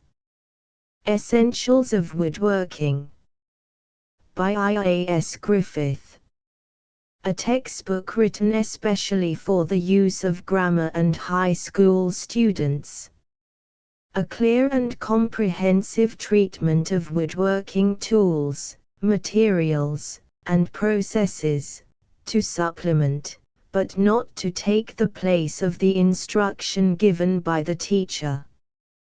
The book does not contain a course of models. It may be used with any course. It is illustrated with photographs and numerous pen drawings. Price: $1. The Problems series of working drawings, good for either home or school use projects for beginning woodwork and mechanical drawing. By I.A.S. Griffith. A workbook for the use of students in grammar grade classes. It consists of working drawings and working directions. The projects are such as have proven of exceptional service where woodworking and mechanical drawing are taught in a thorough, systematic manner in the 7th and 8th grades. The aim has been to provide successful rather than unique problems. The 50 projects in the book have been selected and organized with the constant aim of securing the highest educational results. The book is especially suited for use in connection with Essentials of Woodworking by the same author. Price: 75 cents. Problems in Woodworking. By M. W. Murray. A convenient collection of good problems consisting of 40 plates bound in board covers with brass fasteners. Each plate is a working drawing, or problem in benchwork that has been successfully worked out by boys in one of the grades from 7 to 9 inclusive. Price: 75 cents. Advanced Projects in Woodwork. By I.A.S. Griffith. This book is similar to projects for beginning woodwork and mechanical drawing but is suited to high school needs. It consists of 50 plates of problems and accompanying notes. It is essentially a collection of problems in furniture making selected or designed with reference to school use. On the plate with each working drawing is a good perspective sketch of the completed object. In draftsmanship and refinement of design, these problems are of superior quality. It is in every respect an excellent collection. Price: $1. Problems in Furniture Making. By Fred D. Crawshaw. This book, revised and enlarged, consists of 43 full-page plates of working drawings suitable for use in grammar and high schools and 36 pages of text, including chapters on design, construction and finishes, and notes on the problems. Each project is shown in its completed form by a perspective sketch. Loose leaf, bound in board covers with brass fasteners. Price, $1. Problems in Wood Turning. By Fred D. Crawshaw. In the first place, this is a book of problems, 25 plates covering spindle, faceplate, and chuck turning. In the second place, it is a textbook on the science and art of wood turning illustrated by 50 pen sketches. It gives the mathematical basis for the cuts used in turning. In the third place, it is a helpful discussion of the principles of design as applied to objects turned in wood. It is a clear, practical and suggestive book on wood turning. Price, 80 cents. Problems in Mechanical Drawing. By Charles A. Bennett. With drawings made by Fred D. Crawshaw. This book consists of 80 plates and a few explanatory notes, and is bound in board covers with brass fasteners. Its purpose is to furnish teachers of classes beginning mechanical drawing with a large number of simple, practical problems. These have been selected with reference to the formation of good habits in technique, the interest of the pupils, and the subjects generally included in a grammar and first-year high school course. Each problem given is unsolved and therefore in proper form to hand to the pupil for solution. Price, $1. Some choice books for home or school libraries. Handwork in Wood. By William Noyes. A handbook for teachers and a textbook for normal school and college students. A comprehensive and scholarly treatise, covering logging, sawmilling, seasoning and measuring, hand tools, wood fastenings, equipment and care of the shop, the common joints, types of wood structures, principles of joinery, and wood finishing. 304 illustrations, excellent pen drawings and many photographs. Price, $2. Wood and Forest. By William Noyes. A companion volume to Handwork in Wood by the same author. Especially adapted as a reference book for teachers of woodworking.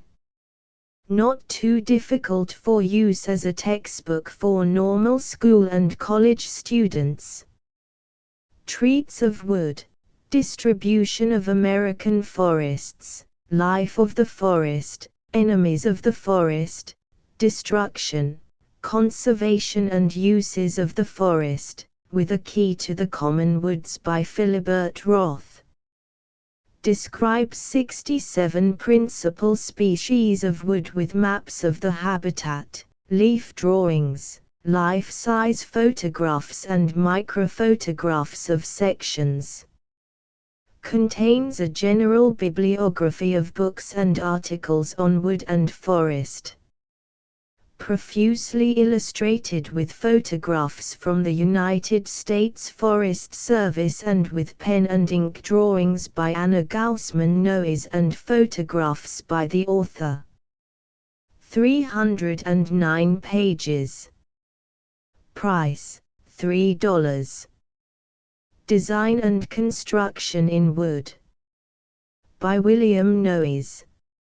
A book full of charm and distinction and the first to give due consideration to the aesthetic side of woodworking. It is intended to give to beginners practice in designing simple projects in Word and an opportunity to acquire skill in handling tools. The book illustrates a series of projects and gives suggestions for other similar projects together with information regarding tools and processes for making. A pleasing volume, abundantly and beautifully illustrated. Price, $1.50. The Manual Arts Press, Peoria, Illinois.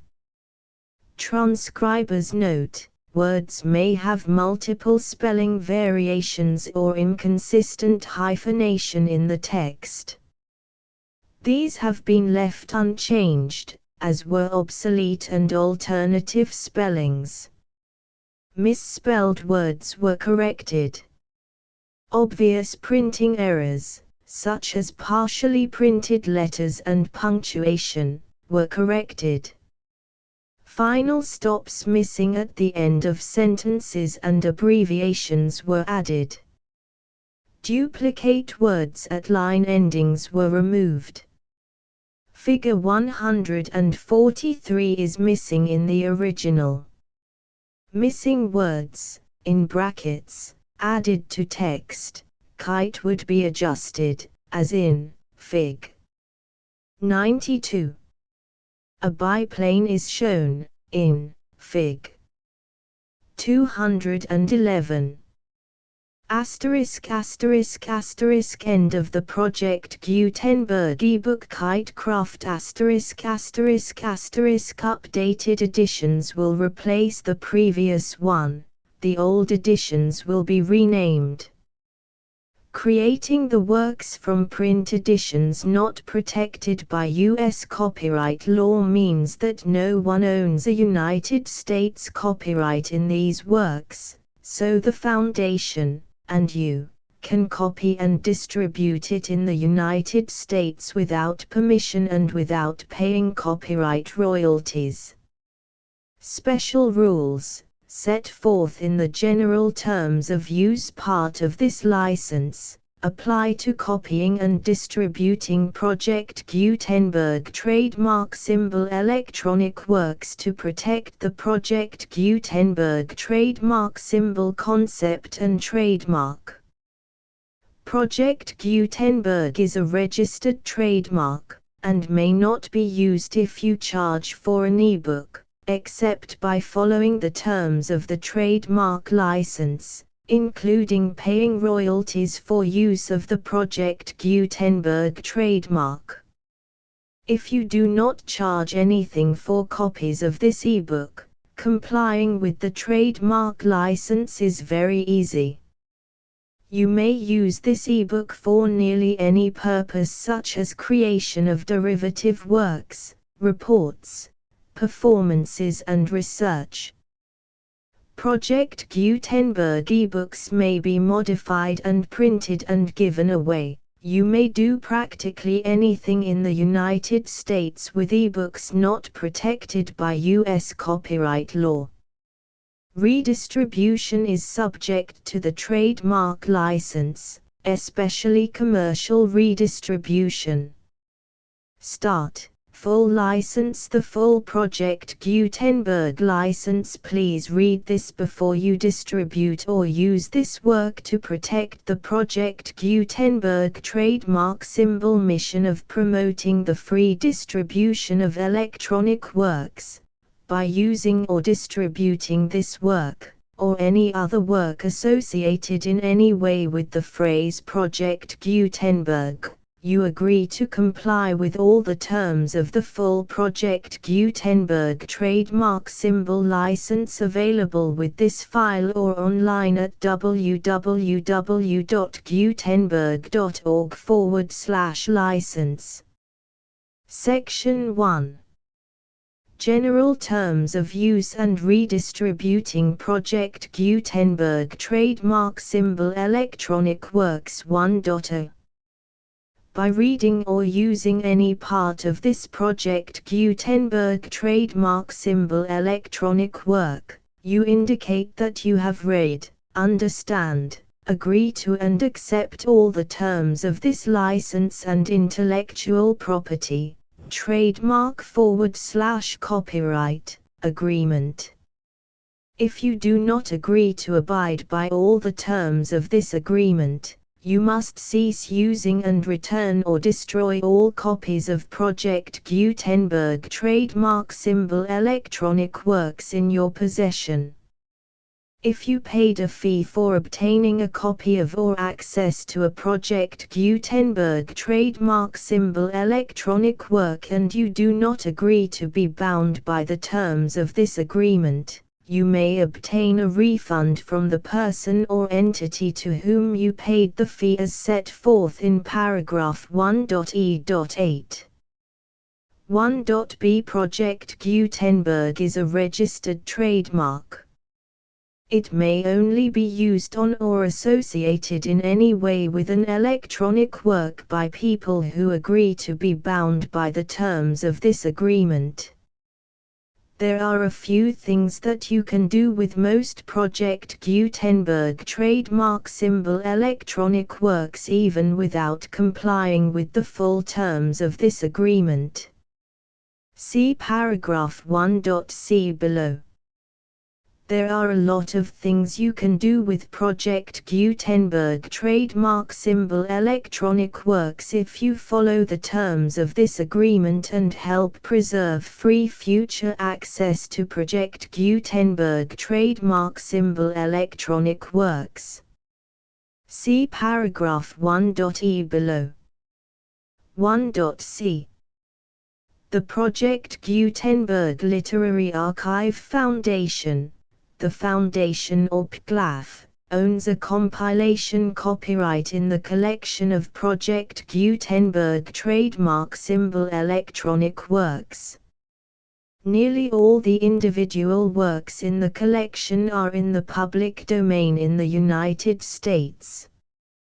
If an individual work is unprotected by copyright law in the United States and you are located in the United States, we do not claim a right to prevent you from copying, distributing, performing, displaying or creating derivative works based on the work as long as all references to Project Gutenberg are removed. Of course, we hope that you will support the Project Gutenberg trademark symbol mission of promoting free access to electronic works by freely sharing Project Gutenberg trademark symbol works in compliance with the terms of this agreement for keeping the Project Gutenberg trademark symbol name associated with the work. You can easily comply with the terms of this agreement by keeping this work in the same format with its attached full Project Gutenberg trademark symbol license when you share it without charge with others. 1.d. The copyright laws of the place where you are located also govern what you can do with this work. Copyright laws in most countries are in a constant state of change. If you are outside the United States, check the laws of your country in addition to the terms of this agreement before downloading, copying, displaying, performing, distributing or creating derivative works based on this work or any other Project Gutenberg trademark symbol work. The Foundation makes no representations concerning the copyright status of any work in any country other than the United States. 1.e Unless you have removed all references to Project Gutenberg. 1.e.1. The following sentence, with active links to, or other immediate access to, the full Project Gutenberg trademark symbol license must appear prominently whenever any copy of a Project Gutenberg trademark symbol work, any work on which the phrase Project Gutenberg appears, or with which the phrase Project Gutenberg is associated, is accessed, displayed, performed, viewed, copied or distributed. This ebook is for the use of anyone anywhere in the United States and most other parts of the world at no cost and with almost no restrictions whatsoever. You may copy it, give it away or reuse it under the terms of the Project Gutenberg license included with this ebook or online at www.gutenberg.org. If you are not located in the United States, you will have to check the laws of the country where you are located before using this ebook. 1.e.2 If an individual Project Gutenberg trademark symbol electronic work is derived from texts not protected by U.S. copyright law, does not contain a notice indicating that it is posted with permission of the copyright holder, the work can be copied and distributed to anyone in the United States without paying any fees or charges. If you are redistributing or providing access to a work with the phrase Project Gutenberg associated with or appearing on the work, you must comply either with the requirements of paragraphs 1.e.1 through 1.e.7 or obtain permission for the use of the work and the Project Gutenberg trademark symbol trademark as set forth in paragraphs 1.e.8 or 1.e.9. 1.e.3 If an individual Project Gutenberg trademark symbol electronic work is posted with the permission of the copyright holder, your use and distribution must comply with both paragraphs 1.e.1 through 1.e.7 and any additional terms imposed by the copyright holder. Additional terms will be linked to the Project Gutenberg trademark symbol license for all works posted with the permission of the copyright holder found at the beginning of this work. 1.e.4 Do not unlink or detach or remove the full Project Gutenberg trademark symbol license terms from this work, or any files containing a part of this work or any other work associated with Project Gutenberg trademark symbol. 1.e.5 Do not copy, display, perform, distribute or redistribute this electronic work, or any part of this electronic work, without prominently displaying the sentence set forth in paragraph 1.e.1 with active links or immediate access to the full terms of the Project Gutenberg trademark symbol license. 1.e.6 You may convert to and distribute this work in any binary, compressed, marked up, non-proprietary or proprietary form, including any word processing or hypertext form. However, if you provide access to or distribute copies of a Project Gutenberg trademark symbol work in a format other than plain vanilla ASCII or other format used in the official version posted on the official Project Gutenberg trademark symbol website, www.gutenberg.org, you must, at no additional cost, fee or expense to the user, provide a copy, a means of exporting a copy, or a means of obtaining a copy upon request, of the work in its original plain vanilla ASCII or other form. Any alternate format must include the full Project Gutenberg trademark symbol license as specified in paragraph 1.e.1. 1.e.7 Do not charge a fee for access to, viewing, displaying, performing, copying or distributing any Project Gutenberg trademark symbol works unless you comply with paragraph 1.e.8 or 1.e.9. 1.e.8. You may charge a reasonable fee for copies of or providing access to or distributing Project Gutenberg trademark symbol electronic works provided that you pay a royalty fee of 20% of the gross profits you derive from the use of Project Gutenberg trademark symbol works calculated using the method you already use to calculate your applicable taxes. The fee is owed to the owner of the Project Gutenberg trademark symbol trademark, but he has agreed to donate royalties under this paragraph to the Project Gutenberg Literary Archive Foundation. Royalty payments must be paid within 60 days following each date on which you prepare, or are legally required to prepare, your periodic tax returns.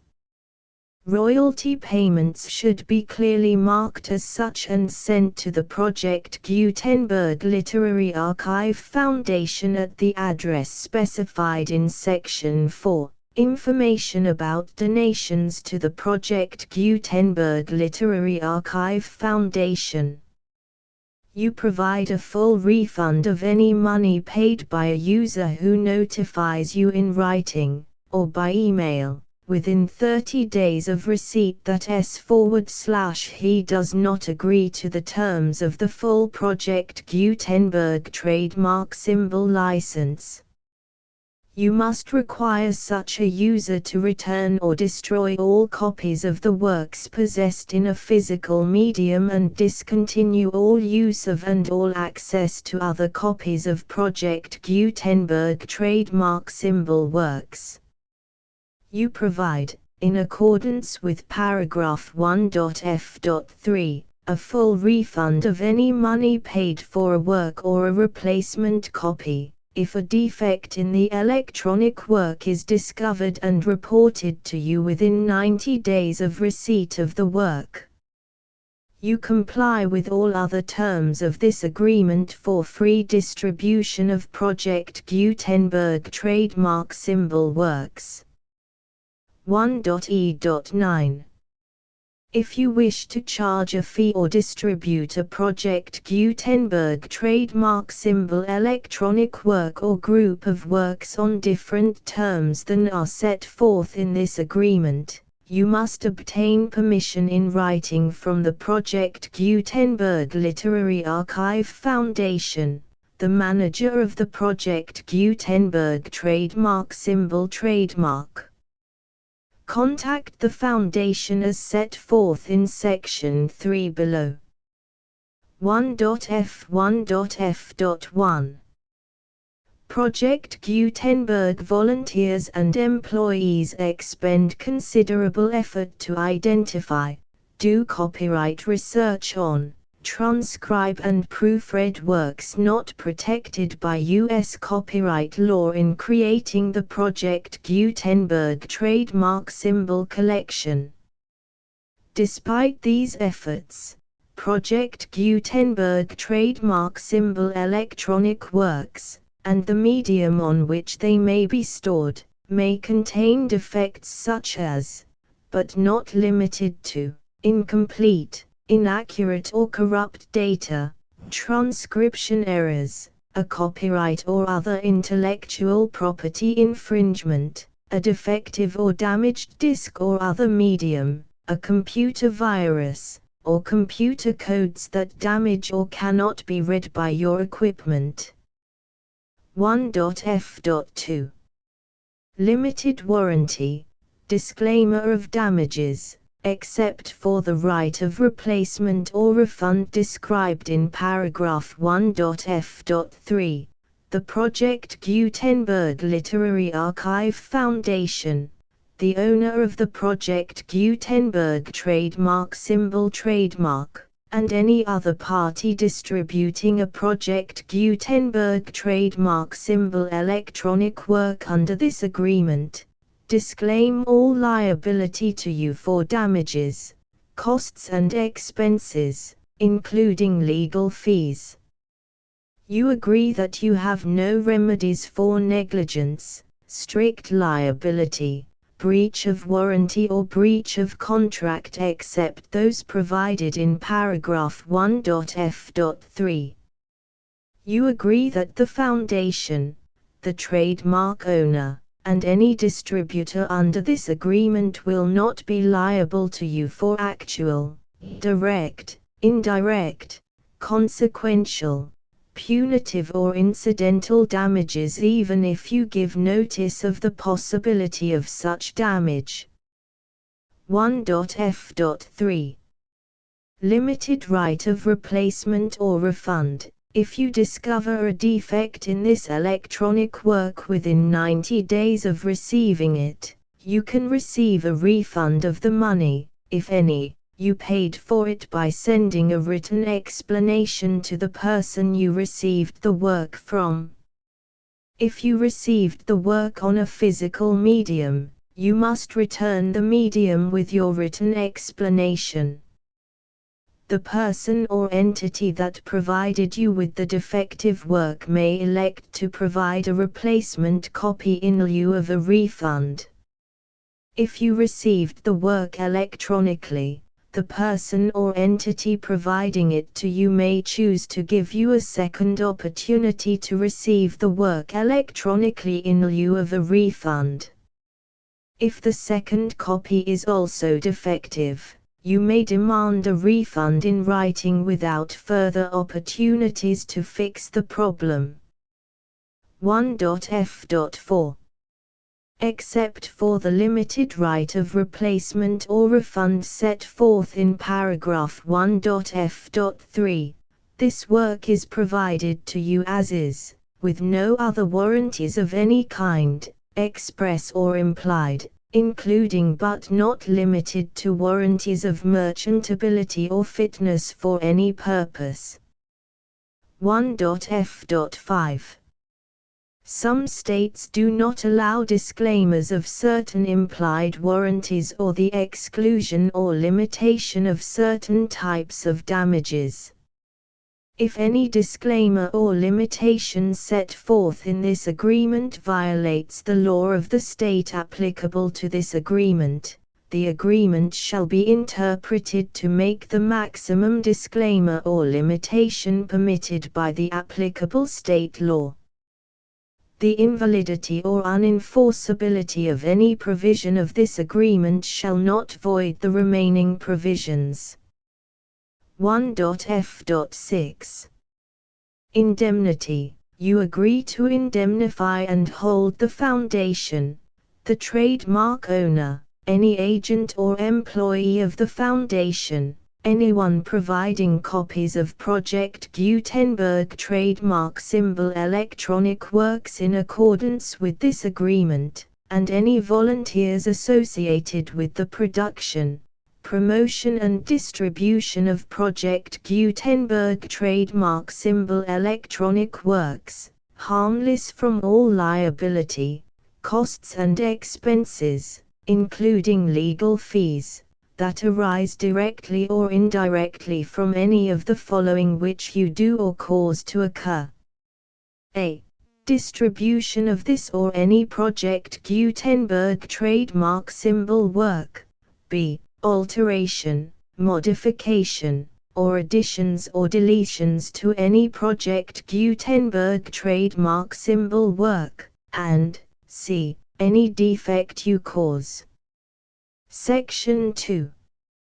Information about the mission of Project Gutenberg trademark symbol. Project Gutenberg trademark symbol is synonymous with the free distribution of electronic works in formats readable by the widest variety of computers, including obsolete, old, middle-aged and new computers. It exists because of the efforts of hundreds of volunteers and donations from people in all walks of life. Volunteers and financial support to provide volunteers with the assistance they need are critical to reaching Project Gutenberg trademark symbol S goals and ensuring that the Project Gutenberg trademark symbol collection will remain freely available for generations to come. In 2001, the Project Gutenberg Literary Archive Foundation was created to provide a secure and permanent future for Project Gutenberg trademark symbol and future generations. To learn more about the Project Gutenberg Literary Archive Foundation and how your efforts and donations can help, see sections 3 and 4 and the Foundation information page at www.gutenberg.org. Section 3. Information about the Project Gutenberg Literary Archive Foundation. The Project Gutenberg Literary Archive Foundation is a non-profit 501(c)(3) educational corporation organized under the laws of the state of Mississippi and granted tax-exempt status by the Internal Revenue Service. The Foundation's IN or Federal Tax Identification Number is 64-6221541. Contributions to the Project Gutenberg Literary Archive Foundation are tax-deductible to the full extent permitted by U.S. federal laws and your state's laws. The Foundation's business office is located at 809 North 1500 West, Salt Lake City, UT 84116, 801-596-1887. Email contact links and up-to-date contact information can be found at the Foundation's website and official page at www.gutenberg.org/contact section 4. Information about donations to the Project Gutenberg Literary Archive Foundation. Project Gutenberg trademark symbol depends upon and cannot survive without widespread public support and donations to carry out its mission of increasing the number of public domain and licensed works that can be freely distributed in machine-readable form accessible by the widest array of equipment including outdated equipment. Many small donations, $1 to $5,000, are particularly important to maintaining tax-exempt status with the IRS. The Foundation is committed to complying with the laws regulating charities and charitable donations in all 50 states of the United States. Compliance requirements are not uniform and it takes a considerable effort, much paperwork and many fees to meet and keep up with these requirements. We do not solicit donations in locations where we have not received written confirmation of compliance. To send donations or determine the status of compliance for any particular state, visit www.gutenberg.org/donate. While we cannot and do not solicit contributions from states where we have not met the solicitation requirements, we know of no prohibition against accepting unsolicited donations from donors in such states who approach us with offers to donate. International donations are gratefully accepted, but we cannot make any statements concerning tax treatment of donations received from outside the United States. U.S. laws alone swamp our small staff. Please check the Project Gutenberg web pages for current donation methods and addresses. Donations are accepted in a number of other ways, including checks, online payments, and credit card donations. To donate, please visit www.gutenberg.org/donate. Section 5. General information about Project Gutenberg Trademark Symbol Electronic Works. Professor Michael S. Hart was the originator of the Project Gutenberg trademark symbol concept of a library of electronic works that could be freely shared with anyone. For 40 years, he produced and distributed Project Gutenberg trademark symbol ebooks with only a loose network of volunteer support. Project Gutenberg trademark symbol ebooks are often created from several printed editions, all of which are confirmed as not protected by copyright in the US unless a copyright notice is included. Thus, we do not necessarily keep ebooks in compliance with any particular paper edition. Most people start at our website, which has the main PG search facility, www.gutenberg.org.